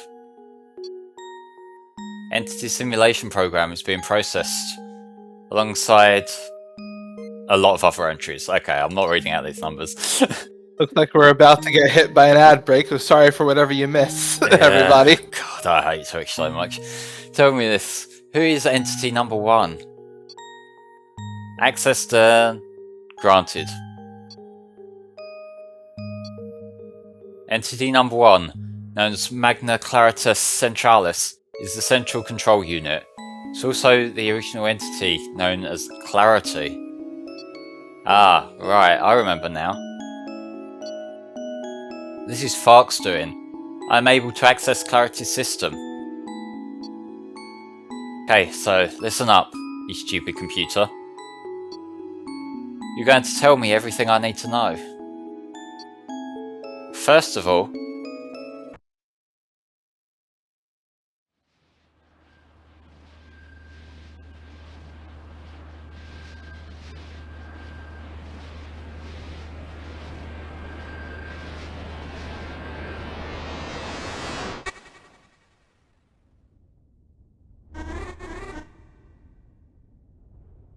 we look the same again.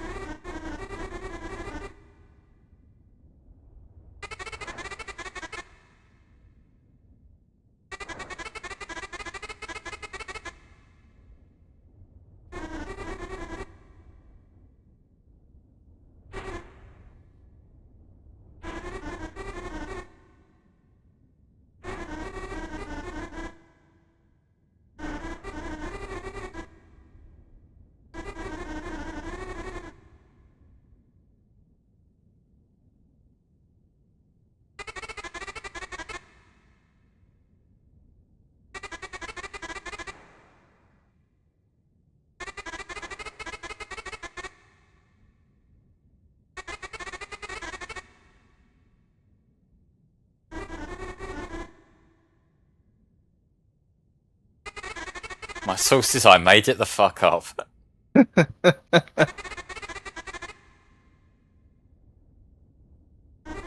mean, we kinda did, but with extra steps.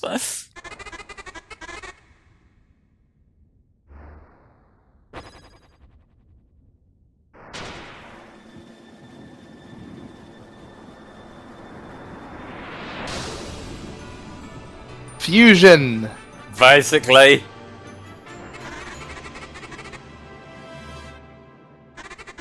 Sparks. That's a mouthful.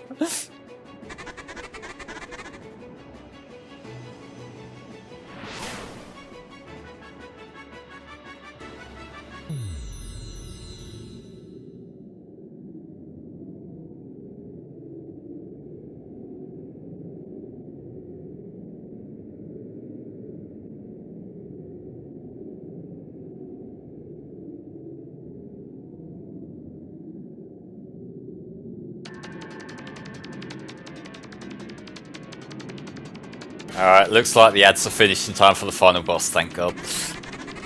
Very nice.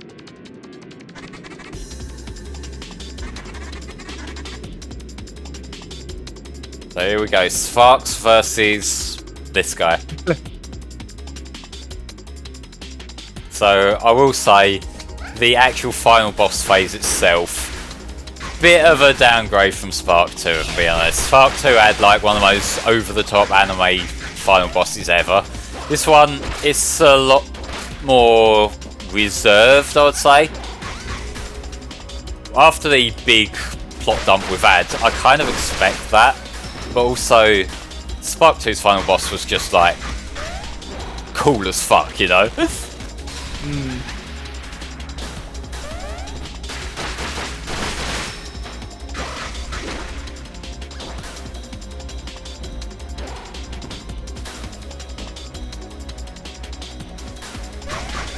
Maybe running around a bit further than I probably should, and that's wasting time here, but don't matter.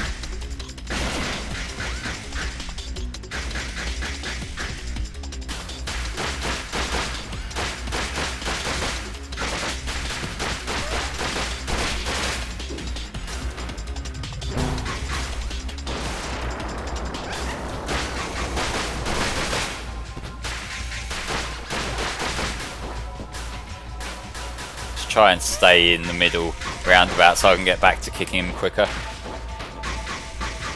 And Sparks' moveset is completely different from Fark and Spark, right? Well, it's working basically the same way for me right now. This guy seems to be borrowing attacks from the earlier phases.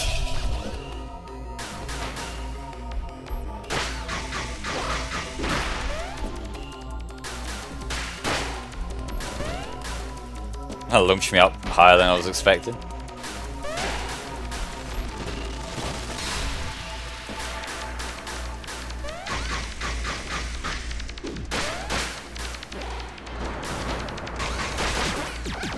Thought getting behind him would protect me, but apparently not.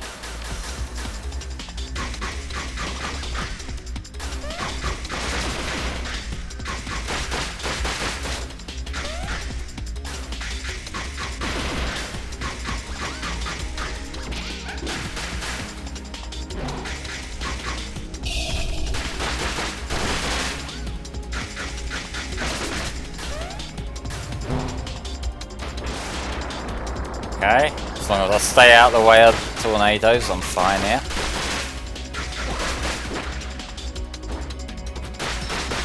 And you really gotta chip away at his health. Yeah, it is more of an endurance than anything, which again, I think Spark 2 had the more spectacle kind of boss. This is more the work your way at him. Try not to fuck up your parries like I just did, that sort of deal.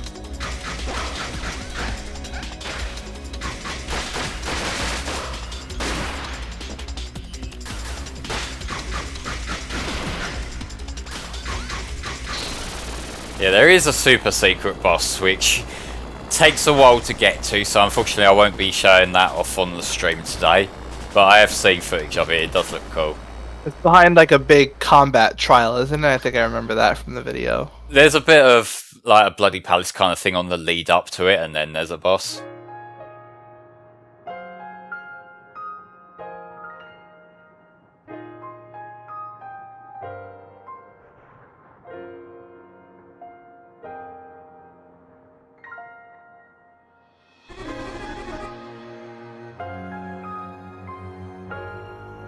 Yes, this is the blissful paper spar.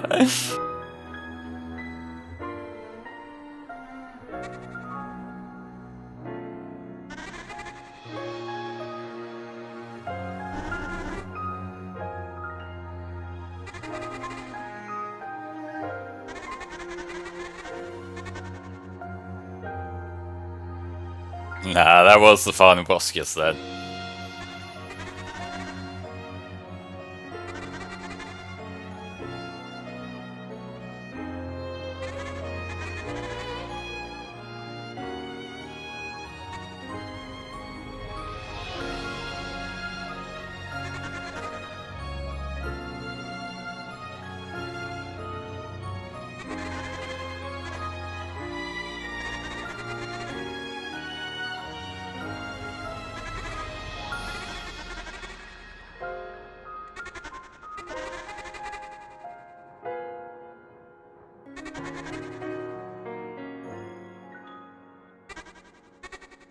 Farewell, friend, and thank you for everything.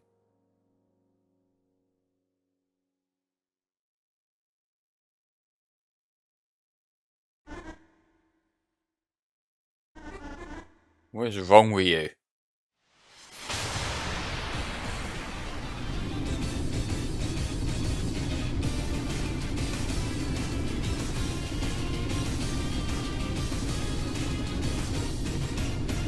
We have a full me fuck.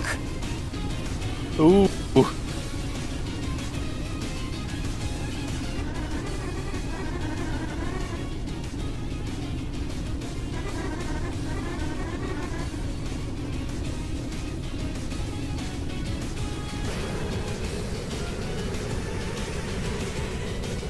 Got the hype music and everything.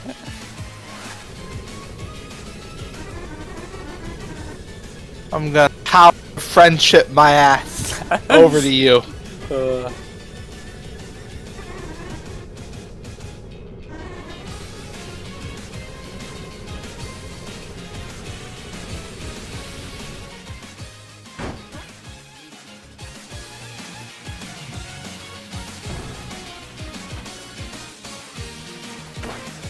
Fuck the electric sandwich, what the fuck? Oh.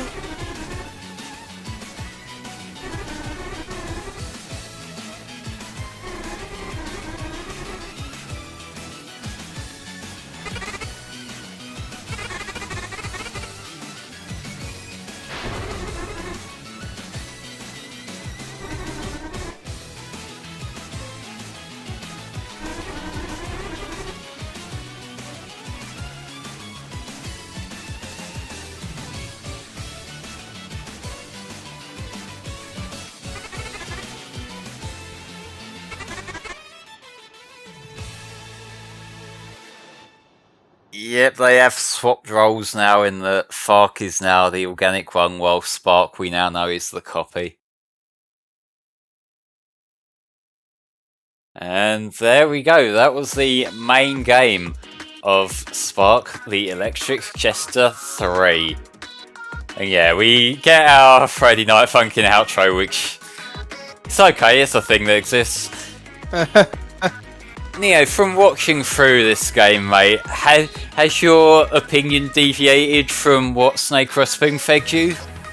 No. Okay. My opinion will remain steadfastly his. Okay, I'll say I do really like this game a lot. I think I still prefer Spark 2 a little bit more, just because of the way it controls with the the parry and whatnot. It lets you speed through levels a lot faster, which again, I understand why that was changed. I agree with that being changed from a gameplay design perspective, but also I do like cheesing levels, so you know. But yeah, I think the setting's cool, the story's cool. I think that ending goes a little bit heavy, but in a good way. I just like Spark the Electric Jester 3. I think what we're going to do, we're going to let these credits play out, then I'm going to take maybe a 10-15 minute break, and then I'll be back on with Spar to do the Spark 2 DLC levels. Sounds good. But remember, the whole time that this is going on and while I'm away, you can still get your donations in for Child's Play. We do still have the donation poll ongoing for Spar's Tony Hawk's Underground character choice.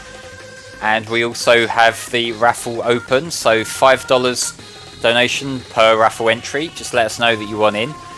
And yeah, all the money goes to a great cause, so we very much appreciate it. Yeah, definitely. And if we get to our overall goal of $5,000, just remember that you'll have the all incentive days unlocked with Tom playing Sonic Frontiers New Game Plus.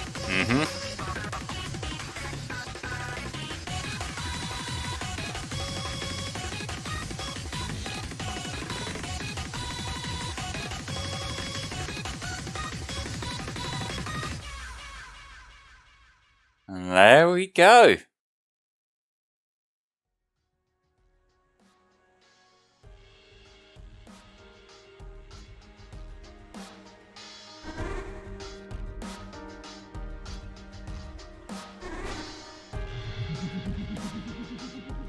There might be survivors out there.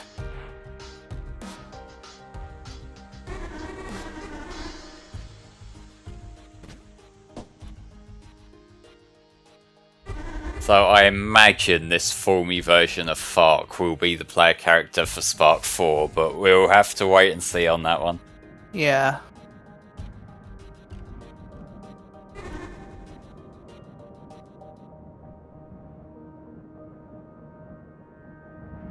Hope in the dark. It's a mood I like with this kind of storytelling.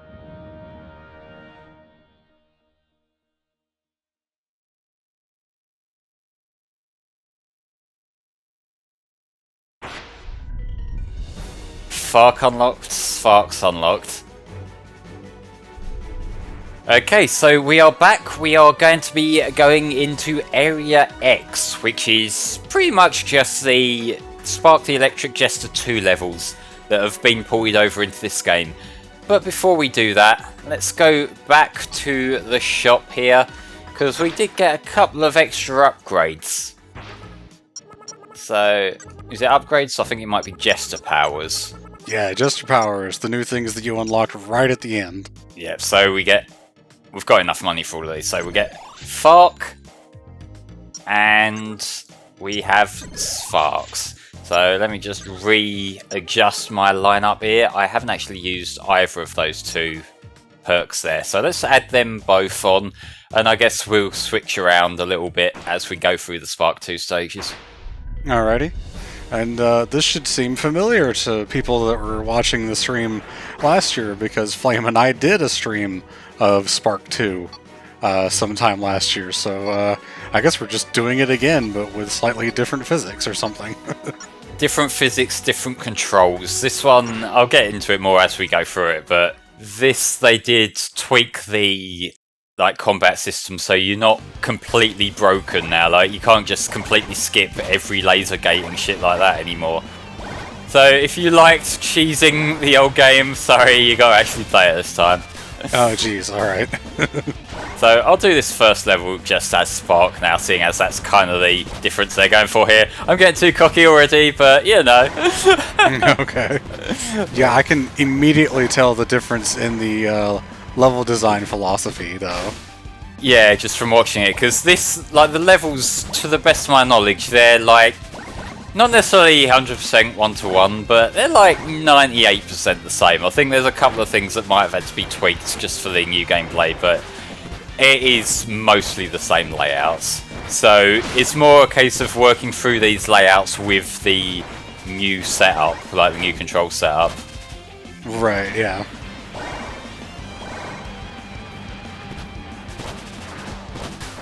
Is the Twitch player working for everyone, or is that a problem going on here? Well, I'm getting some frame drops on my end, which might just be connection, but if it's fine in your local recording, then I think we're alright. As far as it being pixely, that's just a bitrate thing, and a game like this is kind of going to look like that no matter what. Yeah, but if it were going to do that, I would have expected it to be doing it the whole time. I'm not seeing any kind of either encoding errors or like connection drops on my end. It's still showing at full bitrate, and I'm showing drop frame 0, so that must just be on Twitch's end. It was kind of artifacty for me the whole time while I was watching the regular game, so I don't think it's that different now. It might have just been because we had a cutscene going on for a long time and now we're back into movement. That it's just sort of a jarring difference, I don't know. Alright, switching back to Fark for this one. It was from his game after all. Yeah, for sure. Unfortunately, his melee combat has been gimped a little bit, but yeah, no. We work with what we got here. So Fark had some optional weapons and stuff you could get in his game, right? Yeah, well, like the Jester powers, he had more of them than what Spark does in this game. Ah, okay, yeah, I thought I remembered that. Yeah, because like we had, say, the edgy one that was available in the first level, and there weren't really as many as Spark had in the first game, but I feel like a lot of the ones from the first game wouldn't have really adapted to 3D that well. Yeah, because the first game is a 2D platformer, so that was a pretty big change. Mm-hmm. I guess, what was the first one more like? Was it more like a Sonic 3 kind of thing?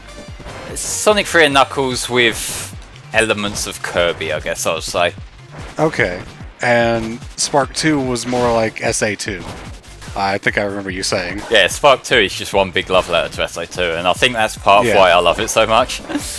Yeah, fair enough. And so this one is kind of like an evolution of that with, you know, a bunch of other things thrown in and trying to make its own identity, I feel like.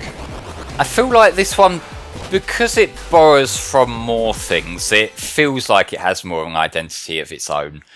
Because, like, there's always a bit of a curse when a game's obviously inspired by another game that a lot of people, and I've been doing it the whole time, I've been saying this reminds me of this thing.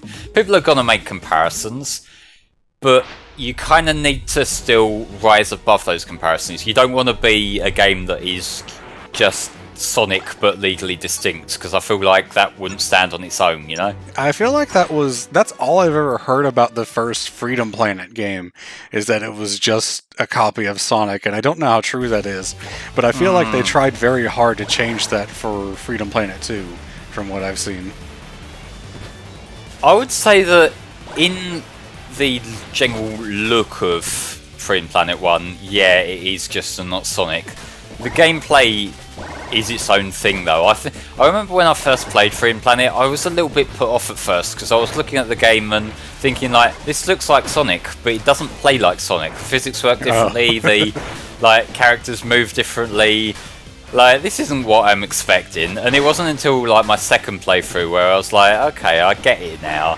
Alright. But like, I do understand why they deliberately went for a different art style for the second game. Okay. I will say, by the way, the video on my end is a lot crisper now, so whatever issues might have been going on with networks seem to hopefully be fixed. Touch on wood and all that. Hopefully so, yeah. As far as comparing games, Tom and I recently, right before the marathon started, finished our LP of Xenoblade Chronicles 3. By the way, look forward to Future Redeemed after the marathon is over. But that game is like completely and literally based on the worlds of the first two Xenoblade games. So one of the things Tom said at the end was, it doesn't feel like it has that much of its own identity because it's just, for the most part, borrowing set pieces from the other games. And there was a lot unique to the world of Xenoblade 3 that I really liked, but I'll admit that, like, when you're going through an area and you just look up and it's like, okay, I recognize this thing, I recognize this thing, and it just goes like that, you kind of start to say, okay, so what does this world have to offer that isn't just from the other ones? And I feel like sometimes with these fan games you get kind of a similar issue where you're just, based entirely off of the first work, the original work, and you have to wonder, okay, how much of this is what the creator intended and how much of this is just borrowing from the original idea? I think in Spark's case, a lot of it is because all the difference is really more subtle things that you play the game and you get a feel for. Like, you get a feel for how, although there's automated sections, you still have more control over it. Little things like that when you play the game make a world of difference. But like, if you're just watching the footage right now, you're probably just thinking this is Sonic but with a different character. It's very hard to communicate those kind of differences when they are more gameplay things than just the general look of the game, Obviously, there's going to be the difference in story as well, and people take it or leave it when it comes to things like that. It's all subjective, but that's definitely a unique edge to this game that Sonic doesn't have, because even Sonic Adventure had, like, I would say minimal story in comparison to something like this that has a lot of lore going on. A lot of Sonic's lore is in other places than Sonic Adventure, I would say. I would say that Adventure 2 is the closer comparison there, because there's a lot of heavy stuff that's sort of buried between the lines. Like, people were saying that the end of this game's bleak because of what's actually happening in it, but, like, if we're talking about the whole, like, cartoon character having dark shit happen, remember SA2 did literally have an execution in it? Yeah. And I mean, there's quite a lot of dark stuff in Shadow, like, not even counting the cursing and violence and stuff like that, so... I would say that the darker stuff hits harder in SA2, because, like, with Shadow, it is very obviously just, they've decided that they were going to settle for a 12 plus age rating rather than a 7 plus, and they decided to go to town with it. Whereas it's the stuff that happens in SA2 that's darker, because it's more naturally integrated into the world of Sonic. I feel like it leaves more of an impression, and so it feels a bit darker. Yeah, I can understand that. Like, the dark stuff in Shadow is that he has a gun, and I mean, there's plenty of dark stuff going on with Maria, but I don't know how much beyond that it really goes, as opposed to SA2, where a lot of the dark stuff is, happening to the entire world, basically. Or even then, like, the dark stuff with Maria, like, it's what they kind of told us happened in SA2, and they were just showing it that time, because, like, we already know that Maria had died, and that had left this mental scar on Shadow. Like, that was a big plot point in SA2. And it's just Shadow was sort of more on the nose about it by actually showing it happening. Let's go back to Sparks while we can. Do any of them play really that differently in the platforming sections, or is it mostly combat changes? Mostly combat. Like, at this point, I'm just using it as a different aesthetic change. If you can really see that differently in the hyper, speed movement or whatever. Yeah, once we get to the outside levels, like once we get to the snow level, it'll become a lot more apparent, I reckon. People in the chat were saying that Float has obviously a floatier jump to go with the name. So there's that at least. Yeah, I'm not sure if there's minor things. Like, you can probably tell from all the platforming failures, I could say, from the main game playthrough, that I like this game. I like to think I'm okay-ish at this game, but I haven't completely mastered, like, just how people do speedruns and shit. So there probably are nuances that I'm just blind to. Mm-hmm. I'm just kind of in awe of the lava back there that just looks like the cheese they used to put on our sandwiches at school. It's a little bit cheese stringy, isn't it? It just looks like pimento cheese. I remember. This is another story from my childhood that I think is embarrassing, but I'm going to share it here. I was in the gifted classes when I was younger, around middle school.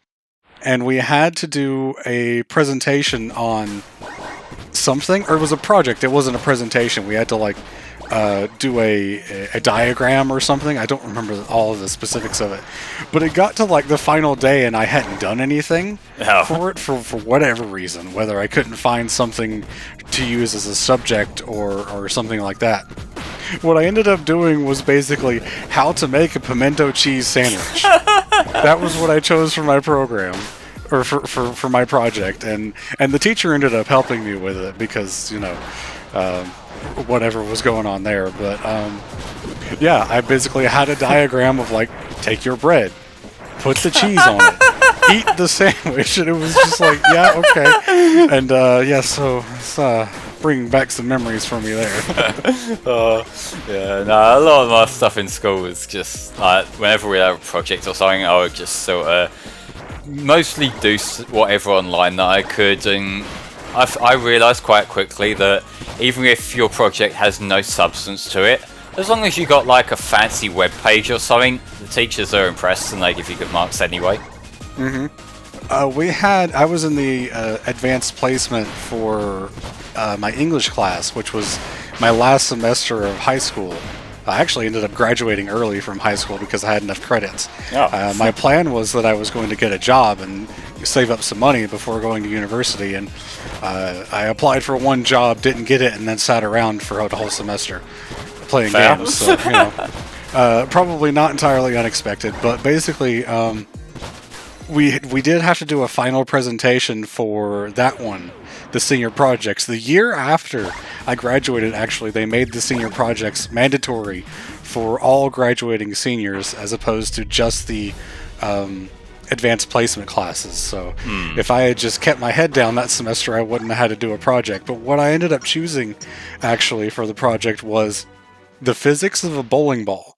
Huh. So what I did was I actually went into how the weight that's inside a bowling ball causes it to curve.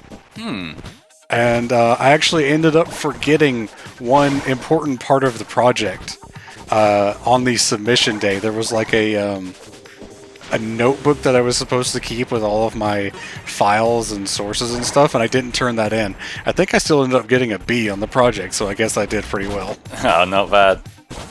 See, toward the end of school for me, like, I went to sixth form, which is like the 16 to 18 thing for like, it's basically if you finish school, you pass your GCSEs, but you can't be asked to get a job yet. That's basically what that is.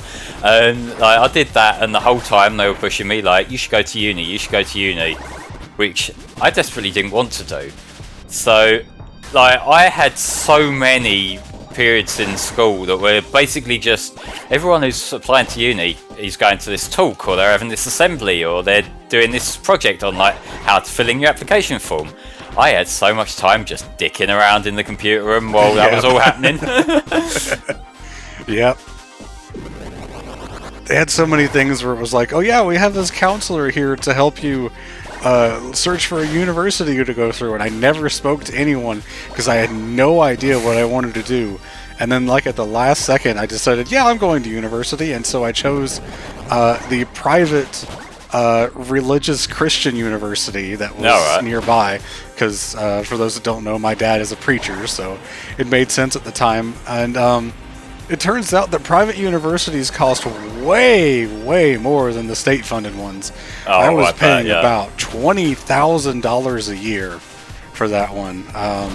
fortunately, one of the members of the board of shareholders or something like that was a deacon in our church, and so he nice. actually paid one of my semesters for me, so that was nice of him. Oh, good shit. Yeah, over here when it comes to like the tuition costs, we have like a hard cap of I think about $9,000, but that's also $9,000 more than I'm willing to pay to get a qualification for something that I wasn't entirely convinced on. Yeah.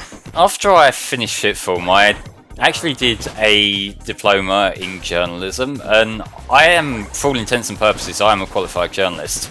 I've used that qualification exactly 0 times. Which is probably for the best, considering how journalism has gone in the past few years. Oh, absolutely, yeah. I would not want to be working in the papers in this climate, I can tell you that much. Yeah, even as a games journalist, I feel like that's almost worse than regular journalism at this point. Oh, that is worse. Like, game journalism is an industry built and controlled by absolute hacks, and I feel no shame in saying that.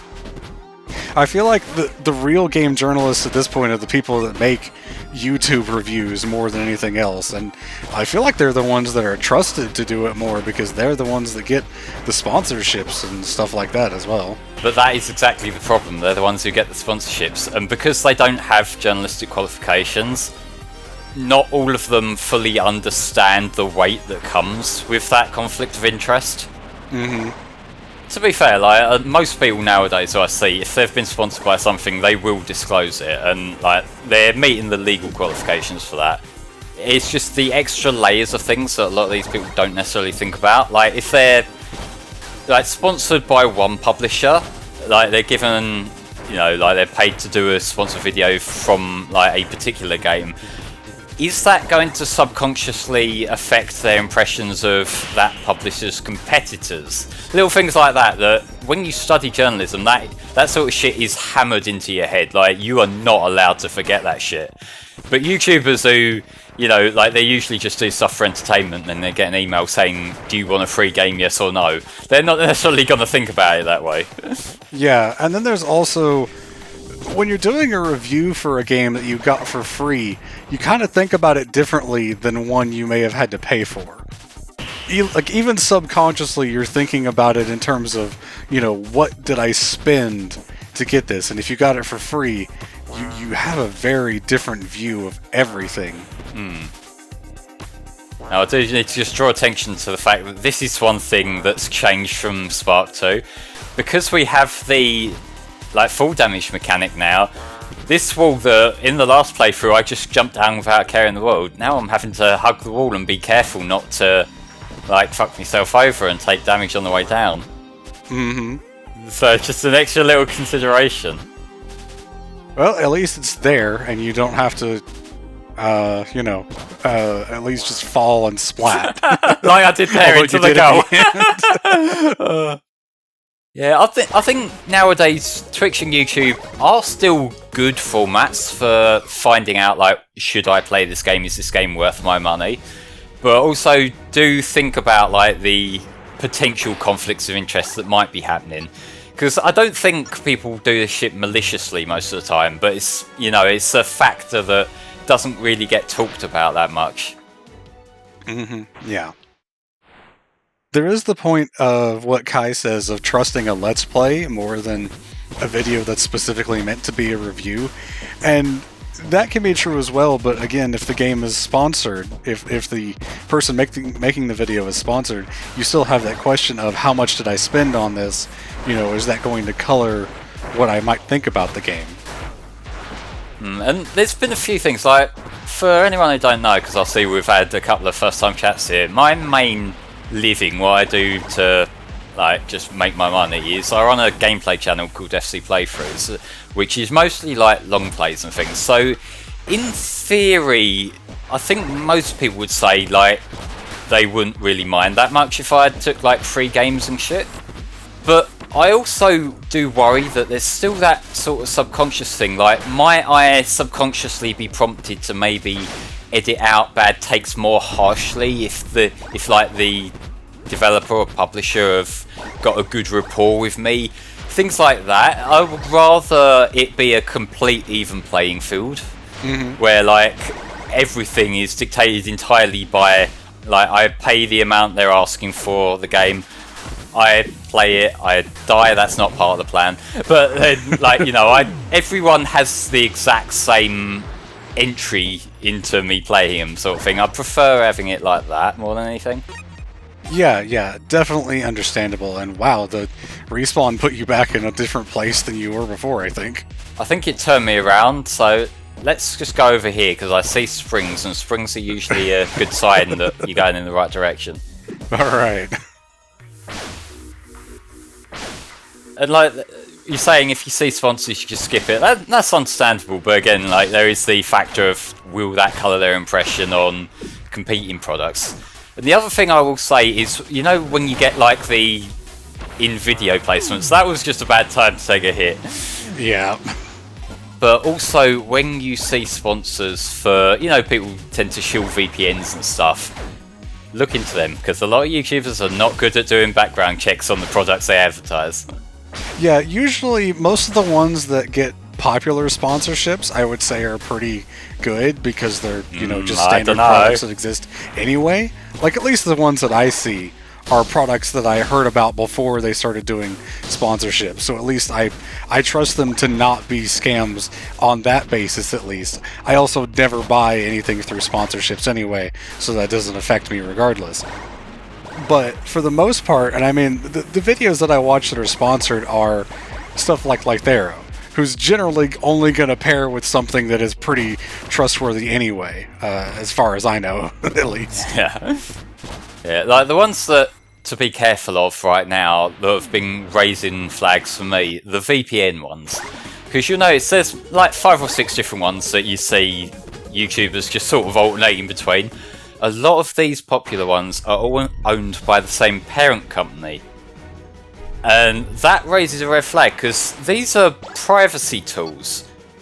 Why might one company try to monopolize a privacy market?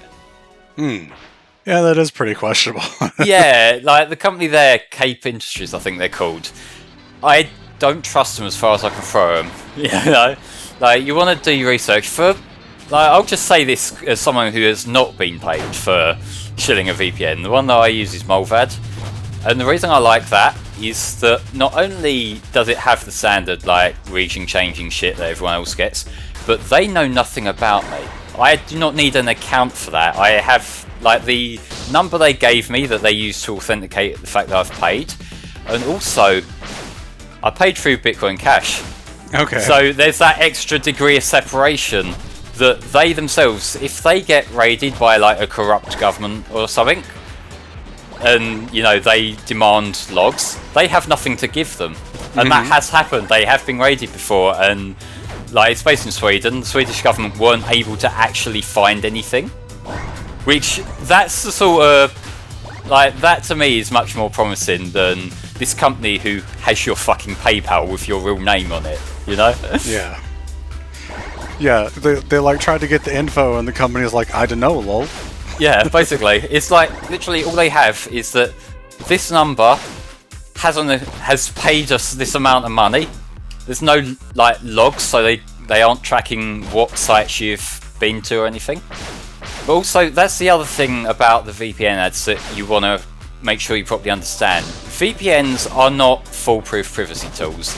What they are is they are a shift in trust.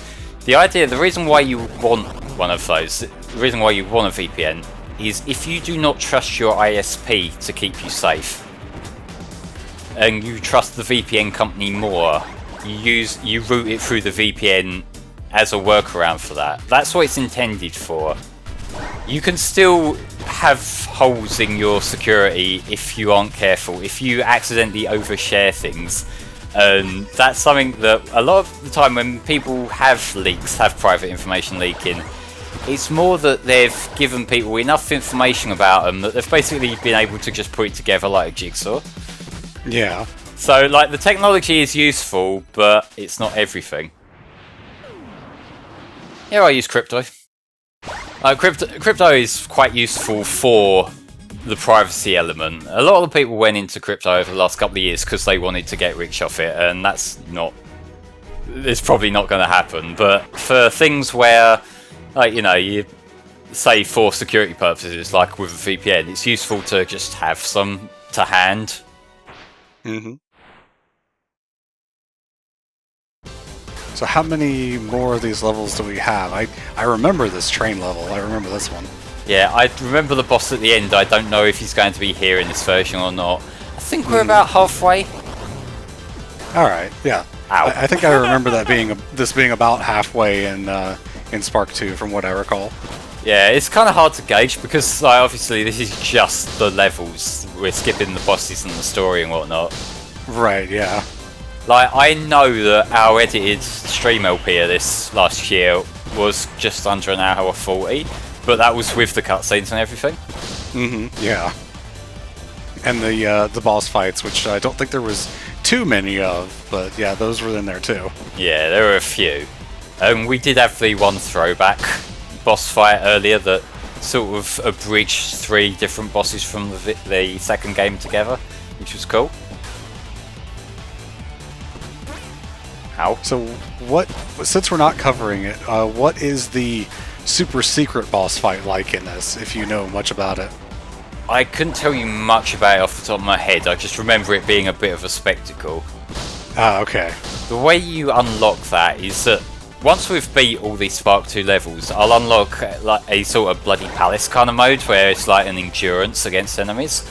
If you manage to last a certain period of time, I think it unlocks. But again, I don't remember the exact specifics of that because I haven't done it myself. Yeah, fair enough. Yeah, see you later, Kai. This will probably not be on for very much longer. As Flame said, we're about halfway through this. But Snake will be back on for part 2 of Super Mario Bros. Advance 4. So, if you want to tune back in for that, feel free. That'll be later tonight. Might be a bit of a break between streams because I think Snake is still at work right now. Yeah, but I apologize, Spyro. I have to be that guy right now. But it's Super Mario Advance 4, Super Mario Bros. 3. Oh, okay. Why they called it that, I have no fucking clue, but they did. Yeah, that game was going on a lot longer than Snake and Neo expected, so they decided to... also, Snake's internet was cutting out again.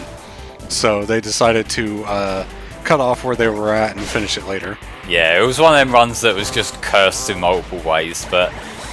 You know, scheduling of marathons don't always go quite as smoothly as we'd like. Yeah, there's always going to be something that goes wrong. At least it feels like the stuff that's happened this year has been just completely out of our control, so no one's really made any actual mistakes. It's just things we could not do anything about to begin with, so at least we have that. And whoa, okay, that was certainly something. Oh, Jesus Christ. No, come on. No, I ain't got anything else. Oh. You almost saved that somehow. Oh, God. Alright, yeah, let's play as Float for a bit. Why not? I accidentally switched to her trying to save myself, mashing every button. That was absolutely hilarious, though.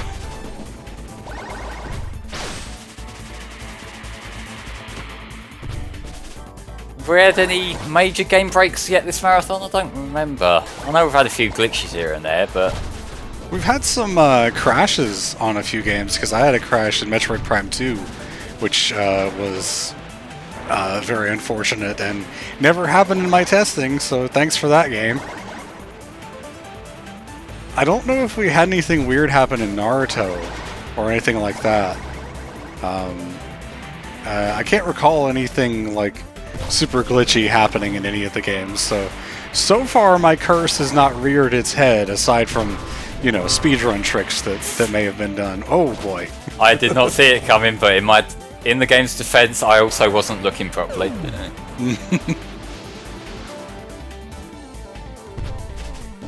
I love that it just pushes you so hard to the side as well. I suppose that is what happens when you get hit by a train in mid-air, though. I wouldn't know. It's never happened to me.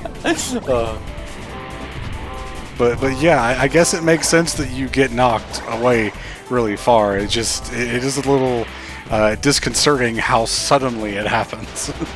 It's just because it's like almost ragdoll-ish, isn't it? Yeah. Oh, it was one of those you gotta jump over the thing or else you just stay in the loop kind of bits.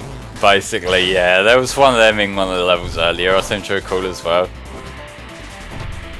Yeah, man, these levels are so much shorter than the Spark 3 levels. It's just sort of sinking in now. Oh, yeah. Do they just kind of artificially extend the Spark 3 levels by having the bits where you're forced to fight enemies? I wouldn't say it's artificial, because, like, they have a properly fleshed out combat system, so it's not like they're just padding with them. But, like, I think a lot of the levels are just designed to be longer to start with, to be fair. Like, there weren't really any places where I thought, like, okay, this is filler now. Okay.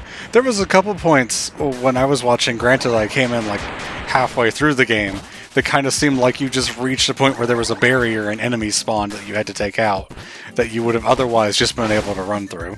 Yeah, but again, like I was saying, the fact that they've actually gone out of their way to put a combat system in makes that still feel like gameplay, rather than, like, say, the Sonic Heroes thing, where it's literally just mash A, like, 200 times. Yeah, there's that. Or playing a Shadow in 06. Yeah, it got a little bit, but I don't remember it being too bad with Shadow in 06. But then I just really like his campaign. It's mostly just what I remember is just spamming the button to homing attack, and then he does a combo, and then you bounce up, and then you homing attack and do a combo and bounce up, and you just do that for a while. I might be a bit lost. I think you took a detour to grab a coin, and now there's like no idea where to go. Oh jeez. Okay. Right, I'm going somewhere. The camera won't let me decide where. Alright, Ow. Okay, that's solid ground. You know, fuck it. If I go back down to where we came from, I didn't mean to do that. This is actually terrifying. okay. Try this again. Yeah. Don't jump off for the coin this time. But it's shiny, Spar. I mean, yeah, it is, but then we gotta go through the whole thing again. But it's shiny, Spar. Did Tom ever play through Spark 1? Because I know we went back to play Spark 2 after he finished 3. I'm not sure about Spark 1. I know he played Spark 2, yeah. Yeah. I've heard that Spark 1 was not quite as well received compared to 2 and 3. Whether because of, you know, the fact that it's 2D compared to 3D, or if there's something about it that people just don't like as much. Didn't click. It felt... I don't want to say unfinished, because like, it is a finished, polished game to an extent, but there are a few things that maybe could have done with a bit more ironing out. Like, the performance goes a bit whack in certain parts and things like that. Yeah. I will say, though, it's a very ambitious game, especially for a 2D platformer. Because, like, there's like 4 hours worth of levels in that game, which for a 2D platformer, that is fucking huge. And again, they are all proper meaty levels. There's nothing that feels like filler or anything. So, yeah, I think it's definitely well worth playing. But, you know, I think the 3D games have left more of an impression. Yeah, for sure. I mean, there's the fact that he made, like, the creator made 2 3D games in a row instead of going back to 2D. Yeah, like, these games are developed by Late for Part, who also has got years and years of experience of 2D sprite games behind him. He made the Sonic before and after the sequel games. He did, I think it's called Time Twisted, another Sonic fan game.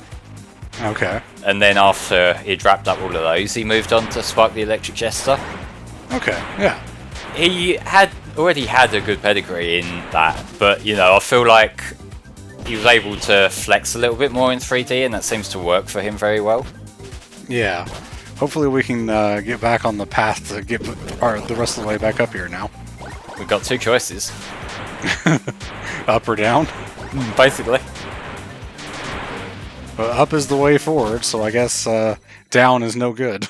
Yeah, see, that one, that felt like a cleaned up version of the level, because I remember in Spark 2, because the higher section with all the loops and that was so fiddly, like did add in a like alternate exit lower down if you wanted to like take the easy way out. I remember that. Yeah, I remember you mentioning it. Planetary Stripe. Yeah, we are getting through these much quicker than I was expecting here.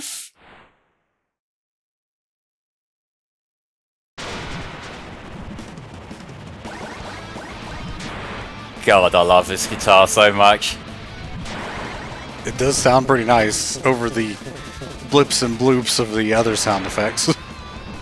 Yeah, and you see, this is very much playing to Three Knuckles with like the looping animations and shit. Oh yeah.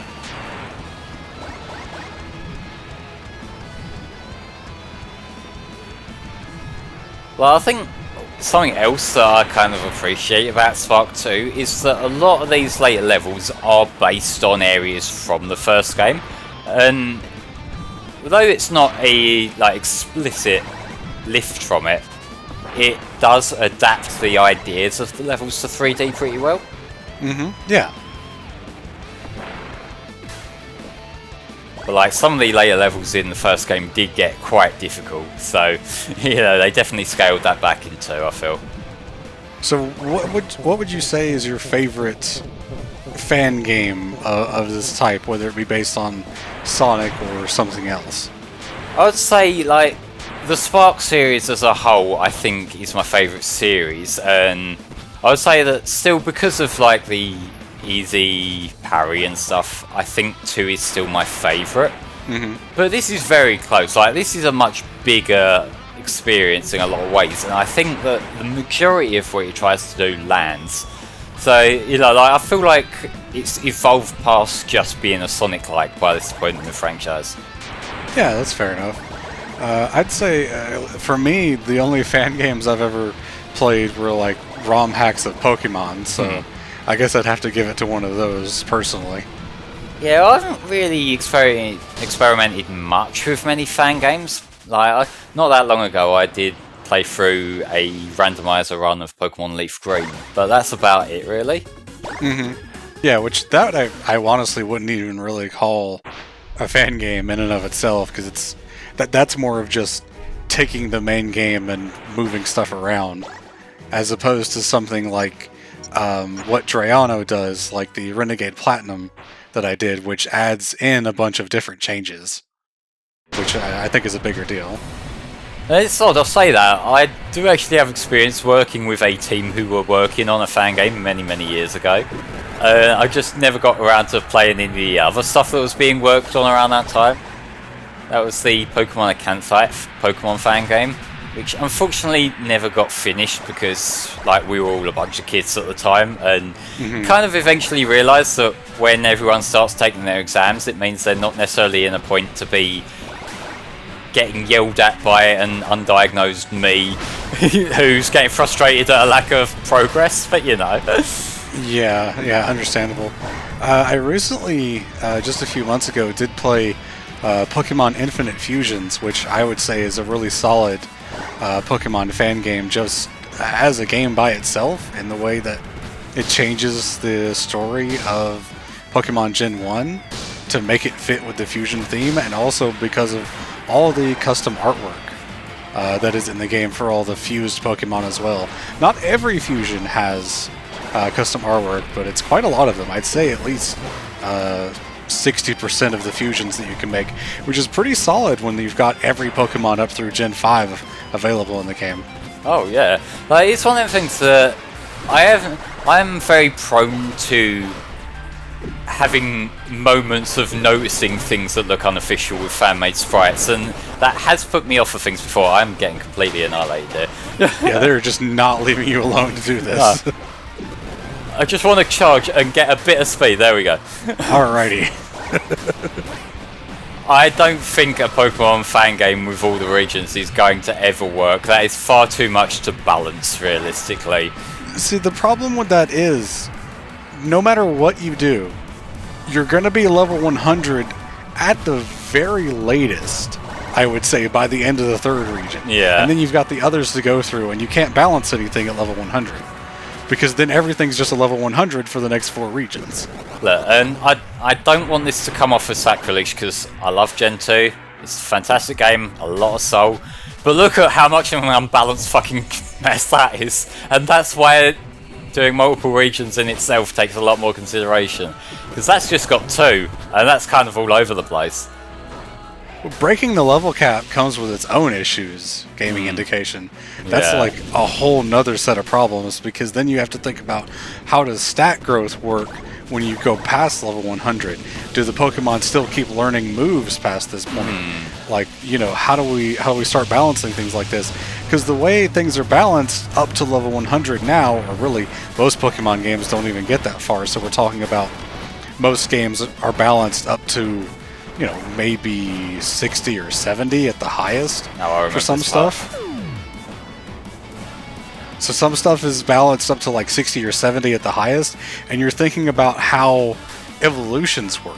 Because your Pokemon are evolving as you go through that, things are changing, and that's how things are balanced. And it's not just about moves like that, because the evolutions can change a lot of stuff. And when you go past that level 100 barrier, you're not getting evolutions anymore unless you're playing a fan game that adds new Pokemon.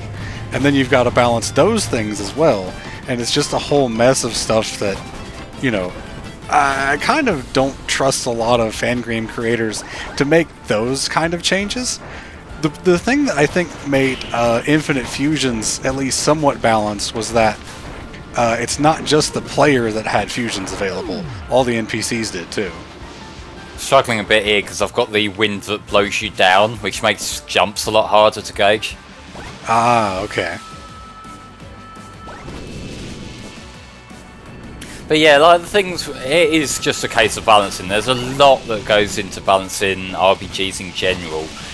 On top of that, Pokemon is its own beast in that they've got to balance it for both like single player and multiplayer, which is its own extra dynamic there. You don't want to have like an unbalanced multiplayer competitive thing just because you wanted to make the story longer.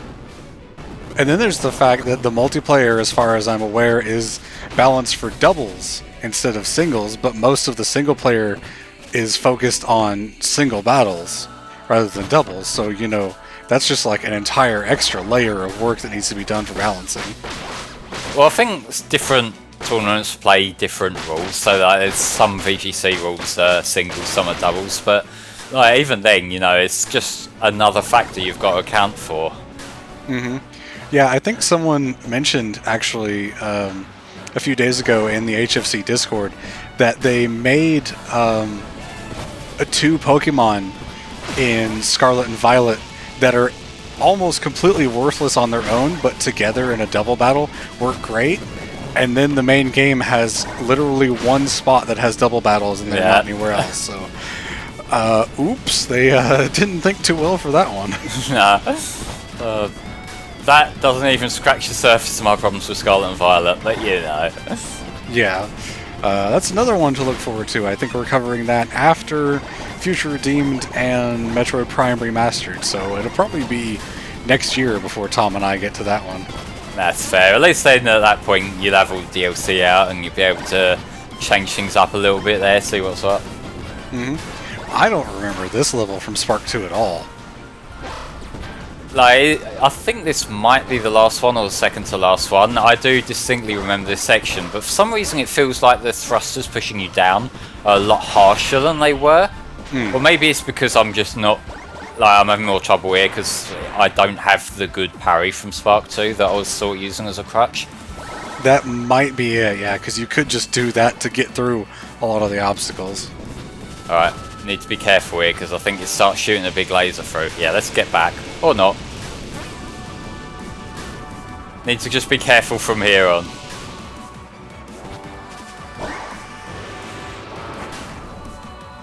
There's another spot where you've got to do stuff to stop yourself from falling, and I'll agree with what someone said in the chat earlier. When it comes to these levels specifically, it does feel like it slows things down a bit to have to worry about that while falling. In the actual Spark 3 levels, I never thought it was a big deal, but when you're adapting the stuff from Spark 2 that did not have that mechanic, it definitely feels odd to have to worry about. Yeah, I think for me personally, I get a little bit thrown off by it by the fact that I am so familiar with how it plays in Spark 2. So it's like it's similar but a little bit different kind of deal. Yeah, for sure. Let's see, I can't remember if there's another level after this or not. I guess we'll see.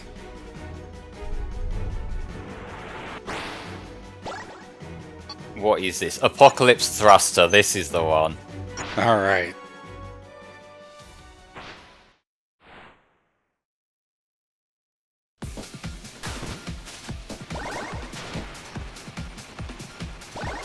So yeah, this level has been giving me a little bit of a headache, but that's because I'm making a lot of overzealous jumps, being a little bit callous about it, and also going flying off the paths that don't have barriers on them. Let me take this a bit at a time, and we'll see how it works. Yeah, you got to trigger the gravity to change there was what was going on. Yeah. It was just a bit that you've got to walk through to get the camera to shift. Otherwise, you just go flying off the side, like I was saying that wasn't happening to you mostly just a second ago. Well, I think it's more that I was trying to save myself when I made a bad jump, and I ended up firing myself in the complete wrong direction. Yeah.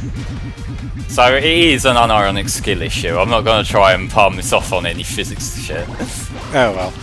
When you got a really long, thin platform like this, and your camera is just ever so slightly offset, it makes it hard to run in that, perfect straight line. I see you're like constantly having to correct yourself there. And if you can't get the camera straight behind you, it just makes it really, really hard to do those. I think the camera does struggle a little bit with just how many loopy moments there are in it. Because it's not really a problem in the main game, and it hasn't been a problem in most of these Spark 2 ports. It's just here that it's giving me a bit of grief. Yeah, the big loop-de-loops are probably not helping things. I think any time that the player is in control of the character's movement, they should be in control of the camera's movement. That is something that I believe 100% to be true when it comes to video games, and I hate when my camera control is taken away by something. In most situations here, you do have control of the camera, but it's also you have control of the camera. The camera is not going to fix itself for you, so... Yeah. See, I'm thinking about cases where, there's spots in Metroid Prime where you have to traverse a very thin path using the Morph Ball. But the camera decides that it will do a Resident Evil and go sit in a static position. Lovely. And so you can't move it so that you can move in a straight line. And so that just makes it that much more difficult in a way that I don't really consider to be fun to play through.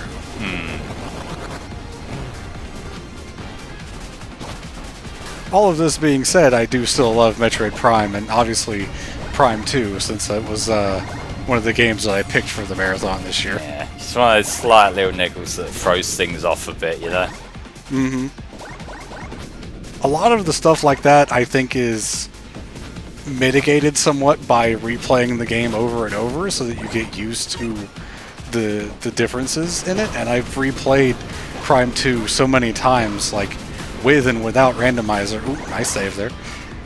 So that, I kind of have an idea of what I need to be doing, whether the camera moves for me or not. Shit. Alright. A little bit limp, but we saved it. Yeah, at least there's those little thrusters that can get you back on track up there. Well, they are the Apocalypse Thrusters. I thought I had a little bit more speed going than I did. Oh well. Well, you're trying not to hit the barriers, I guess. Basically, yeah. If I keep the boost going until I get there, that will lift me right up. And now this section. Yeah, because you can just keep tapping that button to keep getting a little bit more speed, right? I had a feeling that was going to happen when it started happening, but it was more insulting to see it play out in real time like that. Alright, at least you got a checkpoint, though. Yeah. So, in case it wasn't obvious, this stuff around here hurts you. So don't get hit by it, don't do that. Ooh. Alright, well, there we go, we found our game break. Okay, I guess I'll just burn up in the atmosphere. See, even with sections like that, I feel like I'm having much more trouble with it here than I did in Spark 2. And I'm not entirely sure. Let me switch back to Fark here and see if it was like the Fark's movement. It could be, because it could be that he's got like a higher max speed or acceleration or something, and the recovery animation locked you into that. Yeah. I think that might have worked a bit differently in Spark 2, like you might have had a bit more leeway, like more liberal iframes or something. Because this definitely feels like it's playing out differently to how Spark 2 did. Yeah, again, I don't remember like these final levels at all, and I was there the whole stream when you played the Spark 2 originally, so I don't know why it's just completely gone from my memory. There we go, through the goal. Alrighty, and are we sure that was the last one now? I think it was, but we shall wait and see. Yep. Are there more freedom medals that you can get through other levels in the game? I'm not sure about freedom medals, because they're the ones that you get for beating levels. But like that there, I think that endless dive thing is the not bloody palace. So if you want some more combat abilities, or combat opportunities even, that's where you want to go. But I think that will do us for today's stream. So thank you all for stopping by. We're not sure exactly when Snake will be around for Mario 3 yet, but it will be sometime later tonight. If you keep an eye on the H Marathon's Twitter, we will let you know there. And if you're not following the Twitch channel already, you can do that and get notified if you want. But yeah, thank you very much for stopping by. Thank you to everyone who's supported the charity so far. And we will see you next time for another stream. Bye bye for now. Bye, everyone.